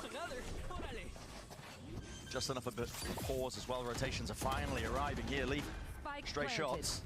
Nothing quite landing. The barrier mesh in his face. A lot of utils going to be committed. Expended out here to try and push these players out of the spot. But again, John QT not to be removed. And again, this wall is just causing too many problems. Round two. So Thrash being used on equal size, I think, is going to be sending it flying to Taman. At least catching the one, but still holding it down. Zenken! Perched up on high. Delivering. Raining down to death blows. Need to follow through. I think this is one of those situations where you really see the value of that deadlock wall as well. When they go for the AXEC, John Cuty's throwing it into backside where you can just break it easily from that pipe spawn area. Whereas here, you have to be exposing yourself in elbow in order to break that wall. That's a really dangerous thing for G2 to go for. Not only does it delay them, but it might set them up for a death. Especially when Tens begins to op as well. You just drop a smoke, let it expire, and all of a sudden you're getting that angle while they're breaking the wall. You're so right. It's so interesting to see as well the dueling Thrashes. We've had him. Both times they've been active. Initiator opping on both sides. Yeah. Just trying to spot each other out. It's all about who has the better reaction. The Celsius! It takes one to the chest. And not a single smoke used by Celsius either, so that's a huge first pick coming out of Jonah P. It's got to be a wake-up call for Sentinels. No smokes now to use on their own. Might have to just opt into a lot of contacting. But Tens in the roll. See what he can do. Nobody's showing themselves at all, and Jonah P's rotated here. Yes, a shot. The whistle's passed. Tens will finally land it. Still no control though. Out towards over into lands the mosh pit. On top, the grab net, no time to go. They just don't receive it on towards the back end. Sassy trying to wrap it around. Let's complete that pincer maneuver, and they do clean up these players. Wall finally dropped down with the barrier mesh. Another obstacle is going to be there's space there. Difficult. There's space there. They don't know. Oh, he's wiggled his way right past, yet still Tens will collect. These last few rounds have been so important for Sen to get back into this game. G2 looked like they were in control. The retake ideas were excellent from them. And now Sen are working the map a bit more and putting themselves in favored post-plant positions. Jeez. He does show a lot of his body there, but he's not expecting Jonah P to be on such a wide angle. But it's this play into lamps that crunch almost failed, as Zekken was too slow to follow up on the grab net mosh. But Sen pile more players in and get the value from it in the end. And this op from Tens has been getting incredible value. Grab net already with the value to Prowler as well. A little bit of spam and a few bullets might do it. Sees all in. There's no way, man. There's absolutely no chance. And still, the fight continues. They've wrapped the Showers players around with Icy being dropped as well. Forced down into the open. At least the issues. Celsius. This guy. It wasn't audio issues. There were no audio issues. He was installing cheats. What they put in those in-ears. Yeah, a weaker by G2 will see very little value. Sen in full control now of this map. It feels like it's just shifted over. One enemy remaining. And now gets another. Yeah, I mean, hunting out the remnants. Annihilation online. 2 away from Orbital Strike and and Nightfall. Close even to the Showstopper and the Thrash coming online. SEN are in a spot now that is desperately dangerous for G2. Not only do they need wins for their economy, but they need to be able to draw out ultimates from SEN and still survive and be putting rounds on the board. Yeah, talk about a snowball at the end of the half. And you remember the round that started this all. With that post plant that Sentinels plays to perfection with the mollies. You thought G2 had everything covered in that situation. Some of those early rounds that Sentinels won, both of them, I thought G2 got the better of them. John Cutie went to 1v3 in one of them. Absolutely. It took heroics and individual performance to get them into that point, but then from there, they found a really nice adaptation to what G2 were playing. The same is going to be asked of G2 as well. Purpose of the timeout probably as well. A lot of these A hits just largely being exploited by SEN. Spotting it out. I mean, this comp has an incredible amount of tools. If you're going to overwhelm a site, I mean, we've been looking at the way they've been using the Deadlock, the GravNet in combination with anything. It's just instant access to showers, lamps, whatever you choose, essentially, if you're Sentinels. G2 are finding it a real struggle. This comp has the deepest of bags. I mean, you saw it there as well. We've been seeing a lot of AXX, but here, the amount of roots that are going into showers just allows that wraparound so freely. Previously, we saw TenZ fighting against Jonah P on that B-long angle with the AWP. And now, TenZ looking to try to contest it by the look of things on his own. Seeing if he can find a punish onto an initiator jiggle peeking. But at the moment, holding really passively. It would be dangerous for TenZ to step out on an aggressive line, because he's almost always going to have the spike as well as the Gecko player.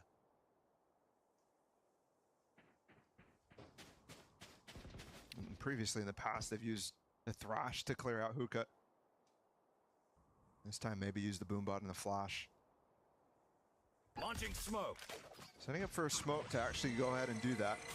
And they will get the information. G2 has almost never played inside of Hookah so far this game. Just throws that uncertainty into the back of the minds of the G2 players. They are going to be attempting, I believe, a reclear. You can see Trent kind of posturing for it. Trailblazer straight down. Going for the peak. This is going to give them information, but honestly, a little bit too late. Sentinels have already fully grouped up now, going for this A hit. At least looks like it's on the cards. Remember though, Molly here, Nade, and Icy's ult. They can delay plant for a long time to buy time for those rotates. That might be an issue for them as well. Seeing it come through with a satchel as a showstopper! Rebounding it around! Annihilation not sure if there was that connection. Still Valen, he's rapid onto it. Approaches the angle, backs away now, buying time and space for the rest of his team. The fast onto the flank themselves. Two players wrapping this one. Sentinels need to stick this, get this extension into the play. TenZ at least aware of the fact that he could have missed this chance and opportunity, and the timing, it's gone past and beneath him. Flash into their faces, just about dodged. Nobody has given him an inch, and there's the wraparound. Finally, the backstab occurring. Celsius has to put a stop to this, considering using the util as well, but he won't be saving it for the post plant. And again, that discipline on display. G2 not giving anything away, fully grouped up, making sure that they can face all of these fights together. Util points it out and paints that picture out perfectly. One of the big things that I'm noticing here is that G2, their defense surrounding Valen and Icy is all about plant denial. And SEN are trying to find these timings to punish them as they go for the molly. You saw the little back shot molly off the wall of lamps there. And immediately, Zeken's looking for the punish. He's trying to go aggressive in the backside. He knows he has the space. He's trying to catch the timing on Valen while he's thinking about spike denial. But he's missing it. And that to me, is how all of these A fights are going down. Can SEN get the jump on them when they've got other things in their mind? Yeah, you have to say, Zeken losing that fight multiple times now to Valen in that exact position as well. Speaking to potentially how he's playing overall in this. And I also have to point out, every round that Sentinels has started in the G2 fashion, super slow, not taking control of anything, has actually led to G2 wins. Here's an exec. Line up over the top, Trailblazer at least with the connection, but the disease was not dealt with.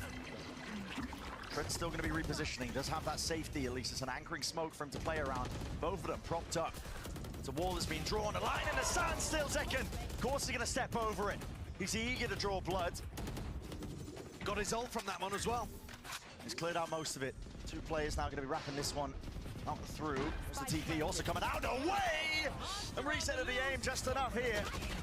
Thrash has to connect. Orbital strike to punish as well. Showstopper in the hands of Second. It's anarchy occurring into the server. Orbital strike somehow getting the kill. Second did not know which way to look. 2v3. Tumultuous here for Sentinels. Single kill could do it though. Potential trying to stay alive. Drop down Icy. So fast onto the line. Celsius now. It's the last one left. Bit of spam maybe, but that might be some false confidence. Potentially thinks that he got that one. Leaf gonna be sticking it. Bodyguarded all the way. And a round lead now. Just for G2. Yeah, he can't see that the smoke is down while that wall is up either, so he doesn't actually know that they have protection to continue sticking in a situation like that.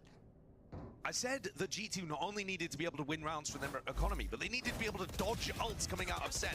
They got so many online during this round. The plant got the Thrash as well. Showstopper found no value. Thrash couldn't be followed up on. John and Celsius also without their ults now. G2 just not only managed to dodge all of these ults, but put the round on the board in convincing fashion.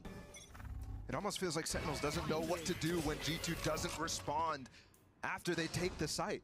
There's such terrible trepidation in the way that they're approaching these post-plant situations, causing Zekin to be confused, Tens to be confused.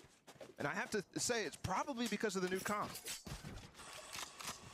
It's a little bit of hesitancy, waiting for that next response out of G2, but hey, they'll never give it to you. They're always going to play disciplined.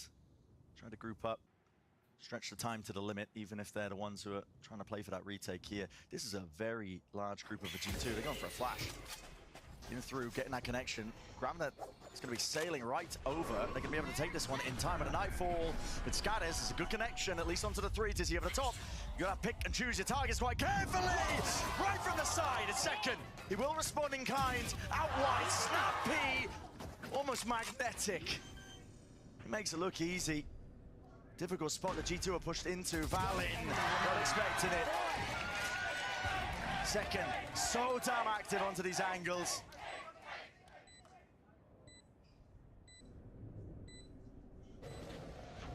One more from the ace. Prowler spots it. Nade sent flying. Bit of a handshake in the air from it. See. Gotta make a go of this. Out through and White shuts him down. No ace in sight, yet still surely time has been bought. And off of that one, noise contact, sensor tripped up. 6-6 is where we stand. Switching sides. An even half for two teams that went back and forth the entire time. It felt like G2 had great reads at the beginning and got a really important couple towards the end. But SEN also with massive moments in this one as well. Second powers forward, showcasing what he's capable of doing. Perfect Zekin satchel flash combination to get that Dizzy value. What a seesaw of a half. Absolutely. We're going to send it to a short break on the other side. Of course, the rest of this map.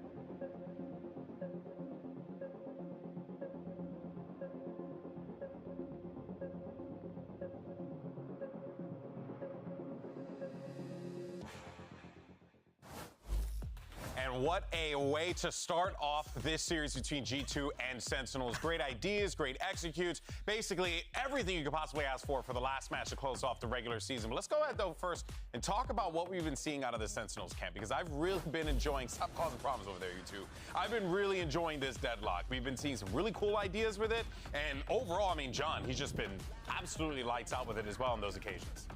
I think he was very effective in this 1v3 in particular. He gets it down to the 1v1 and then is able to buy time, right? Like his utility usage in the clutch moments just exists, but then even in how they're approaching the side hits and what they're doing in post plants too has been really nice. Yeah, it really was. But I think G2 later in this half started to find a good adaptation. This is another example of some of the good rounds for Sentinels. You're seeing all of these lineup mollies in combination, and this is where G2 started to get it. You see them trying to commit into a flank, apply some pressure on these players, playing that post plant utility.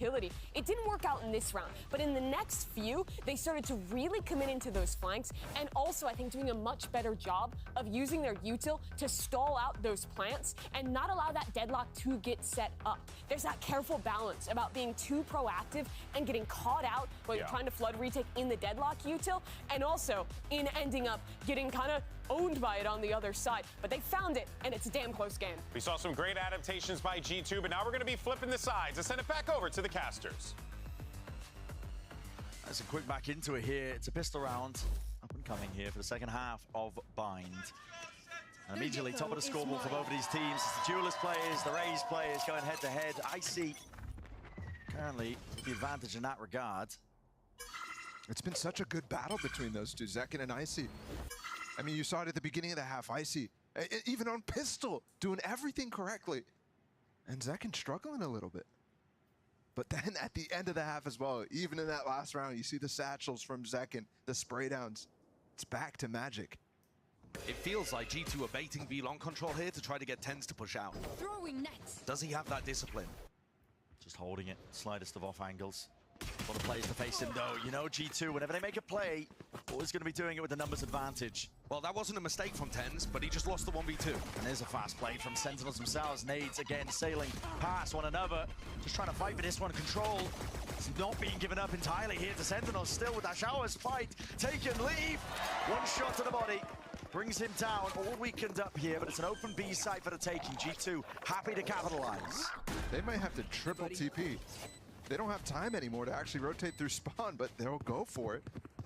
And that gives so much room for G2 to get anywhere they want. And they have to take time to even clear this round. Unfortunately, Sentinels overcommitting through that TP. They thought they had the read on what was going on, right? They thought it was bait over towards B long, finish A, and Valen adds an extra loop, an extra wrinkle. Get him, wingman. Trent just pulling the util out of them here. Sentinels really struggling, just trying to take the timing straight past that one with the dizziness of Molly at their feet. G2 lighting them all up. Attack side calling is going to be so fun to follow for both of these IGLs. Battling through Ascension, battling against various other teams all throughout this year in Tier 1. I feel like at the moment we are seeing peak Valen. Not in this match just yet, we haven't seen him, it's only been one round. But throughout stage 2, throughout Shanghai, he's been calling some magnificent attack sides.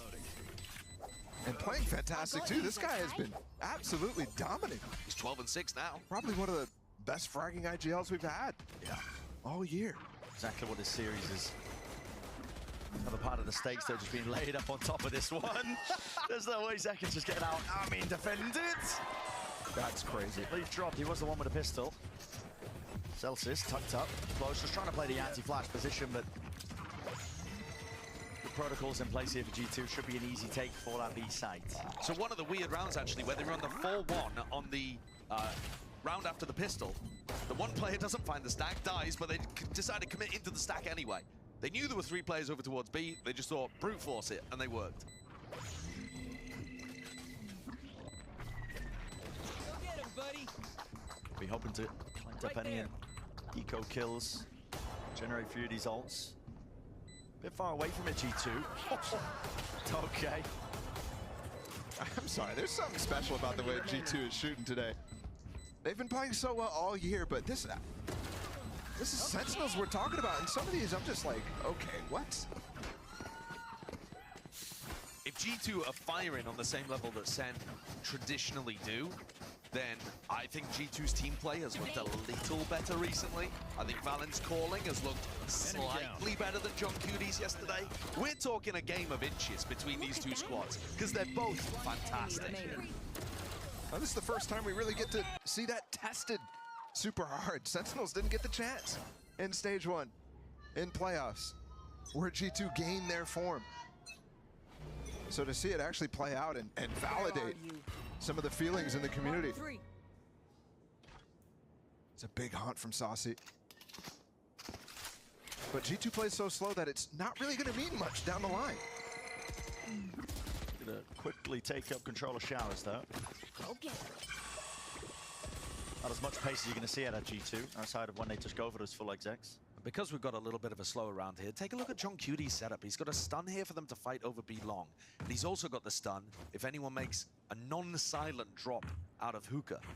So their deadlock can be very good in these kind of spots over towards B on Bind. And this is the portion of time right now where Sentinels can take massive advantage of the information they're gathering. Saucy just prowlered into Showers. You saw G2 have one of these types of rounds where they dogged down B-Long, saw nothing, and flanked really fast. But Sentinels not doing anything with that information. Well, he's spawning too much here. Trailblazer needs to be broken. Grabbing it in response to it, but they're being squeezed. Barrier mesh, hello, that makes things very damn awkward. Straight in through, onto the side as well. They are just overwhelming it. Brute force. Name of the game here for G2, still with a plant online. And the reinforcements of Sentinels. Thanks, Wings. Just lacking that timing for now. Now grouped up and catching this one still. Bullets to the side, traded. I see there, making sure to shut down Zekken. 2v3 still for Sentinels, and they do have a slight weapon advantage, but only slight. Still getting a bit of a move on the run-up. Trent is happy to just play the close quarters angle. What a bonus round for G2 to get online. The game plan worked for Sen.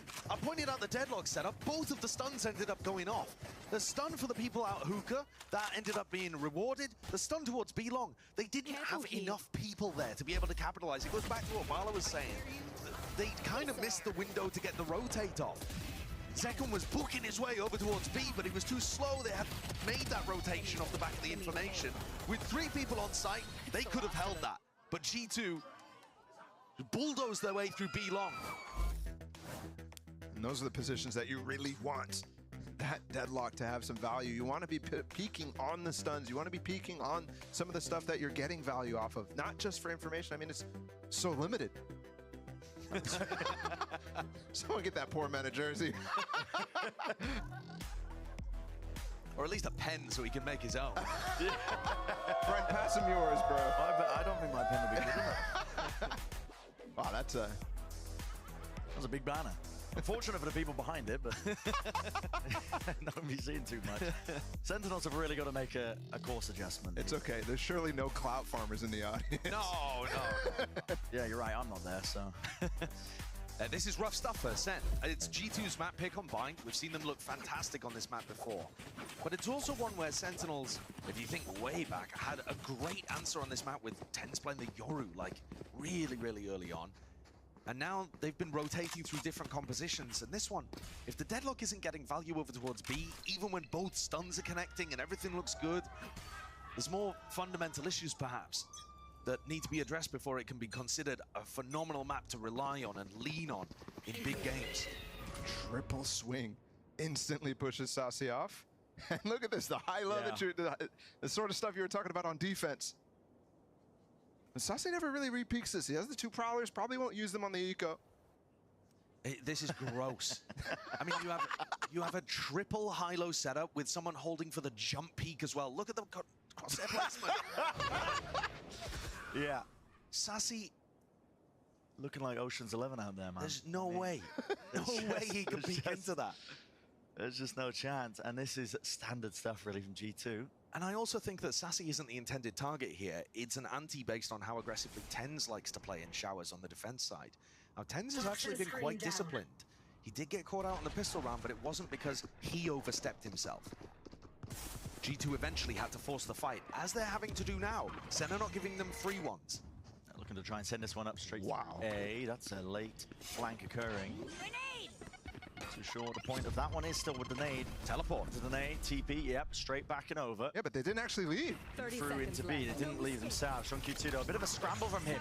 Offloading this utility, seeking some sort of advantage into the fight as well. Up and over, that was accidental. Second opted. Right through him, and yeah, Rocket does find that value. Plant still down though, that was not pushed back. Leaf. He's going to be able to play this one into the post. Him and Jonah P drops down the orb just for him to reposition. He's out and away. Tiniest of margins, it drops down. That's the gun. Still wingman onto the defuse as well. Needs to be denied. Mosh pit into the corner. Where do you stand? There's nowhere. Just tickling onto the toes as well. Gives TenZ the easy one. Jonah P now. 1v2. Damage done. We can target. TenZ got a rifle. 1v1 still. No tap, no forcing of the issue. Dizzy has to be hit. Jonah P! Complete control. The rifle aim was wrangling control of it. That was Sentinel's way back into this game. They were offered an opportunity just then to have a round that upset everything, all of the expectations. A weird pivot, and I mean, Icy just falls straight into their lap there. But they couldn't quite get it done in the 1v1. One enemy remaining. So now a 4-round deficit for SEN that they've got to grind back through. Can't be letting opportunities like that slip, I think, in spots like this. Wasn't eco, and they did use an ult, but still, the cycle favors them. They've got the Thrash, they've got the orbital strike from Zelsis. Sliders of Jiggles might see the punish. There is a lot of G2 players all grouped up on the other side of this. Just sees it, signs alive. Something on the grab net. Worried about it. Trent's gonna cover. He actually pushed his teammate into an angle where Trent could have died there if there was another Sentinels player. The Deadlock utility's buying time for Zekken to rotate, but G2 have not committed off the back of this. If they dodge this Prowler, they've got a great timing to end A. You talked about mid-rounding so much.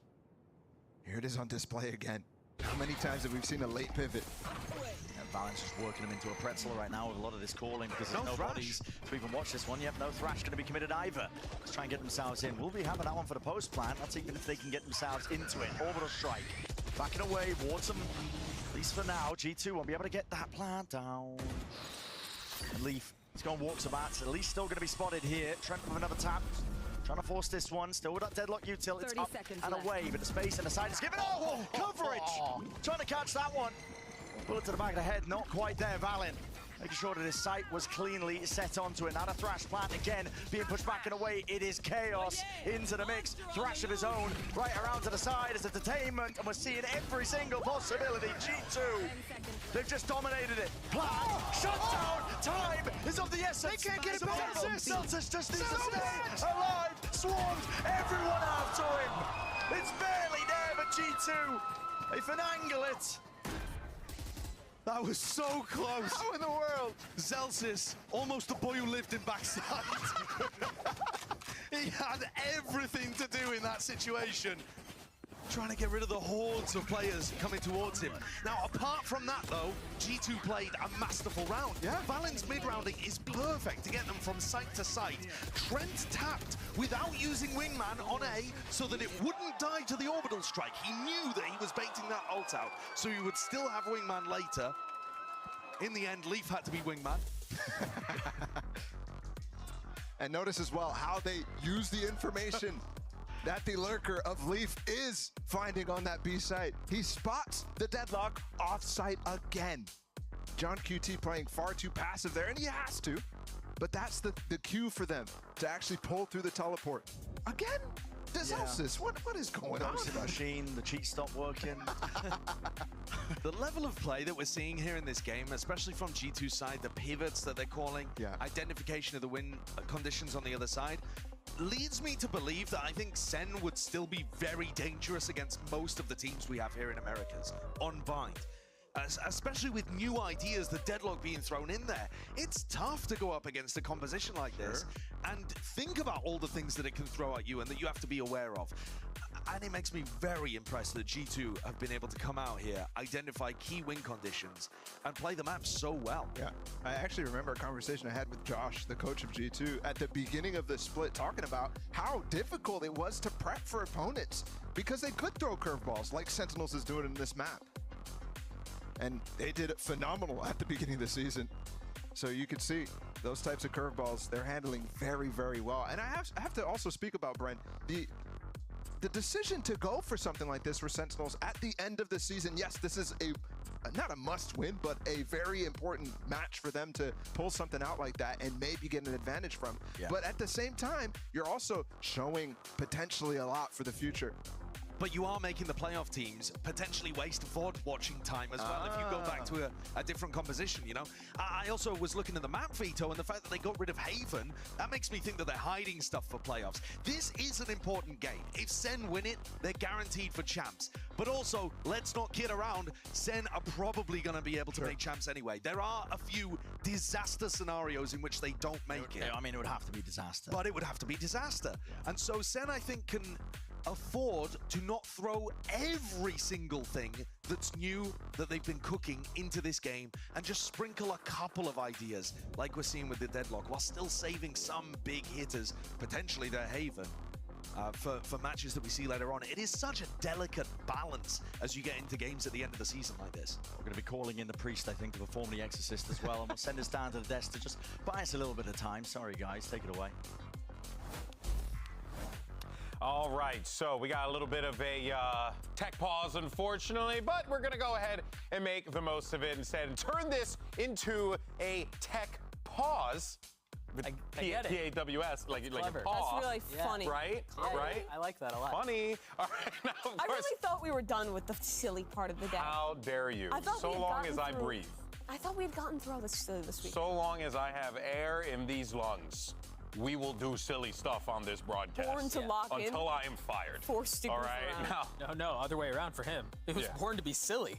He's forced to lock in every now and then. It's actually very true. Now, we want you guys to send us pictures of your Valorant-loving pets using the hashtag VCT Americas and VCT, and we'll go ahead and share them with everyone here. Because there's one thing that no one can ever be mad about is watching cute animals, you know, and do funny People things. are so fast. Kind of like That this. was really fast. You're right. Okay, that's a gift, though. Actually, what I want our viewers to do is to go ahead. Hey, Riv's cat. Riv's cat looks like a wizard. It looks That's like a man. Merlin. There's a guy in there. Like, there's a human being in that cat. Yeah, he's awesome.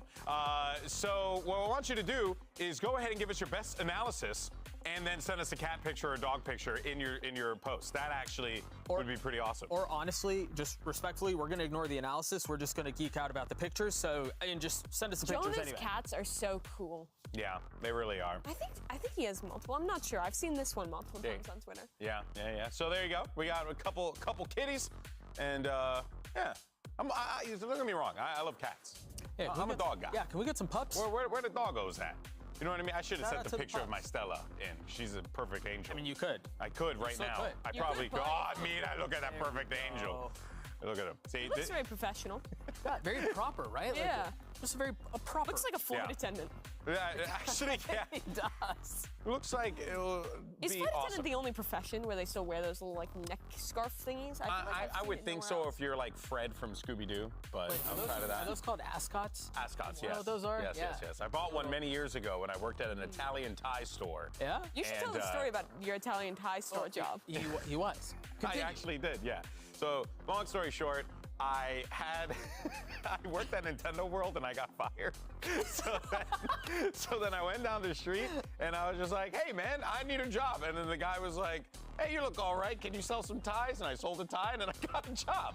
And then get to the part where you bought an ascot. And then my boss wore ascots all the time. Because of course he did. He owned an Italian tie store. He's a very well-dressed Greek man named Giannis. Awesome dude. Shout out to Giannis. And I know his full name, but I don't want to say it out loud. And then he convinced me to get an ascot. And I could not tie that thing to save my life. Kids, don't buy ascots. Okay, they don't work. But the difference is, kids. When he was doing this, there was no YouTube. There was nothing to teach him how to tie an ascot. Now, I should have taught him. I mean, it's the age of information. Yes, and it anybody is. can learn how to tie an ascot now. Unfortunately for him, it was when the world was still in black and white, and he couldn't do that. It's true. Actually, everything was still in the sepia tone.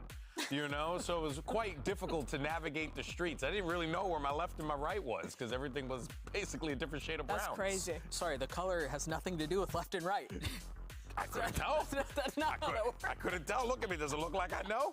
In any case, make sure you go nuts. Send us your pictures, and we'll keep the conversation game's actually going. been really good. The game's been fantastic. I've been really impressed. The first half, to me, just felt like a back and forth of both these teams kind of trying to figure out how to play around the deadlock utility. Yeah. G2, I think, at first giving way too much respect and space to the executes from it, maybe being a little afraid of what Zekken was pulling out, because was owning, especially in that first half. But honestly, Icy has been having I think the game where I've been most impressed with him thus far in America's Stage 2. I think he's really locked in, has gotten a lot of critical rounds for them, especially I think in that first half, using those nades, playing into the retakes. It's been a great match from him. Yeah, he had 2 massive rounds. I think one we popped a 4K, then the other got a 3K. Like, guy's been putting in a lot of work, and I think oftentimes we've, you know, rightfully so. Say we. I'm not going to agree with what's about to come out of your mouth. Oh, I would say collectively everyone has been talking about him being more of a system duelist, a guy that has been like more baked into like what G2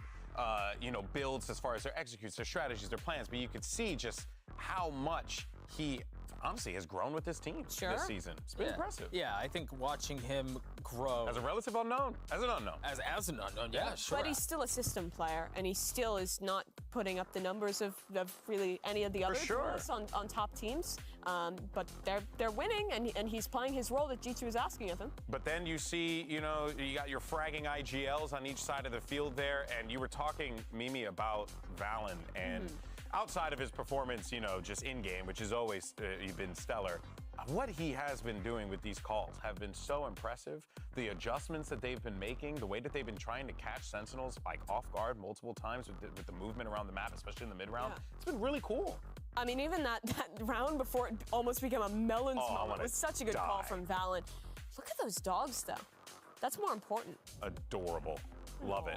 Oh my gosh. Oh, that is a chubby kitty. Also, look at the size of that penguin. That penguin's huge. Yeah, it really is. Really is.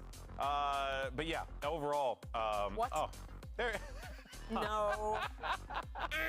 Extremely loud, incorrect buzzer. It is in the name. Oh, that's sick. This squirrel, we saw him before in a previous tech pause. I remember this same person, Hannah, sent this before. And that's such a cool squirrel. I genuinely thought is that their squirrel? Is that there? Isn't it? The squirrel's in a cage. It looks like a pet squirrel, yeah. Yeah, I have dogs and a cat, but here's a squirrel. Hannah Lee, we need to know the name of this. Yeah, New York Giants, doggo. Let's go. Let's go. New York in the house, baby. The real Giants. There shouldn't be 2 sports teams named Giants. Yeah, well, we're the right ones. They're the wrong ones. And a football team that are both Giants. Okay. Get creative. Be mad at San Francisco, not us. All right, we're New York. We're better. He says the Giants moved to San Francisco. They were in New York before. I don't need this negativity in my life. Opportunity to talk about baseball. I know, you just found a chance to shoehorn baseball into the conversation. So, sorry, let's go back to what Valen's been doing. It is calling. You were mentioning his mid-rounding, and I think there was what round was that we saw where they mid-rounded? I don't remember, but the one where it came down to the wire with the B finish after the early A fake. Leaf had like contacted his way through hookah. He had gotten a ton of space B. It was all very silent. He had passed all of the deadlock utility, and then there was plenty of noise mid-A. His call back, I mean, Valen it's so easy to gush over this kid, man. Yeah. Like, he's outrageously mature. He's got such a good head on his shoulders. He's a ridiculous caller. And his individual fragging, too, is, I mean, we've talked about it so many times. He's such a valuable asset to the squad. I think this team has actually played really well into the deadlock. They are, like, at least in my mind, when I think of all the teams in our league, the slowest. The majority of their attack runs there. Taking their time in the default, they're constantly playing slowly. It's very rare that you'll actually see them send one of these super fast executes. And actually playing into deadlock, that fits them well. If you hear the wall go down, you can just time it out. Wait for it to disappear in, I think it's 35 seconds off the top of my head. Yeah. You can walk past those sensors, figure out where the gaps are in these rounds. I think that's exactly the way Valen likes to call when he's playing the attack sides already. Yeah, now, something about that deadlock that I do want to just ask you guys a question about. Sure. It is quite interesting. I mean, you know, we all follow pro sports. You tend not to show a hand like this at the last game of the season. You know, and obviously this is a big game and it does have ramifications. But I do find it fascinating to, you know, bust it out now rather than saving it for playoffs. I'm not surprised. But I do think that's why. It's because the ramifications of this are enormous. Again, for sure. There's a possibility that Sentinels goes from winning Madrid, right, earlier in the year, to now they're in this situation. They go through stage 2 without dropping a single map. Yeah. They lose today. They're dropped into an elimination match, and they lose that. And all of a sudden, depending on how points work out, there's a chance they don't go to champs. It's very unlikely, right? Like, because it would require either Lev or the other one of these teams to basically bomb out. But still, it is a possibility. You don't want to have your year ride on points. Right, and that's exactly what I was saying. It's a small possibility, but it's a possibility nonetheless. And that's why I think, like, I'm not exceptionally surprised that they are doing something like this here. And it worked for a couple of rounds. Yeah. It really seems like G2 has got it figured out. Yeah, but then that's the other part of the coin, though, right? It's that you get this interesting composition choice with the deadlock, but now you have a G2 that is figuring it out as the game progresses. They've been countering it, or playing better around it, rather. Maybe not countering, but playing better around it. So, I mean, that could maybe give people a recipe. For me, I think the first half was defined by the deadlock, how they were using it in the execute to stall for SEN to win a lot of those like cheesy rounds, and then how G2 played around it. I haven't felt that way about the second half as much, because I think G2 have played very much their normal game on Bind. Yeah, you know how people are afraid of like AI and machine learning, and that's going to be the future? I'm not concerned about that level of learning. I'm concerned about Valen's level of learning that fast as the rounds go on. There's not a segue. Calling them AI. Humans are always, have always been smarter than, like, the machines. You want to say that publicly so the Skynet can hear you? And the Skynet. The Skynet is what, the bots on Twitter? Yeah, you know, I mean, they're learning. But again, to go back to his mid-rounding and how he's been able to use that to effectively call around this deadlock stuff has been really impressive. And I think if he can lean into that more and they continue to download what the game plan is for deadlock and Sentinels on the defensive side, there's a really good chance to run away with this. For sure, for sure. Well, you know, guys, I really appreciate this thoughtful analysis. We're still filling time. So we're gonna have some fun. We're gonna have some fun. Let's go ahead and play a game, shall we? Test your guys' brain power. A fun game of where you at. I own at this game. Oh yeah, you actually are quite world champion at this game. You is are that true? Yes. Very good at this game. We need, if possible, if we can get some inquisitive game show music playing in the background down the line. Doesn't have to be right now. That'd be nice. Now ferociously googling inquisitive game show sounds. All right, so hey, look at that. The rules are simple. Okay, we're gonna see a very small portion of a map, and our desk is gonna have to guess which one it is. So let's go ahead and get this thing started. Bring up our first map, and you guys at home can go ahead and participate as well. Where is this located? It's a record shop. Yeah. Breeze?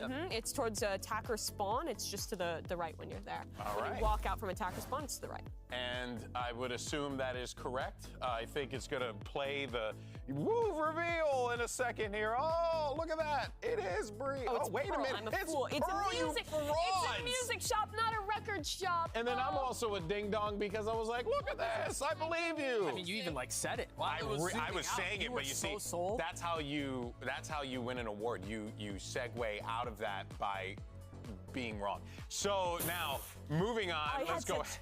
Idiotic confidence in that. You really did. Let's go ahead and take a look at another map. Ooh. All right, where's this at? Icebox Kitchen. Yeah, the drawing makes me think Icebox as well. This is where the diet milk is. A little bit to the left. No, to the right, actually. To the right. Yeah. Icebox Kitchen. Obviously, the thing is, you're right. I didn't want to agree with you because I just was burned. I've been burned by Mimi's confidence. You have trust issues. Multiple times in this broadcast. Golden boy. I'm a confidence man. You really are. Else. You're that type of guy. You really are. If I was born on the 1950s, I'd be like pretending to be an airline pilot for Pan Am. Were you gonna say 1980s by any chance? Because I was. I couldn't figure out my decades for a second. Also, I wouldn't. Don't do fraud, kids. Don't do fraud. Shout out, don't do fraud. All right. I mean, VCT Americas is a strongly anti-fraud broadcast. This is very true. It's strongly anti-fraud. Well, Let's go, even though we employ Sideshow. Let's go ahead and check out our next one. Ooh, it's a drawing too. Is this Icebox Kitchen, guys? This one's actually Breeze, I'm pretty sure. Don't. You keep. Just actually, the wood on the side. The wood and that paneling, that texture. And the sheet metal. También, you know? I'm pretty sure. I think it's Breeze too. Yeah, that looks like Breeze. Run it. And it is Breeze. Wow, redemption. I gotta say, so sweet. The amount of detail around the map is genuinely impressive. So the thing is, I'm not getting these because I look at these. It's just the textures are like, there's a lot of textures that are used in a couple places on the maps. And if you spot one of them, you can lock in. I love all the attention to detail for areas of the maps that people never see. Like, yeah, sure. Unless you're Yeti, how many people are like looking into Yeti, by the way, like the observer who does all the free cam shots, or at least most of them, and also who made this game, if I remember correctly. Yeah, shout out Yeti. Who else is looking there? Yeah. I mean, it's just ridiculous. And also, shout out to the map designers for putting that level of detail. That's the other part too, you know. Right. They love the little bear. But also the observers. But the observers and the map designers. All right, we got another one. Let's go go ahead and take a look. Hopefully you guys are having fun. We're so sorry about the tech pause as well. Hopefully we'll get more tech pause pictures as well. I would say bind? My complete guess is Haven. Actually, no, Haven, because of the color of the wood. Yeah, that's what. That might actually be in. Oh my God, in a window. If I were to do a detailed guess, it would be up in the ceiling of B on Haven. But I don't have high confidence. I think it's in the garage in Haven. I'm gonna guess like some random corner of Abyss that nobody has seen yet. Like. Okay. Oh yeah, I don't know Abyss well enough to. Yeah. All right, let's see what it is. I'm actually kind of curious now. Okay. And it is Haven, but not where I thought. And not where any of us thought. Interesting. Holy crap, I did not know that was there. This is a big nerf for low settings players like myself. Yes. Just like, that there does not exist on low settings. Yeah, no, of course. Oh, we do also want to provide a quick update. With the 100 Thieves loss, Leviathan have qualified for champions. So congratulations to Leviathan. We just got that in from our production. So basically 100 Thieves loss today helped Leviathan solidify the clinch for champs, and 100 Thieves loss also helped the map differential and helped in the map differential as well as the head-to-head. And if you're confused how they've already clinched when we haven't even played playoffs, it's because they're guaranteed, based on how the bracket is going to work out, that they're either going to win a match, or if they lose, because of the number of points they have now, they're guaranteed to get the point slot at this point with how the playoff picture is kind of shaping up. Exactly. So congratulations, Leviathan. You guys have been awesome this stage. And we're looking forward to seeing what you can do. Yeah, what a recovery. I mean, you compare the team who stage 1, the lower final against G2. That game was like, it was some really, really rough Valorant. Like they did not look so out of cohesive sorts in a lot of ways, and they take a risk to make a coaching change heading into stage 2. And I think they've really reinvented themselves, had some great fundamentals. I've been so impressed with stage 2 Lev, and congrats to them. Yeah. Probably the most, given how this stage has gone and how things look as far as playoffs go, probably the most unsurprising reveal. But it has been a massive turn from stage 1 to stage 2. I think you're absolutely Yeah, for sure. Well, firstly, we want to thank you guys for bearing with us for this tech pause. We do appreciate you guys sending in the pictures as well. That was pretty awesome. We always love seeing. Send more, please. We gotta love our doggos and kitties. You know what I mean? They're so awesome. But in any case, so we're gonna go to a quick commercial break. When we come back, hopefully we'll have some things sorted. But if not, well, we'll figure it out from then. But we thank you guys so much for sticking with us. We'll see you soon.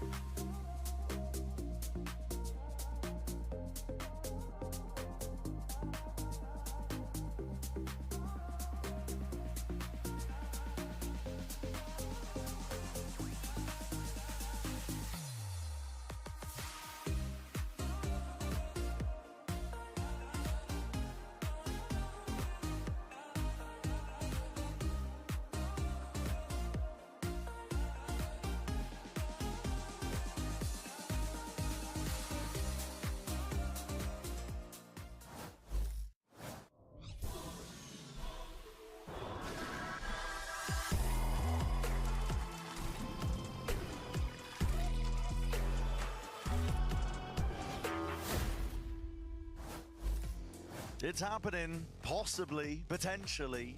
I don't want to curse things again. The amount of times I said this now over the course of this map has been 3 times. That was the 3rd time. No tech crew on the stage. All players sat in seats, ready to go, surely. I believe this time.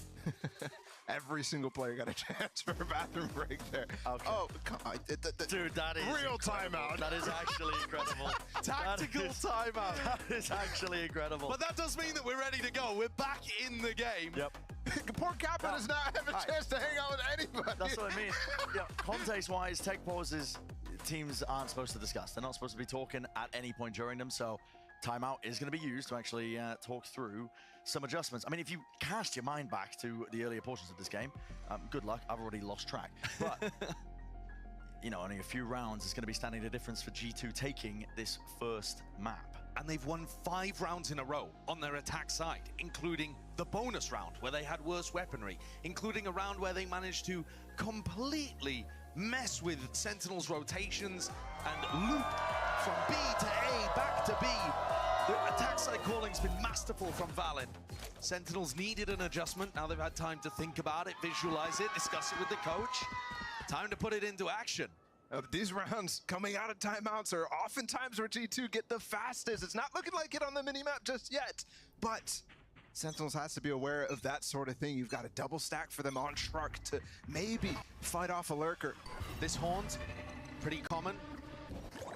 When you want to go to try to find a kill through that smoke towards the bottom of B long, nobody steps into it. Against a team like G2, that's only really going to happen if they were set up for a fast B hit, so that might have been a hard read from Sen.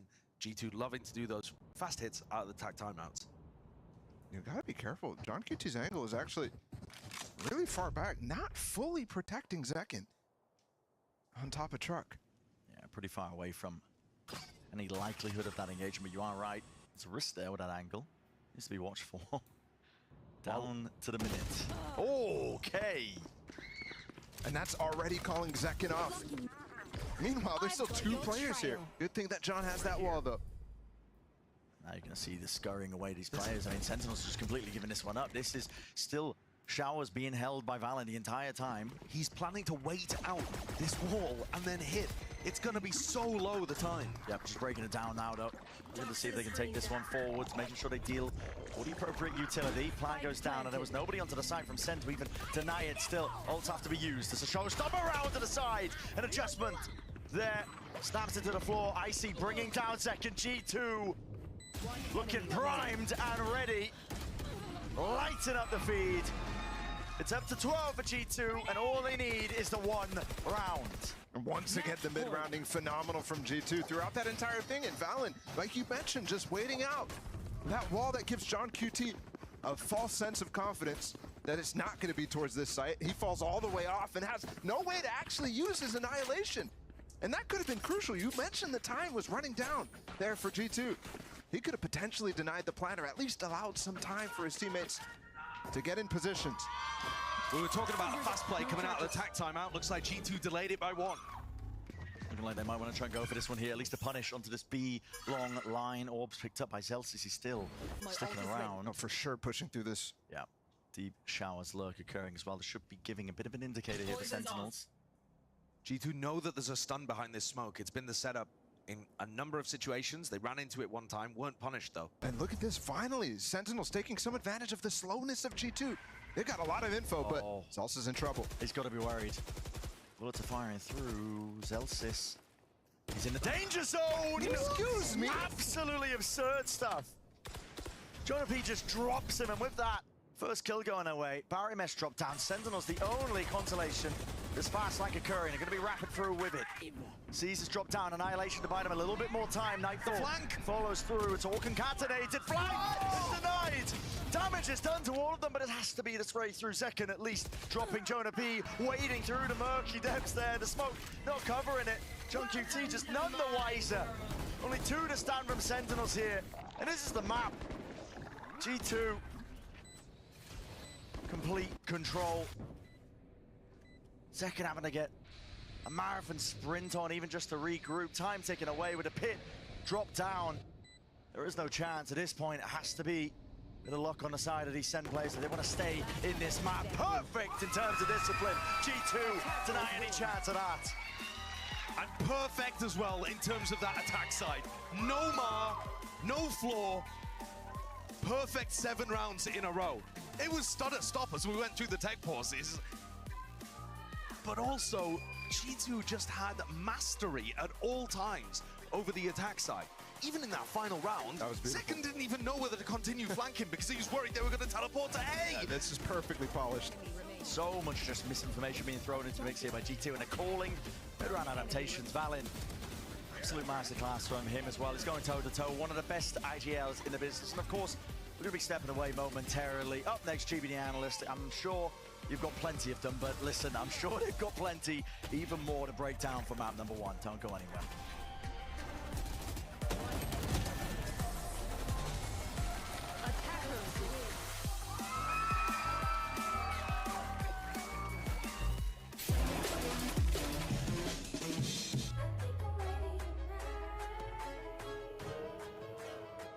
Hey guys, it's Jimmy Lin. In this series, I'm going to walk you through attack on Pearl. Watch out for the stairs, clear this angle. You're going to be able to fight this.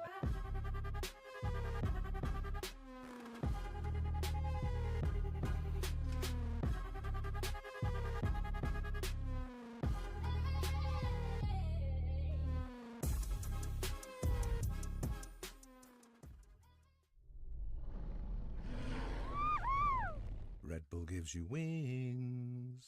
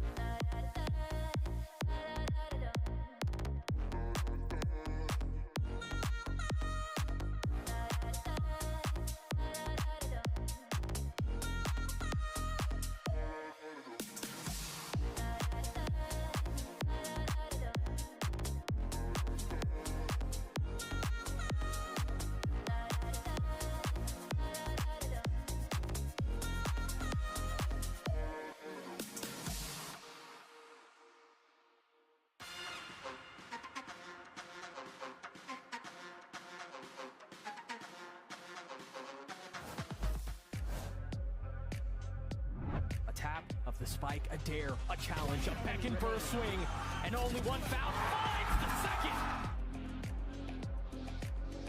He doesn't have any flashes left, but he's able to take a 1 versus 1. Keston overheats, and now the rolling thunder is going to catch MTA. Nowhere to go, nowhere to hide. Hey guys, it's Mix, and I'm joined by Coach Josh RT. Josh, I was looking at the match history and I realized the last time you played Sentinels was all the way back at the beginning of the year. It's been quite a while, which is almost hard to believe when both you and Sentinels have been improving so much throughout the year. So knowing you're going up against such a strong opponent, what was the preparation process like, especially when some of their strengths are similar to yours? They also have a great in-game leader, great individual players. Yeah, it's honestly, we were preparing for playoffs, but while preparing for playoffs, we're ready to face a lot of different comps. So just like they pulled a curveball with us with the deadlock comp, we're just kind of ready. How do we play against it? So yeah, I've been excited to play do that rematch. Last time there's a little bit of cope saying that, oh, it's a meaningless match, but I know as competitors, the players love to compete. So were they, and they wanted to win that. Now it's time to prove that we're the better team.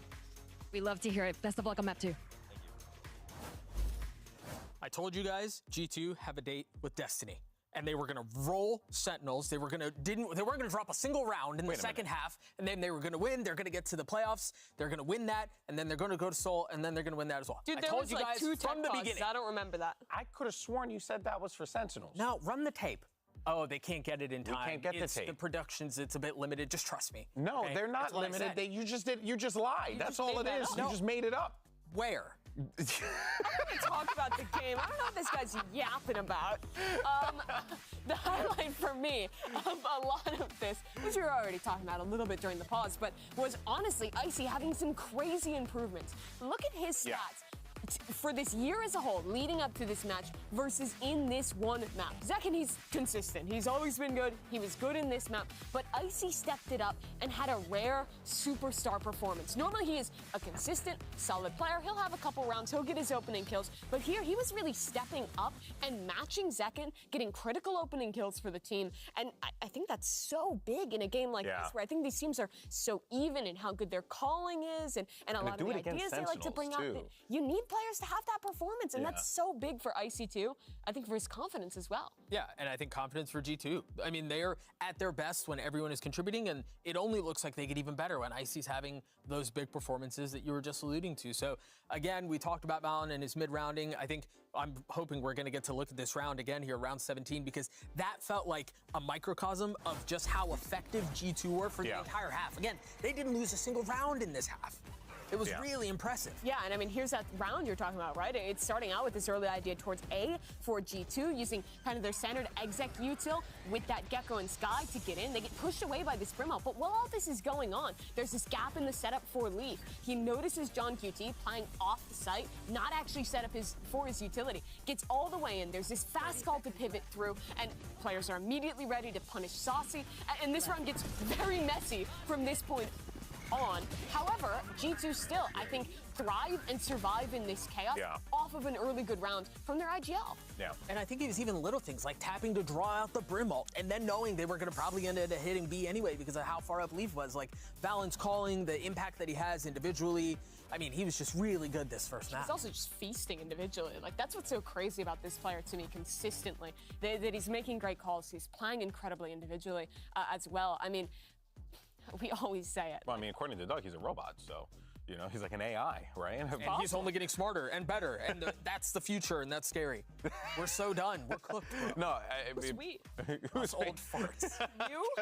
The youth, good hands. Us? Not happening. But I don't agree to this. It is very impressive, though, how Valen has been able to do that. And I also want to take it back over to that coach's interview real fast. Fascinating to hear Josh Ortiz say, we're focused on playoffs, but we're ready for any of these pivots. And they were. It reflects in that score. The player's going to play. Exactly. Well, let's just go ahead, though, and see. I think we might have our other coach interview in just a second here. But, yeah, I think it might be good to go. So let's go ahead and send it over to that one. We're going to hear from our coach over on the Sentinels camp. Let's see what's going on over there.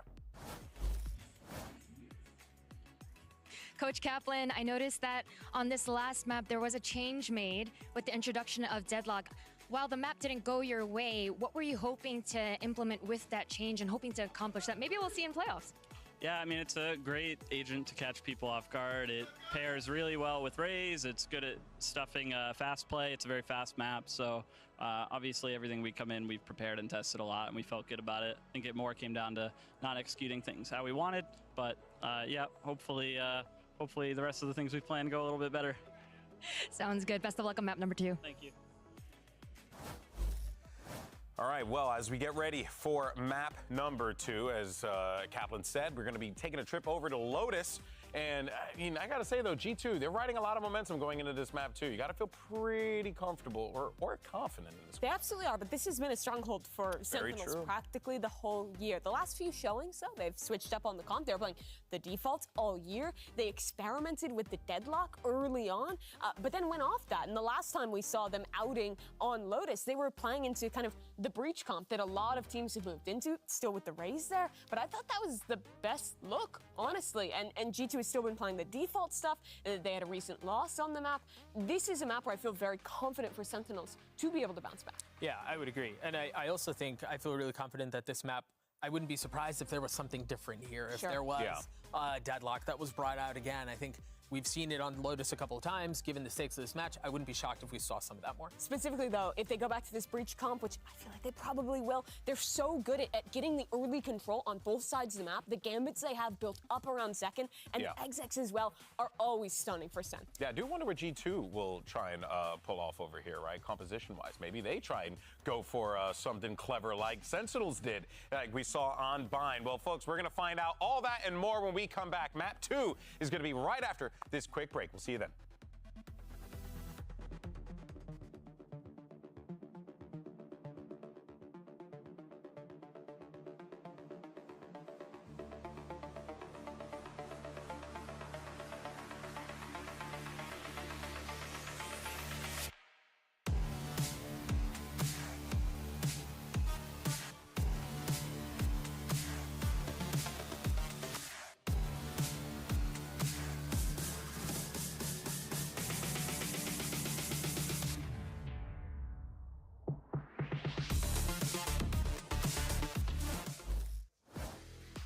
we're straight back to it here for map number 2, Lotus on the cards. And if you forgot what we're playing for here, Sentinels a chance to lock up champs, but they'd have to win this series here. For G2 as well, playing for that top spot. In terms of the playoffs, top seeding matters a ton. You can skip a lot of that just riff-raff that's occurring at the bottom of the section of the playoffs.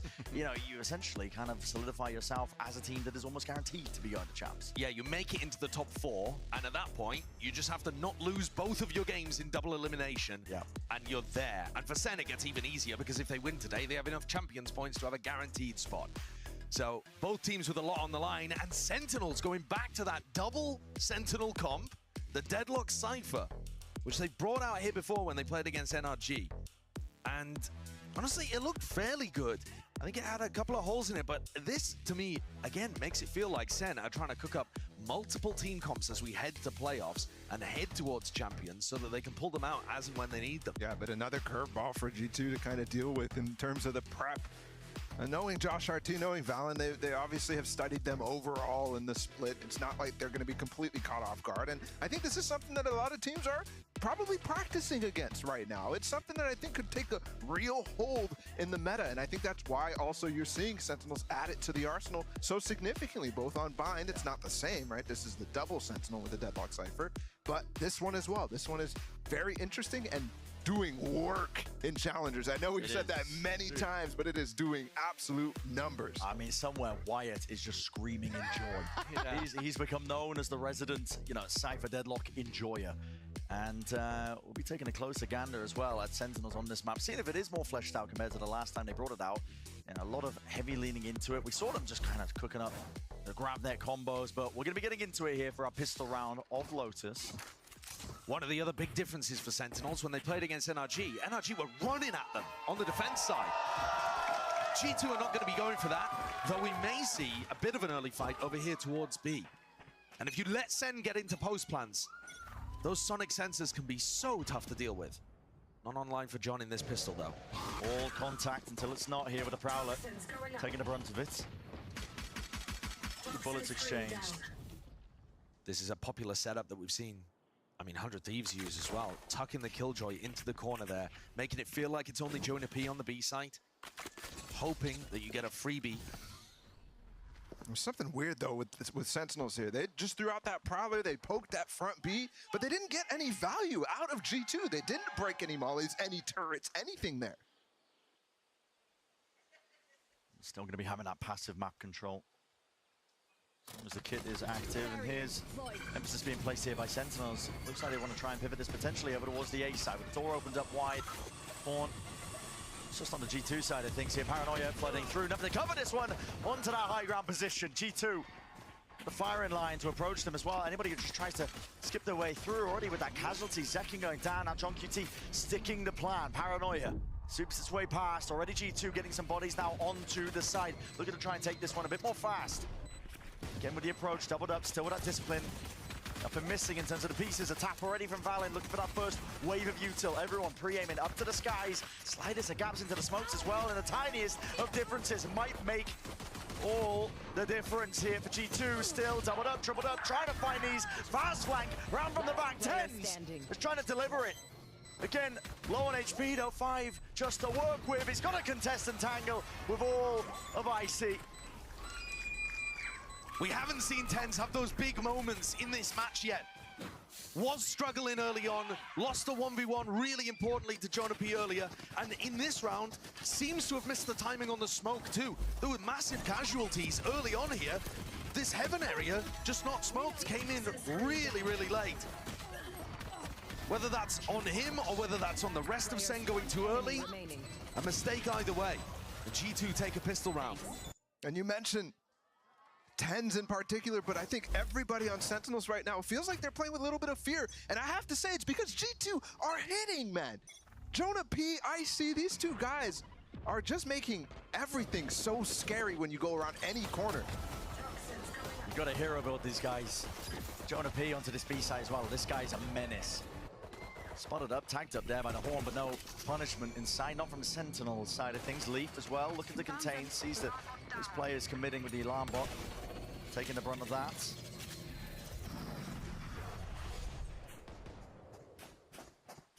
Sen had a very clear micro objective when it came to bind. They were trying to load ult orbs into tens so that they had the thrash. What are these smokes, these gap smokes that G2 are throwing out? They did in the last round too, on the post plant. Just leaving these openings here, but G2 with the right read of things. Not being dissuaded. I mean, Icy's on the other side of the map, just locking down the entire A avenue. So they know this is going to be landing towards B or C. They've got the read indicators there. Backup arrives. Flawless here. Nobody falling here for G2. It's going to be a real healthy bonus round heading into the next. And they've had such success on the pistols, but also in that second half of Bind, the bonus as well. These sorts of rounds really continue the momentum like crazy for G2. When we've seen how good Valent's attack side calling is, I think Sen have got to be putting up big results in this half. So pressure's on early. Can't be losing this round. It's got to start here. And they're looking for an early fight, Sentinels is, but they're not going to get it. G2 are playing quite passive. They're going to open up the door. Valent might be under trouble because of that door open. Just spotted second, there's no way. I mean, he's challenging. Commits right pass, he wants a challenge, he'll take it. Straight up, space gain and granted. Trent now with a job to try and drop this one, hold it back as well. Sees, plants it, deep onto the corner. Will prevent them from really trying to push it back and out, but a util supplementary in nature. It's perfect there from Sentinels. Tens with the flash, and Celsius can hear all the footsteps. Final player, Icy, notified, smoked off. Very little in terms of the chances they're really even giving him. Flawless right back. There's a gentleman's agreement to leave a gap in every smoke. Both teams doing it there. I said that Sen needed that round, and they did it immaculately, flawlessly. No problems whatsoever, and Second being very opportunistic with his timing, realizing that Valent had made a small mistake there, or at least a gap that could have been exploited if Second hit the shot. And he's always confident. And I was talking about fear there, Zekin having none of it. A big fight here potentially, Brent. Oh yeah, you'll see a skirmish popping off, aren't you? Grab net, that's a connection. Oh, the nade! And the nade! He's dead! Oh! Barely surviving, still Annihilation was committed and used as well. They're trying to break him out, but he's dead. Valent, yeah, I mean, there's no safety there, is there? Absolutely no. Oh my God! Whoa! What happened there? Why did he survive? They shot him out at the last second. That one you just don't expect. What is Jonah up to here? Deep push up. Doesn't get seen! He's getting away with it. Murder in action, still wants to hold his ground, but eventually has to concede up that space. And towards C-Mal now. Any sort of hesitancy that might just be stepping into Sentinel's place. Still going to be farming up that orb though. Zekin now, one away from the showstopper.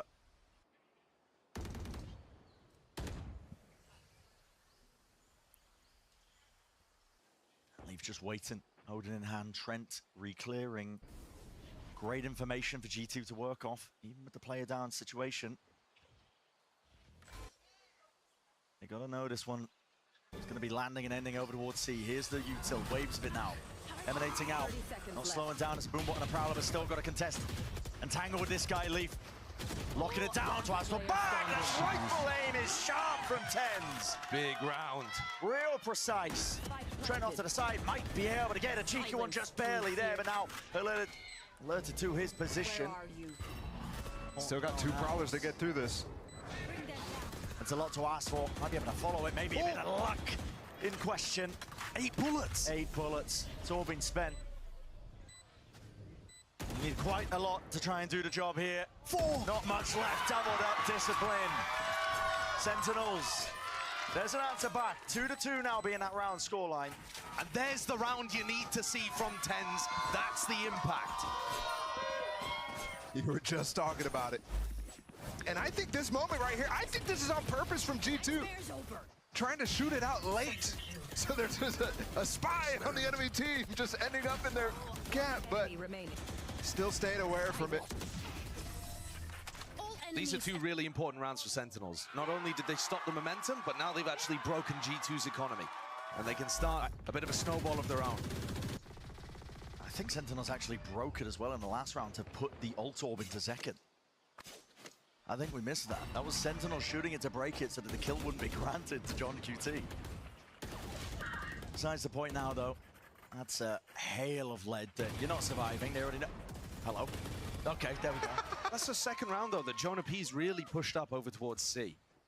Now, while there's action happening on the other side of the map, Jonah in the previous got himself pushed up right next to a cyber cage and tried to play underneath the cam. I know exactly where you are. That's unusual for G2. They don't normally push out and try to create solo situations for their players.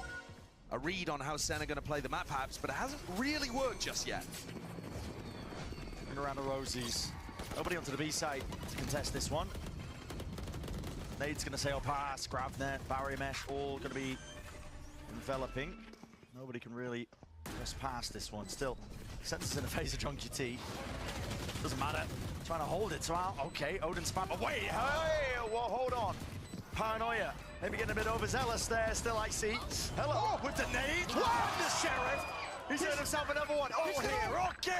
Denied. Tent plucks him out of the sky. Has to come back. And forth we go. G2 swinging out. Only down to the 1 second. He's going to have to pull off a miracle. Satchel pushing him back and away. Another tap as well. Into the smoke. Tracers. Point and click. Adventure game. G2 pulling it from the brink. Next time we'll use That is ridiculous, man. Fair.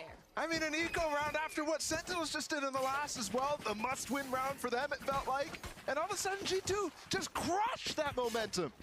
If you show me that round without any player labels and ask me to identify the Rays on the defense side, I'm thinking... I would say Sentinels. Yeah, I'm thinking it's Zekken. The utility usage is amazing from Icy in this round. Using his blast pack to juggle the player away and then hits a crisp shot.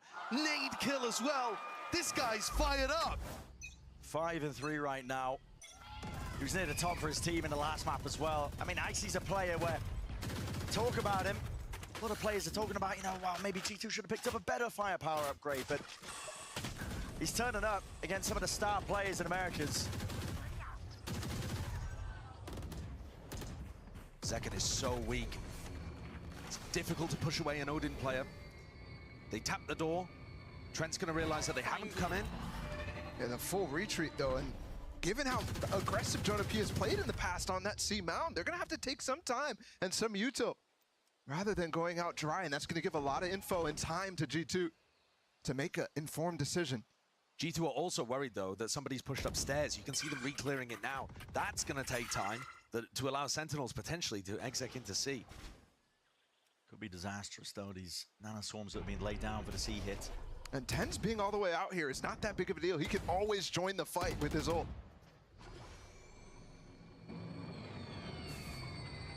Sentinel's just trying to sniff out where a lot of this setup is again.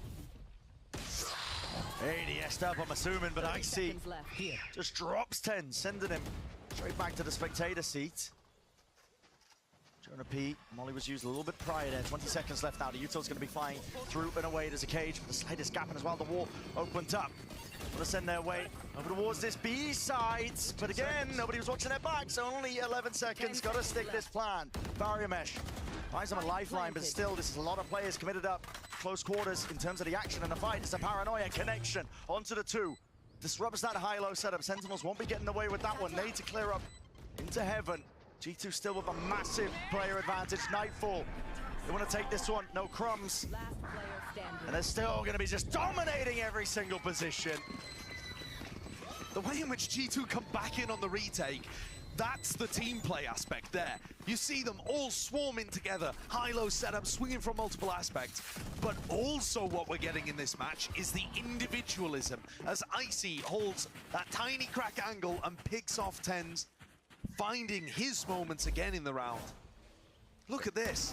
I mean, that's a great shot. I know that Tens is walking into that one a little slowly, but it's still really clean. And just an example, another one of how Icy seems to be particularly on point today. Just ridiculous. Not only the players playing well, but you said it, the team play too, looking so good for G2 right now. This is a game that I think is making a statement on their identity. The creativity in that last round as well in the retake. You got the Nightfall for Jonah P. He's waiting. If anything goes wrong on the site, that door is opening, and if you're not very aware, looking at the minimap, other teammates calling it out, he's flanking with no sound.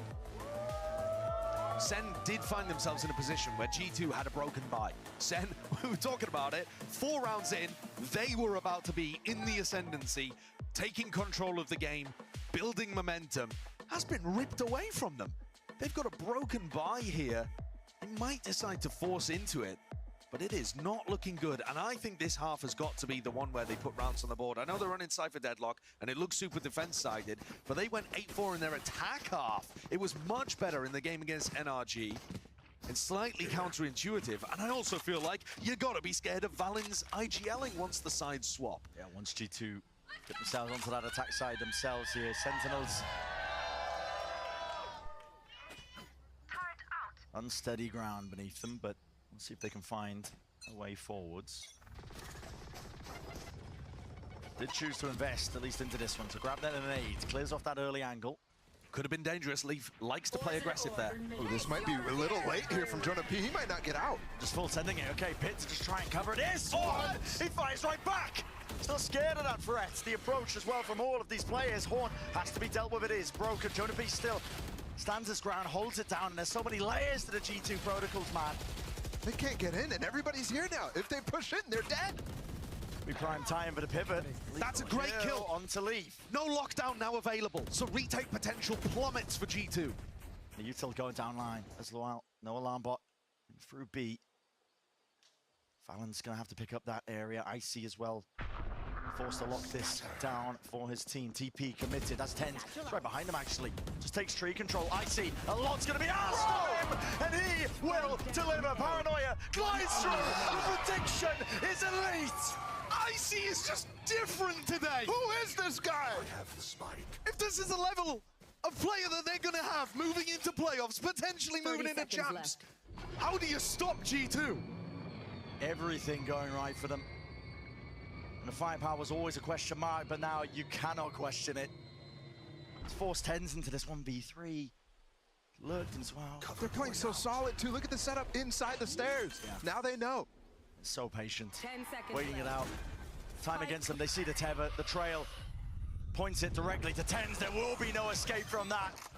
Spammed in his direction. G2. Another round on the board for them. It just looks immaculate. Icy is in such a precarious spot there. He even misses the timing to go for his first peek. He tucks himself into a corner. He knows the players are coming, and he feels like he's got one shot to swing out, to land ahead before 10s opens the door behind him. He gets himself in a tough spot, dodges shots from Sassy, and rattles off 2 with a spray transfer, and then blind over the third. I mean, that's a big-time play for a rookie. Absolutely insane. Feeling it. It's an all turn. SEN are going to be left scrambling, looking for these answers. Starts with that mound control out towards C as well. They've been giving that one quite freely. G2 though are perfectly happy, I think, to just try and flip this one in. Zelta's getting caught in the moment. Spamming down a Prowler. 3-player stack over towards A. There is weaknesses here for G2, just holding down onto the C site. Especially when the Annihilation is on the other side. John could fire that off and capture Jonah P or Leaf if they're not very careful about it. This is preemptive from Leaf, expecting some sort of initiation. As soon as he hears anything. You know what's interesting too? There are ways to bounce the Annihilation into Waterfall to catch Killjoy players like that. I'm wondering if Sentinels is as prepared as you would expect for them playing this comp for the second time. Players in Tier 2 are getting super nerdy with the Annihilation stuff. But for John, he's got so much more on his plate as well to think about from an IGL's perspective. Maybe he just hasn't had time to put in the work. There's the lockdown. They're so ready for this, man. Already with the setup as well. Now the storm's not clear from Prior. How do you deal with this? It's 24 seconds on the clock. They don't have time to get back into this. They just don't. Entertainment. He has to drop it. I mean, he was going to be holding on to it.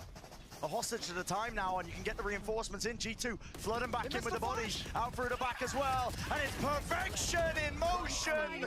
Showstopper.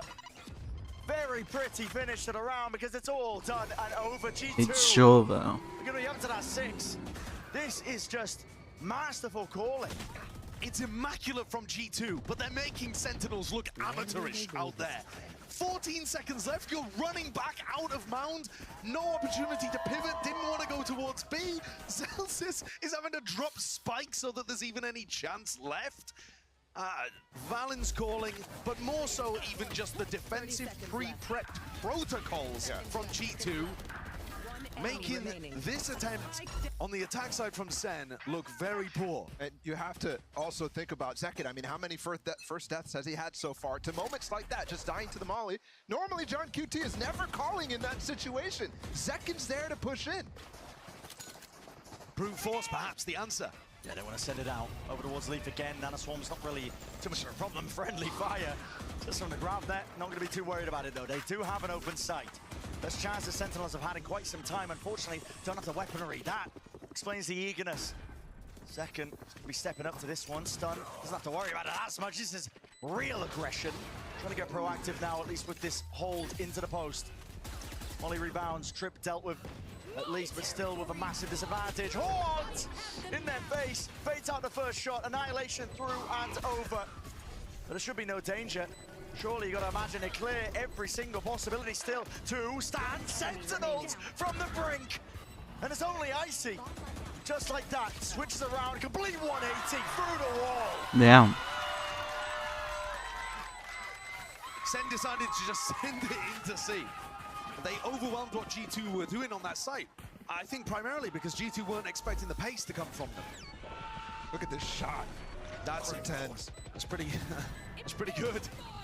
And then those are the types of plays that are keeping them competitive in this game, despite what feels like an absolutely dominant half from G2. I think you need a bit more than that. The Sentinels as well, disrupting retake protocols of G2, just trying to get in their faces. And I have to, if I'm John QT, this is the one thing that's working. I'm trying to push the issue on this C site with the pace as well. Tag. Difficulty though, I mean, G2 are not willing to give up any A-Rubble control. Sen are always constantly trying to feign like they could be taking this for players. They're not budgeting. It's given incredible mid-round information for G2 to work off. I also think that if Sen ran that same C exec, but Jonah P was anchoring Waterfall, I think Jonah kills Zekin. So I'm not sure the same result is going to happen here. Volley down, Prowler. He's going to be connecting here with the C's on top of it. Though. Finally, striking back here. First kill for him. Ult is online, available in the back pocket. Oh, they used the deep wall into Waterfall, but Leaf is ahead of it. Spots out onto Valen, forces out this paranoia. Again, the time is going to be ticking. The fuse battered away into the corner as well. Could just send it with a pre-aim and a fire. Doesn't expect Leaf. It's not cleared. He's the one who's finding all of the marks. A lot of space given up. Sentinels just willing now to play this one entirely off-site. Is there ready, at least for the Mound spam. Bullets going to be raining down upon them, but do they have anything to stop this one? Nade as well follows through. I see he's got one at least with a connection. Push it through. It's perfection again. G2, can you praise this team more? Even Valen's position on top of the ledge to dodge more of the spam is an excellent protocol that teams have started developing. The nade too from Icy, perfectly timed to push people away on Mound. The first one's a tap, not a real stick. Every layer of it is lovely. And there are cracks in what Sen are doing. Yes, that Prowler caught onto Jonah P, and that made a big difference in taking him out. But not clearing Leaf in that spot.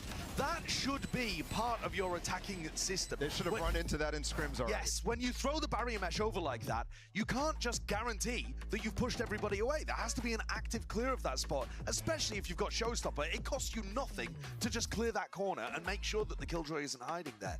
I think it looks a little unpracticed from Sen. I'm willing to shoot him a bit of bail, though, and say that it's probably because Sen have two comps that they're looking to prep for playoffs, and they're having to balance time between it. Now, do I know that? No, not at all. Pure speculation. But when a team has as much history of excellence as Sentinels this year, when you see cracks like that, feels like there should probably be a reason behind it. At the moment, G2 just looks so much better, despite a somewhat competitive scoreline. I mean, if I have information about how G2 has been playing in scrims or just watching it and really understanding, this is a not once in a lifetime performance for most of these guys. They're doing it so consistently now, but you know, and maybe you have to pull out something like this if you're Sentinels. Maybe they actually believe that G2 have what it takes to fight them on even ground. At this point as well, if you're not giving G2 the flowers, I mean, what are you doing? What have you been watching? Because they have been performing almost every single step of the way, actually, since that Ascension coming into this league. Our best performing Ascension team out of absolutely all of them in all 4 regions. The only one with a chance to go to Champions out of any of those promoted Tier 2 teams. Just exemplars of the system. And G2, I don't know what this read is, straight out of the timeout again, just trying to punish and disrupt Sentinels this time. Very heavy committal over towards the A-Rubble fight once more. Door opens up, that's a Nightfall. Will force these G2 players to at least scatter. Trent is going to be worrying and fearful, at least for his life. And Sentinels are making this feel like all that pressure coming towards A. Door's going to be broken up. No one expecting that wraparound trade, at least in sight. It does make it nice and even, 4 versus 4. But still that uncertainty. TenZ used this paranoia in desperation, and now they don't have it to actually pounce on the site anymore.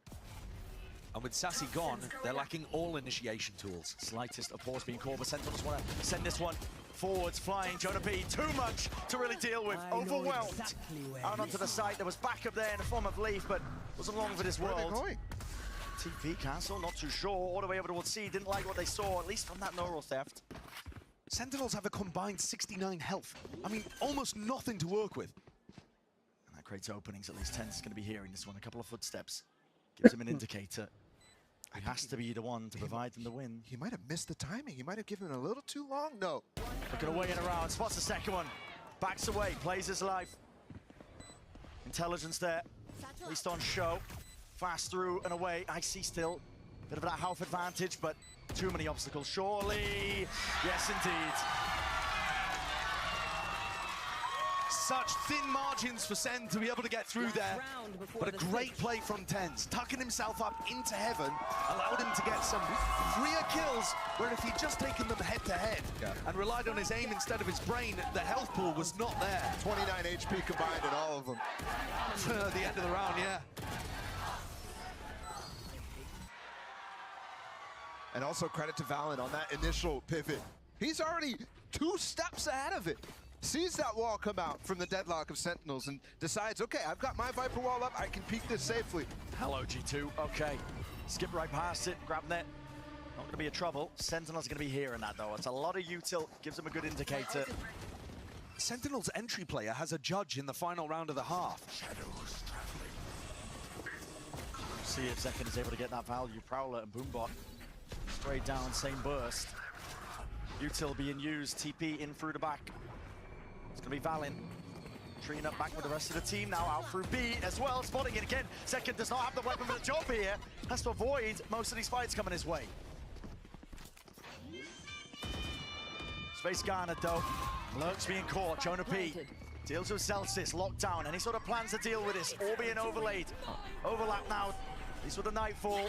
Sentinels crest away, knives are out, TenZ is catching them. And as well, hearing it, Icy, Sky might be the difference maker. Annihilation, not sure if that's a miss or what, but Leaf now onto the defuse, sticking, and it needs to be presence from Sentinels. They can't just give this one up. Bodies matching him, Leaf has to get off of it, Leaf demolishes it.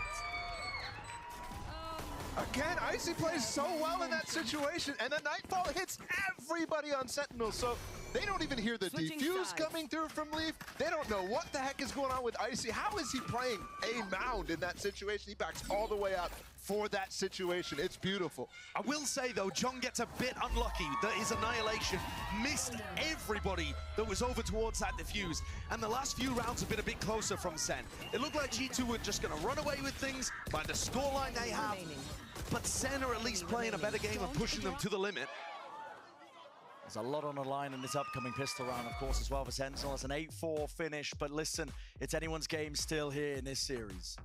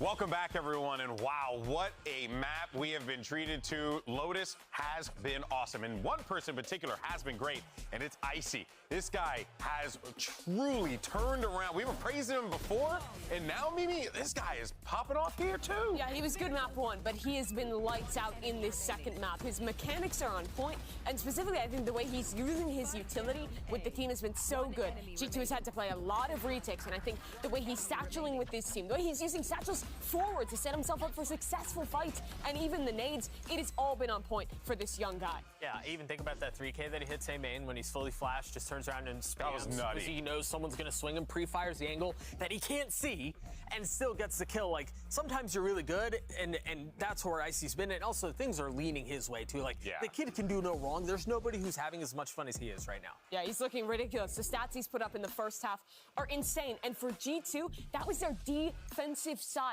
Coming out favorable on your defense is so huge on Lotus. Sentinels, I think, making some big mistakes in this composition. I think of that round where they're not clearing to the right towards Waterfall when their wall is up. These little errors have snowballed into a very dangerous situation. Let's not forget that the winner of this match secures a playoff bye, and the losers will have to play 100 Thieves. Now, if Sentinels win, they will secure champs. So if you're a SEN fan, you're cheering on your squad right now, but G2 could close this out. Let's send it back over to your casters. Good job for us there. Yeah, I mean, a SEN win would lock them in for champs, but they are far away from that. A4 currently where they're sitting, pistol round. So damn important, but for G2, it's a team that they've always just been quite unassuming, I suppose one could say, but the results are anything but that. I mean, they have just been up there since their ascendancy. And to set the state of the map a little bit as well, that was a phenomenal half from G2 on the defense. And what we saw in Bind was a phenomenal attack side, so we expect it to continue here. It's going to take a lot for Sentinels to get back into this against what was America's best at Shanghai. Most of the G2 series wins have had one map where they struggle, where they get blown out, actually. They've been in control of this match the whole time. And nothing slipped so far. Cam contact, seeing it, plenty of bodies. He's not alert himself, but he spotted eventually here. The Paranoia gliding through, Prowler as well. These trips. It's G2 to want nothing to do with it. Pump fake being called. There's here. nobody here. Yep. Full rotation away. Sentinels not leaving anybody's onto the site, at least not to contain. G2 are going to be able to get that free plant off. Trent now into it. The timing. He's missed it. Leaf's just been inserted as well. This guy is going to be delivering that backstab. It might just be fatal. Trent as well being pushed and pressed away here. We're still going to grab that. Locked down into the corner. Celsius just peeking, taking these fights at just the right timing. It's opportunities presented now to Sentinels, but they have to try and wrap this one up, and they are being picked apart just from the side, but it's only Jonah P left to remain, and he can't land the finish.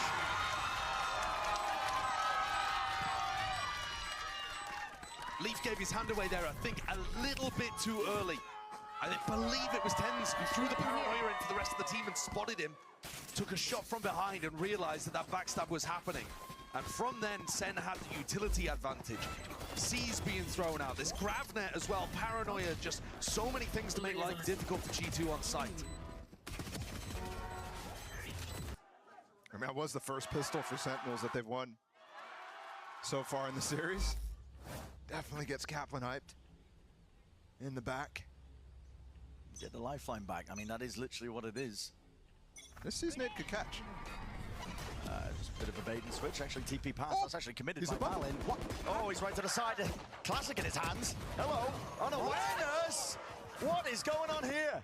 I'm baffled that Tens didn't get that comm from his teammate. He was right underneath him, looked like a free kill. How is Valin the one that survives? How is he continuing to get value? There's just no chance. The weapons are being handed over. The map is in disarray in terms of the defense. The Sentinels, I mean, Trent has lurked his way all the way into the C site. Past double Sentinel utility. The trips weren't set up to catch him, and no usage of the cam. Only just now, but it's not going to realize that Trent's in such a deep position. And somehow, actually, Leaf has jumped over both those trips. Disaster, man. Absolute disaster here for Sentinels. Full elation after winning the pistol. Tucking down. They can't even get the kill on the trend. That's great movement, though. Backing away, surely. What are you saving here? You're in a 2v5. Surely. What do you do in this spot?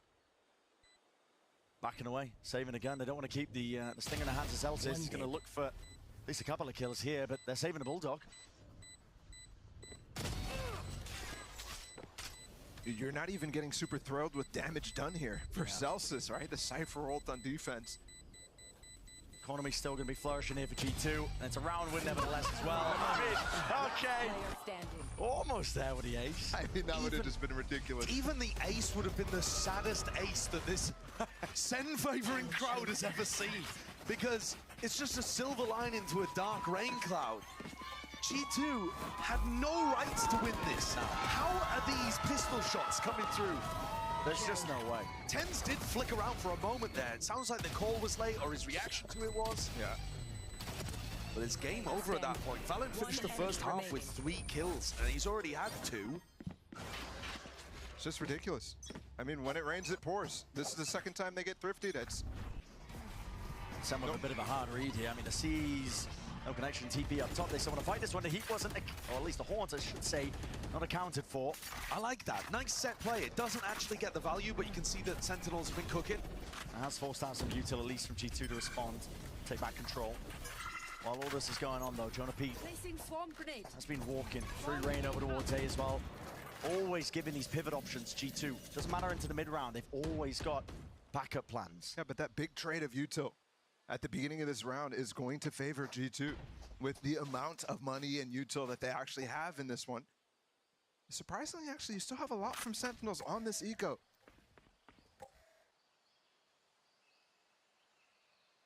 Sentinels just forced to stack up here. Pray did they walk back into the C site. A lot to be asked for from Celsius. He's sitting pretty anchoring, but there's a storm coming here. Camely spotting the one, grab net, has to fall over the kill, there's no chance, man. Jonah P just spamming away. There is that return of the fire. Damage being done as well, has slowed this push to a crawl, but G2 now finally committing to it, but they hear the jump on TenZ. Accounting for that one, there's a flank.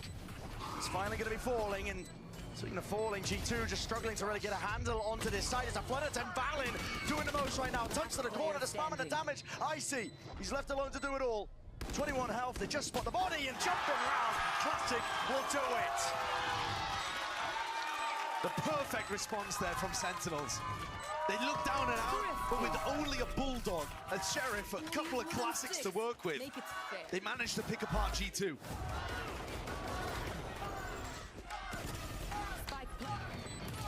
And the man to close it out, too, with the classic. Saucy finding some value, too. Absolutely right. This response.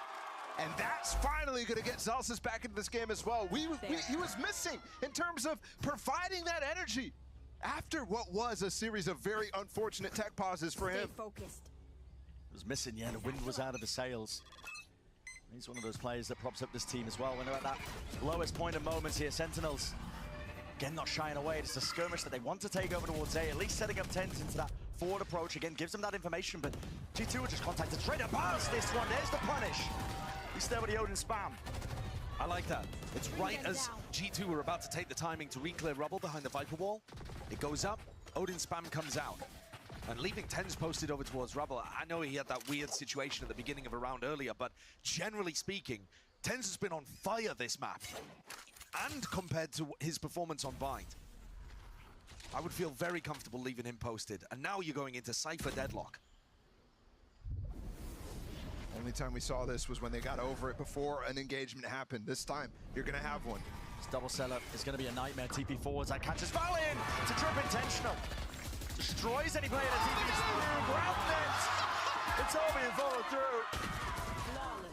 Nasty stuff there by Sentinels. Flawless in nature. And we've been praising the beauty of the G2 plays, but there's one for Sentinels as well. No charges.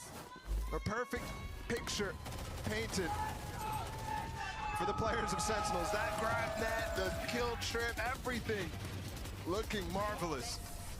one of the biggest reasons that this composition's good is because on the defense side as well, stack the Cypher Deadlock utility on one side of the map, stack 3 players on the other. Which one's the strong side? Which one's the weak side? You don't really want to go into either.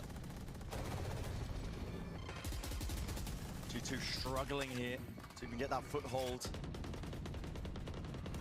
Love to have layers and backup plans just in case the initial one fails, but they're not even able to even get over the line over towards A rubble.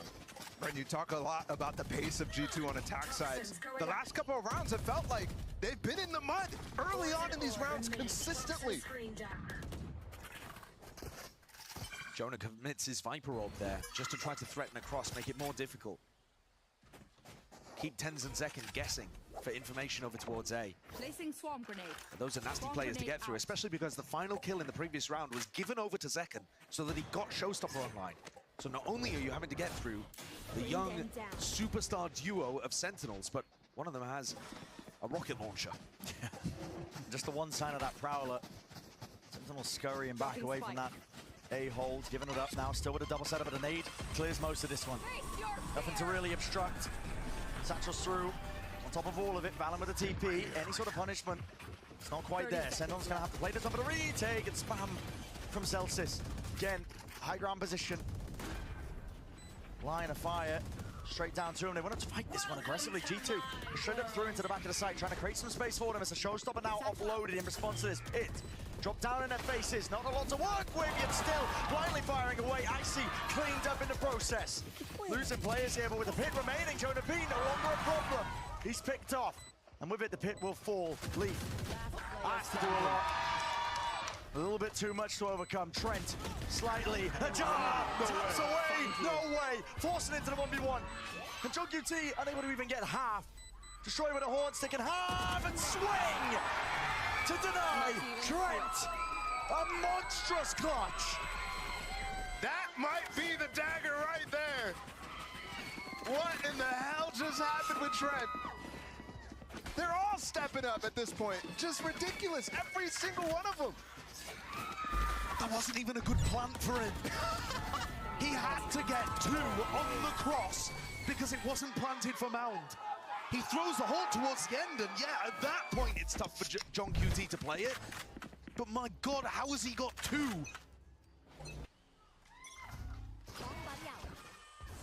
Swings and roundabouts here. Second half of Lotus. Heavy stack of the players. 4 from Sentinels committing to this one and trying to disrespect through into the one-way. The punish in sight, Annihilation wraps himself around, trying to break this one, but the punish is still there. Predicted in terms of the movement and the pathing. There has to be a rotation now from G2. Do you use Icy's ult in this round? You're in a 3v4, it doesn't look winnable for you, no real map control. Are you just trying to look to save that? He comes from the school of EG, so he might just send it. Despite the situation, Sentinels is fully rotating with the deadlock util put down on A. A entirely, they just gave it up. Willing to try and fight this one. It's a double, high, low. Needs to be that response. There it is. And that's a rocket. It whistles straight past. Narrowly avoiding falling. 2 to stand here for G2. Tens. Slightest of off angles here, but a Haunt not broken for him. He's revealed, sees now nade, rebounding into the corner. Trent is so damn low. 11 HP still now, sticking in, easily covered. Icy, he will drop and fall, and a jumping peak again paves the way for victory here for Sentinels. That one was tough to close out. It should have been easier, to be honest, especially considering that the Showstopper got nothing. But that's a massive difference. Icy chose to invest it. It was close, but no cigar there for G2. Sentinels bring it back within 2, and they bled out one huge tool to be able to get into sight. Something that the Sentinels even would be scared of playing against, that Showstopper. G2 are now going to take a tactical timeout. The big ult that they now have to work with is the lockdown, which is still going to be super useful. Again, if you can find the site that the Cypher and Deadlock are playing on, and you can lock down that area, you might be able to just slowly walk in, get rid of utility as you find it, and set up into a post plan. But their economy is now shot. This is starting to look like it's gonna get really tight towards the end. A scrappy map, especially towards the tail end. Like you were saying, Josh, I mean, you're looking at back and forth rounds here, teams winning when the economy isn't even looking too hot here, but Sentinels finally feel like they're in the driving seat, but I hesitate to even say that just now. The tendency of these teams as well to just fight back from the brink. I think the other thing to keep in mind as well is that some of the G2 players have been playing above expectations. And on the other side of things, it's rare to see Zekken having a bit of a quiet game. If Zekken wakes up at some point and starts putting on these monstrous rounds, you might see not just the game getting tight, but SEN start to overtake. We'll see. The fan base certainly riled up in the audience today. This has been such a good match. Such a good way to close out the Americas regular season here. And we still got a lot to play for. Those are the stakes that these two teams are playing for. Top place in the playoffs. Yet to be played next week here. SEN a little bit more, I suppose. Just a guaranteed spot at champs if they win this. Nothing big. And not just the positives for the winner, but the loser ends up playing against 100 Thieves, who I know that they lost today, but they're the winners of stage 1, and at times this year have looked absolutely on fire. There are still possibilities that you could miss out on champs by losing to them in single elimination. Yeah.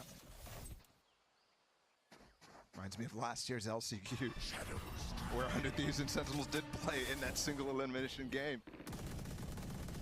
So interesting how it could end up at the end of the day. SEN still holding on.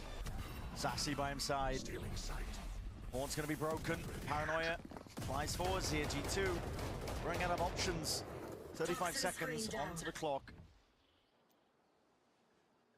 Where do you set your sights? Over towards B, but already the stack is red here by Sentinels.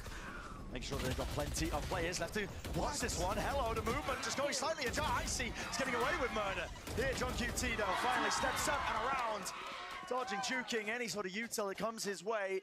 And no more time. You don't want to be saving these guns into the next. You need to get that plant down. 10 seconds left. There's no chance, right? They're not going to be able to get to the site in that time. No chance. TP. Oh, he's got it! Oh, he's got it! We play on. Pulling that one from nowhere, and even an ult committed. There's respect being shown by SEN. They want to close this one out. John P. John QT's looking around from behind. John QT. Importance in terms of the fight. Falling around. And one still stands between him and victory. The crowd wants it, chanting away. A bit of spam into the corner will seal his fate. Valen just cowering. Doesn't want to give too much away. And finally, it's claimed.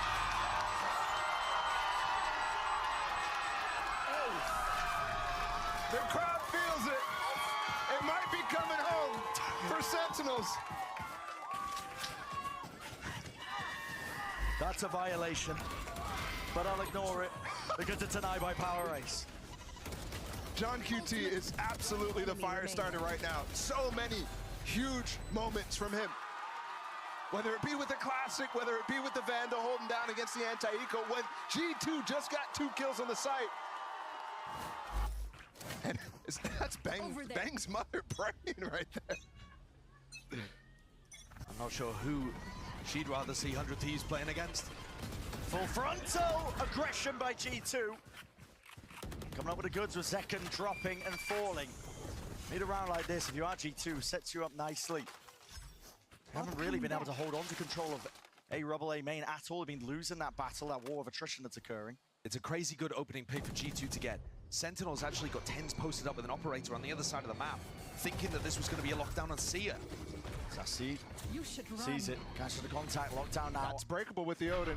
Placed down, thin walls, spamming away and broken. You called it, Anne. Sassy's still able to just hold his ground. Whoa! Stand it down. This is so annihilation. John QT just missing the read and the timing on this one, but G2 can be a quirky team in that regard. Rebounds off, but no They were connection. in there. He could have gotten that, but he just chooses to fire it off when he knows they should be hiding. Yeah, it seems like much better to save that for the next wave of attacking utility. But Celsius has got them pressed in at the back. Their only escape option here is over towards B. which I'm surprised that SEN are not looking to try to cover. Door's been opened wide. Might as well roll out the red carpet. This looks like it's on Zelsis. Do they read his position over towards B main? Trips down, here's the plan. It's all happening all at the same time here, just trying to catch these low timings potential, just in case there are stragglers from the G2 camp. They've set themselves up now into it. And just in that transitionary period, I mean, Jonapi was not ready for a fight there, but seems like neither was Zelsis. He's the one who falls, and is this going to be a save? Wow, they're going to call the save. Zelsis and Sassy without really any credits in the bank. And they want to keep hold of the Op, the Odin.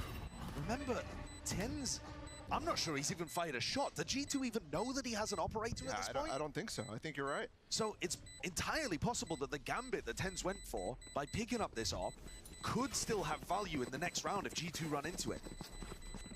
It's super important to keep those guns, and they do.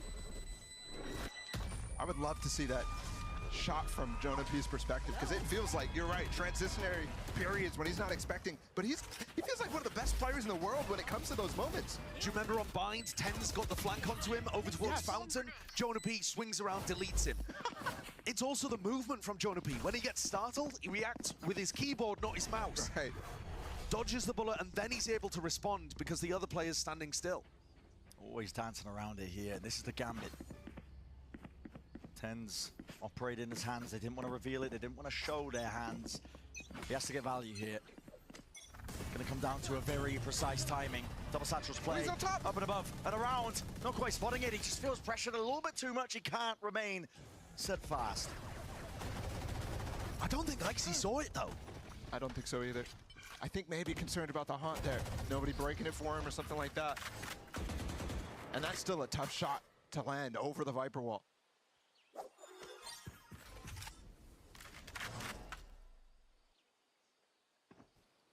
Calling for the pause, the buffer in the round here for G2. This will throw a team or two for a loop. I think TenZ has got a very difficult shot to make here because it's not a long sight line in his current position. If the Viper wall goes up and G2 explode through it, he's got to be hitting clean shots with the Op. I also find it incredibly difficult to get off of these A site positions when you have an operator. Sassy trying to put that pressure and apply it. He's with the heat now. Nightfall has to be respected. Icy, he's fast in the trail as well. Sniffing them all out for the back of the site, revealed and spammed away. There's no hope in hell. And Sassy just could not work his way through that one. A nade rebounding forces the satchel away. Once more, 3 players to stand for Sentinels, and a decision is made for them. They cannot play into this. I think the TenZ Op is hurting them more than helping them at this point. That's a spot where if he's got a rifle in his hand, his current form on Lotus, I think he's taking one with him. But unfortunately, G2 pushed him into an uncomfortable spot where he's taking close-range fights and actually has to swing into them with the operator as well. Even for a player with as hot a hand and as good a track record as TenZ there, those shots are just too difficult to hit consistently. I think you're right. But for this next round, still carrying these 3 guns forward, that operator is going to lay lying on the ground there at the back of the site. And it won't be a problem going forward. No. But G2 are at 12. Only 1 round now separates them from that 2nd seed in Americas. Oh, what? That's it. Did he not get the shot off? Must not. Barely missing it. It looked like he was still moving, too. 30 seconds. Yeah, perhaps a bit of movement error. You're completely right, Josh. G2 up to 12. Worries already settling in here for Sentinels. There are no second chances here into this match. You need that 2nd seed spot. Just peace of mind at the back. Just there for you. If G2 or Sentinels, you can feel it. Both of these teams are giving it their all. And G2 just holding that slightest of advantages. And remember, because Leviathan have locked in their position over towards champs, that means that Sentinels' disaster situations still exist. If you lose this game, and then you lose out, and certain teams end up not making it over towards the end of playoffs, it can be a disaster for SEN after such a year. The winners of Masters Madrid, who hoisted the trophy, to not make champions after also going flawless, that would be devastation for them towards the end of Americas. And it's still unlikely, don't get me wrong, but it's a possibility that exists. Yeah. And that's the point. You want things to be in your own hands. Sentinels as a team, together, they've had such an arduous road to even get to these points. You think about the run that they made even in Madrid. Always the hardest part for this team. Always. And of course, it would still be in their hands because they'd be going into a single elimination game with 100 Thieves. But that matchup is not guaranteed. You Never can pick your favorites, spam it in the chat, but no one really knows who would win a game like that. Into playoffs with Split out of the map pool, with Abyss coming in. It is upset city in that single elim portion of the playoffs. You do not want to be here, and that's what both of these teams are playing for. G2, one more round away, and they'll do it. This is full emphasis being placed over towards C. Showstopper, it was earned prior, trips into the face as well, but the timing just ducked straight past it. Icy, he's hunting. Hot onto their heels. Tail end of the fuse, just doesn't quite get it off still. I mean, that's space, though. He's not going to be pushed away from this spot. Sentinels have to answer this somehow. Util into their hands. The Prowler at least catching on to that contact. And a kill. It is there. Icy not able to escape away from this one here. Has to be fast and loose once more from Sentinels, but it has to all come together. G2 entirely off-site. They want to play this one straight away. Winning these fights. Valid brings it at 4v4. Time taken away. Paranoia sweeps its way. Tens. The pressure is applied, but his team needs to at least get onto this here. What is the call? Nobody finding it. Time is ticking. Options escaping. And Sentinels just can't quite manage it. Kills need to be found. Flooding forwards. G2. Patience wins the day. G2 rewarded, and Trent in another masterful C post-plant situation. Good shit, G2. Whacking those kills onto the board. Collects the 4K. Perfection there. Even the Viper Orb applying so much decay. Crazy difficult for Sentinels to get through. G2 in control at every point today. These are the moments that make teams fantastic, make teams great, putting themselves in position to go on a crazy run here. It does feel fitting that the best team in Americas at Shanghai is getting a good seed going into these playoffs in Split 2. But it's because of their better performance, what feels like one of their best games that we've seen so far. And another masterclass. They have been going from strength to strength, the calling, the individuals. It's all on point for G2 right now. This is a team that is tired of being taken lightly by the community, taken lightly by everybody they step up to. Will you finally respect the name of G2? Will you finally stop predicting against them? Will you finally stop the cope that they get lucky, that they're performing to ridiculous expectations in only the matches that happen to matter? They're here, they're performing, they're always good for it. Doesn't matter if they end up losing blowout maps in these series, but today, we didn't even get that narrative coming through. Yeah. They just were essentially in control the whole way. And honestly, I think those sorts of matches, Brent, the ones where they get blown out early in series are what made it so difficult for them to get that respect. And here, they just shut them absolutely down from beginning to end. Perfect on Bind, perfect on Lotus. And I think all of that topic about giving respect to G2, also Icy today. He was probably the best performing player in the entire server across map 1 and map 2.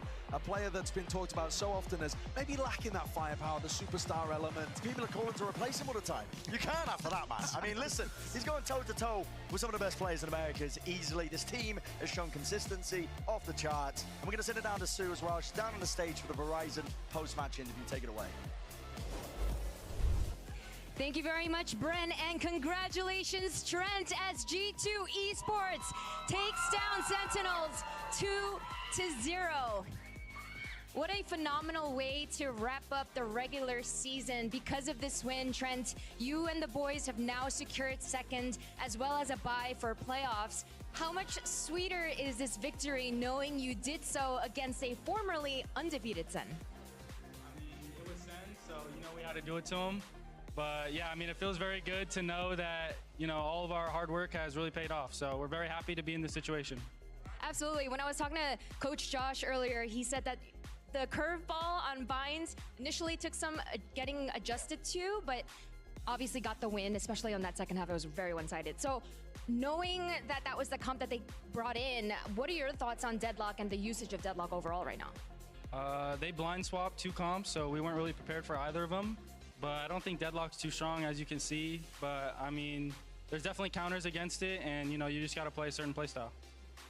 What do you feel about you and the boys' current form? Obviously, last time around, we saw you do very, very well, even getting 3rd at Shanghai. Now you're about to head into playoffs looking damn good. How do you compare the team in its current shape right now?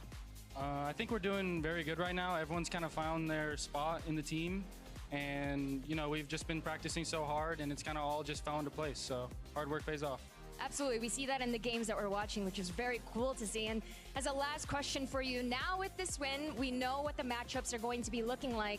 You'll be playing either 100T or SEN. 100T will be interesting because it'll be an opportunity to potentially get revenge for the finals in stage 1. So I'm curious, would you prefer that or a rematch against SEN? So it's 100Ds versus Sentinels? Yes. Okay. Honestly, the crowd was very funny. Sentinels. You know, I don't think we really care who we play. We're going to be confident regardless. So. All right, we love to see it. Congratulations again, Trent. For now, before we head to the post show, we have a little unveiling for you guys to show what our top 6 teams will be playing for. So let's take a look.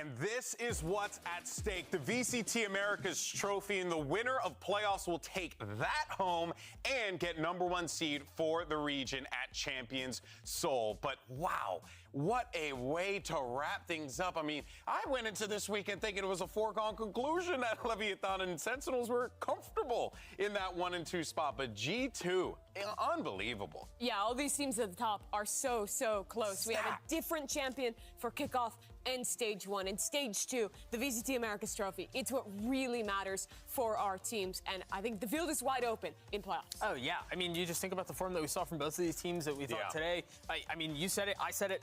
I thought Sentinels were going to win that. Maybe it goes 3 maps, but G2 just continue to surprise, and they continue to impress in situations where nobody believes that they can. And honestly, it almost feels like that's better for them. Like that position is almost better. I think they love being the underdog. Yeah, like people start rooting for them, and then that's where it all that's when it all comes crumbling up. Hey, well, let's go ahead though and take a look at the standings with stage 2 officially, coming to a close. Here you go. G2 Esports locked that 2nd spot with a 7-3 record, but right above them, 9-1 Leviathan. Both teams, great turnarounds, especially for Leviathan. And well, what we decided to do was have some fun with this, because you've seen the standings a million times. Let's go ahead and take a look at our power rankings, shall we? Boy. And where things ended up. Okay. So let's see. Hey, stage 2, we kind of sort of nailed it. Yeah, the top 3 look good. Look at G2 in stage 1, number 8.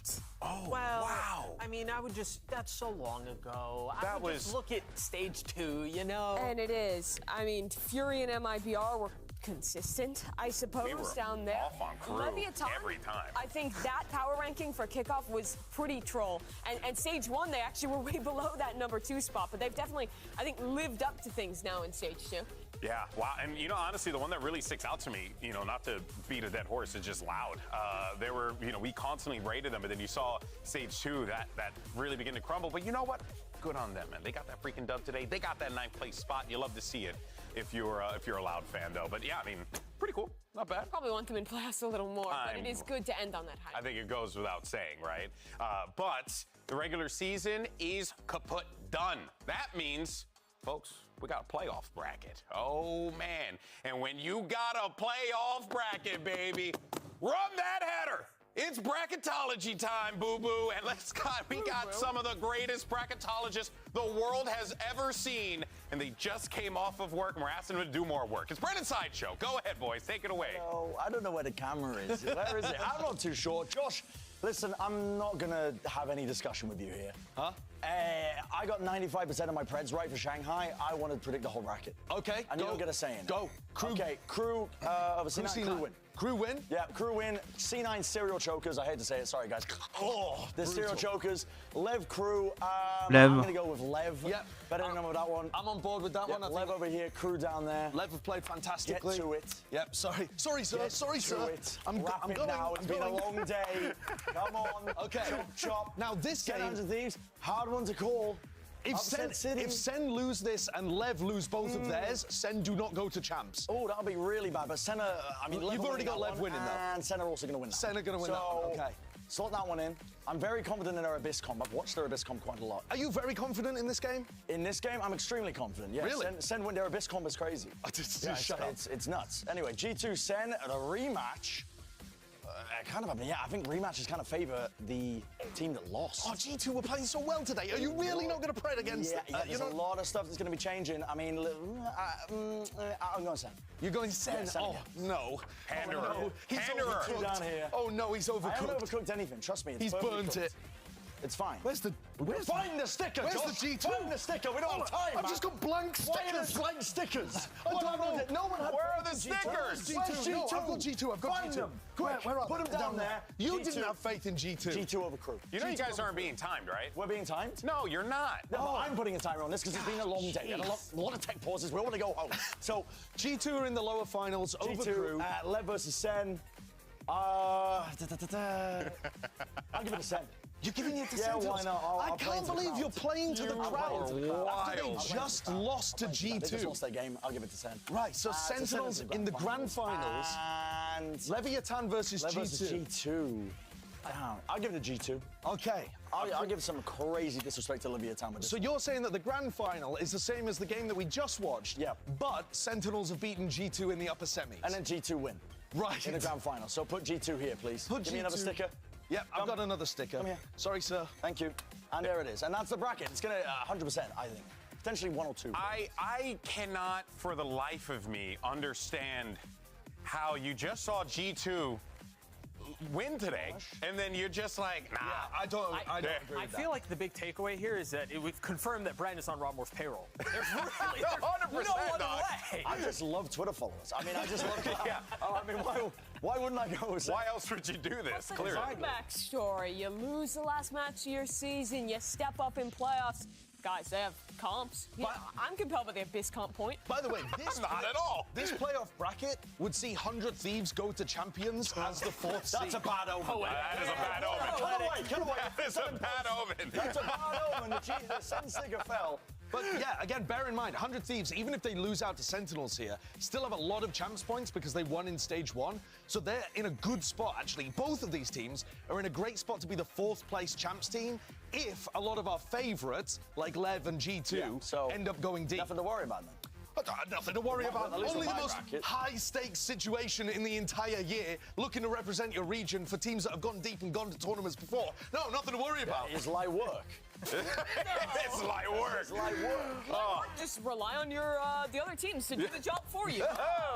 Oh, boy. All right, well, let's go ahead and take a look at the schedule for playoffs because we're going to be back on Wednesday, and here are the matches that start all the action. You're going to kick things off with Crew Visa taking on Cloud9, and then it's going to be Sentinels going up against 100 Thieves. I mean, Crew and Cloud9. A gifted playoff spot for Crew from Cloud9. Now they have to play against each other to keep a shot at going to champions alive. Maybe a chance to, I almost said get revenge, but it wouldn't be revenge. To punish someone who did something good for you. It's like, hey, guys, thanks for the solid. By the way, you're out. A good deed goes unpunished. Yeah. The other side of it, too, whoever loses the Sen 100 Thieves game, you saw Bang's mom praying in the audience during that game. Actually, every single fan from whoever loses this match is going to be on their knees begging to whatever deity they believe in that something happens towards the end of the bracket that gets these teams on champs points through. And by the way, that deity is Lev and G2. And please win. Oh, we praise to you guys. Please win. Oh, boy. Well, look, this is going to be exciting. I mean, this bracket, I don't know what the hell's wrong with it. It's but correct. yeah, it is. You said 95% correct in Shanghai? Yeah, I got 2 games wrong. Good news is we have a clown suit in the back, so can't wait for you to wear that thing on broadcast, baby. For the cats? Yeah, why not? Mimi said it was very comfortable. I'm down. It was If comfortable. you get the whole, no, why are you? Are you handshaking? No. Handshaking?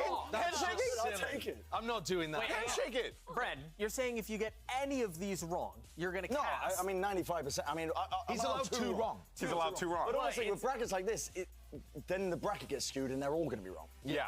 So either way, you're wearing a clown suit. I need basically the ending to go wrong. No. I need the beginning to be right. What we learned here today is that Brandon's going to wear a clown suit no matter what, and it's going to be an awesome day when that happens. But for now, we're going to take a little pause for the cause because we will be back on Wednesday with the playoffs. It's going to be awesome. We're going to find out who our 4 teams are going to be representing the Americas regions at Champions Seoul just around the corner. We thank you so much for tuning into the regular season. For myself, for the entire crew that's worked so hard for this, we thank you, but there's still so much more to come. We'll see you at the playoffs, folks. Take care, everybody. Have a good week. Bye.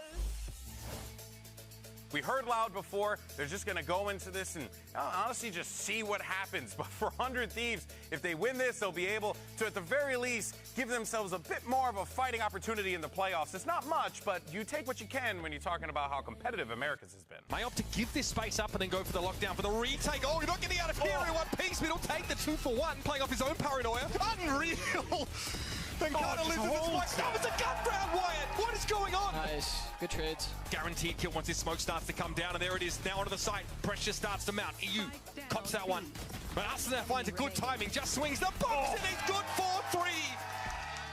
Bang, flashed up early. Nice little pop here from the defenders, but Cryo, Come on, man! That is filthy work. I mean, that is an outrageous stat line the Cryo just put up. Now the counter thrash. So antsy. Boosty just wants to be active. Trailblazer also cleared and banged, unaffected by the paranoia here. He's in a position to do some serious damage. And that's 4 on the round for Bang. EU's got into the back of the A side, though, now can put some pressure on this short position, but Sarhut finds 3. That should not be allowed. By that on the corner, and Busio finds less as he makes his way to the side. Now the 1 versus 1. Oh my God! Coming to life on map 2 are loud. Just needs to survive now. Sarhut picks up a second. Oh my God, a third. Taking straight duels towards Rubble. Mirror Theft going to reveal the position of this Viper now and make it a 1 versus 1 as Bane looks to take the timing. Less on the defuse and sprayed down. 100 Thieves come up for air at the end of the half. They just jump spawning, so they're content stacking up here, but Tweez with that first. 3 for 2 years, and it's loud that exit Americas with a roar, head held high. After the light had gone out their eyes midway through the season, they bounce back and remind us what they're capable of. It's our last match of the regular season. Sentinels versus G2 Esports. If Sentinels manage to win, they'll give themselves that top 2. They're good to go. But G2 have an opportunity to take that away from them and be in the top 2 and get that bye. That would be massive for this young team. 3 players side by side, shoulder to shoulder. G2 not giving this one up, but still can they maintain their composure against the right foot fire? Yes, they can. Rocket, earned and sent. Not able to put up a fight, not against IC. There's absolutely no chance, and still, the fight continues. At least with the issue, Celsius. Sky, you gotta pick and choose your targets quite carefully. Right from the side, a second. He will respond in kind. Out wide, snappy. Plant, shut down, time is of the essence. Deltas just needs to stay alive. Everyone after him. And perfect as well in terms of that attack side. No Mar, no floor, perfect 7 rounds in a row. Entangled with this guy, Leaf. Locking it down to Asper. Bang! That rifle aim is sharp from Tens. Just takes tree control. I see a lot's going to be asked of him, and he will deliver. Paranoia glides through. The prediction is elite. A little bit too much to overcome. Trent slightly ajar. Taps away. No way. Forcing into the 1v1. Destroy with a horn stick and half and swing to deny Trent. Watch this one. Hello, the movement just going slightly ajar. Icy is getting away with murder. Here, John QT, though, finally steps up and around. John QT, importance in terms of the fight. Doesn't want to give too much away. And finally, it's claimed. And Sentinels just can't quite manage it. Kills need to be found. Flooding forwards. G2, Patience wins the day. Crazy difficult for Sentinels to get through. G2 in control at every point today.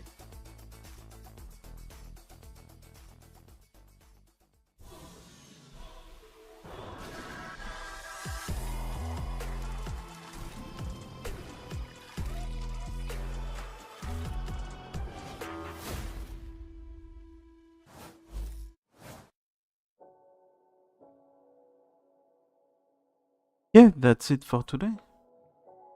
Right?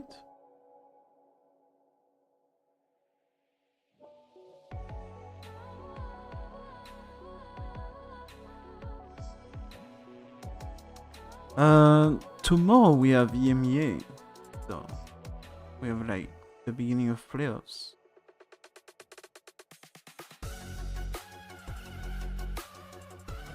Yeah, 15. So we have Vitality, Navi, Fnatic, KC.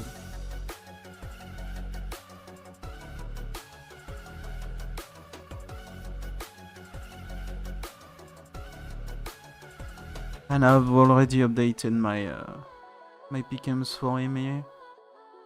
I will update my pick'ems for Americas later.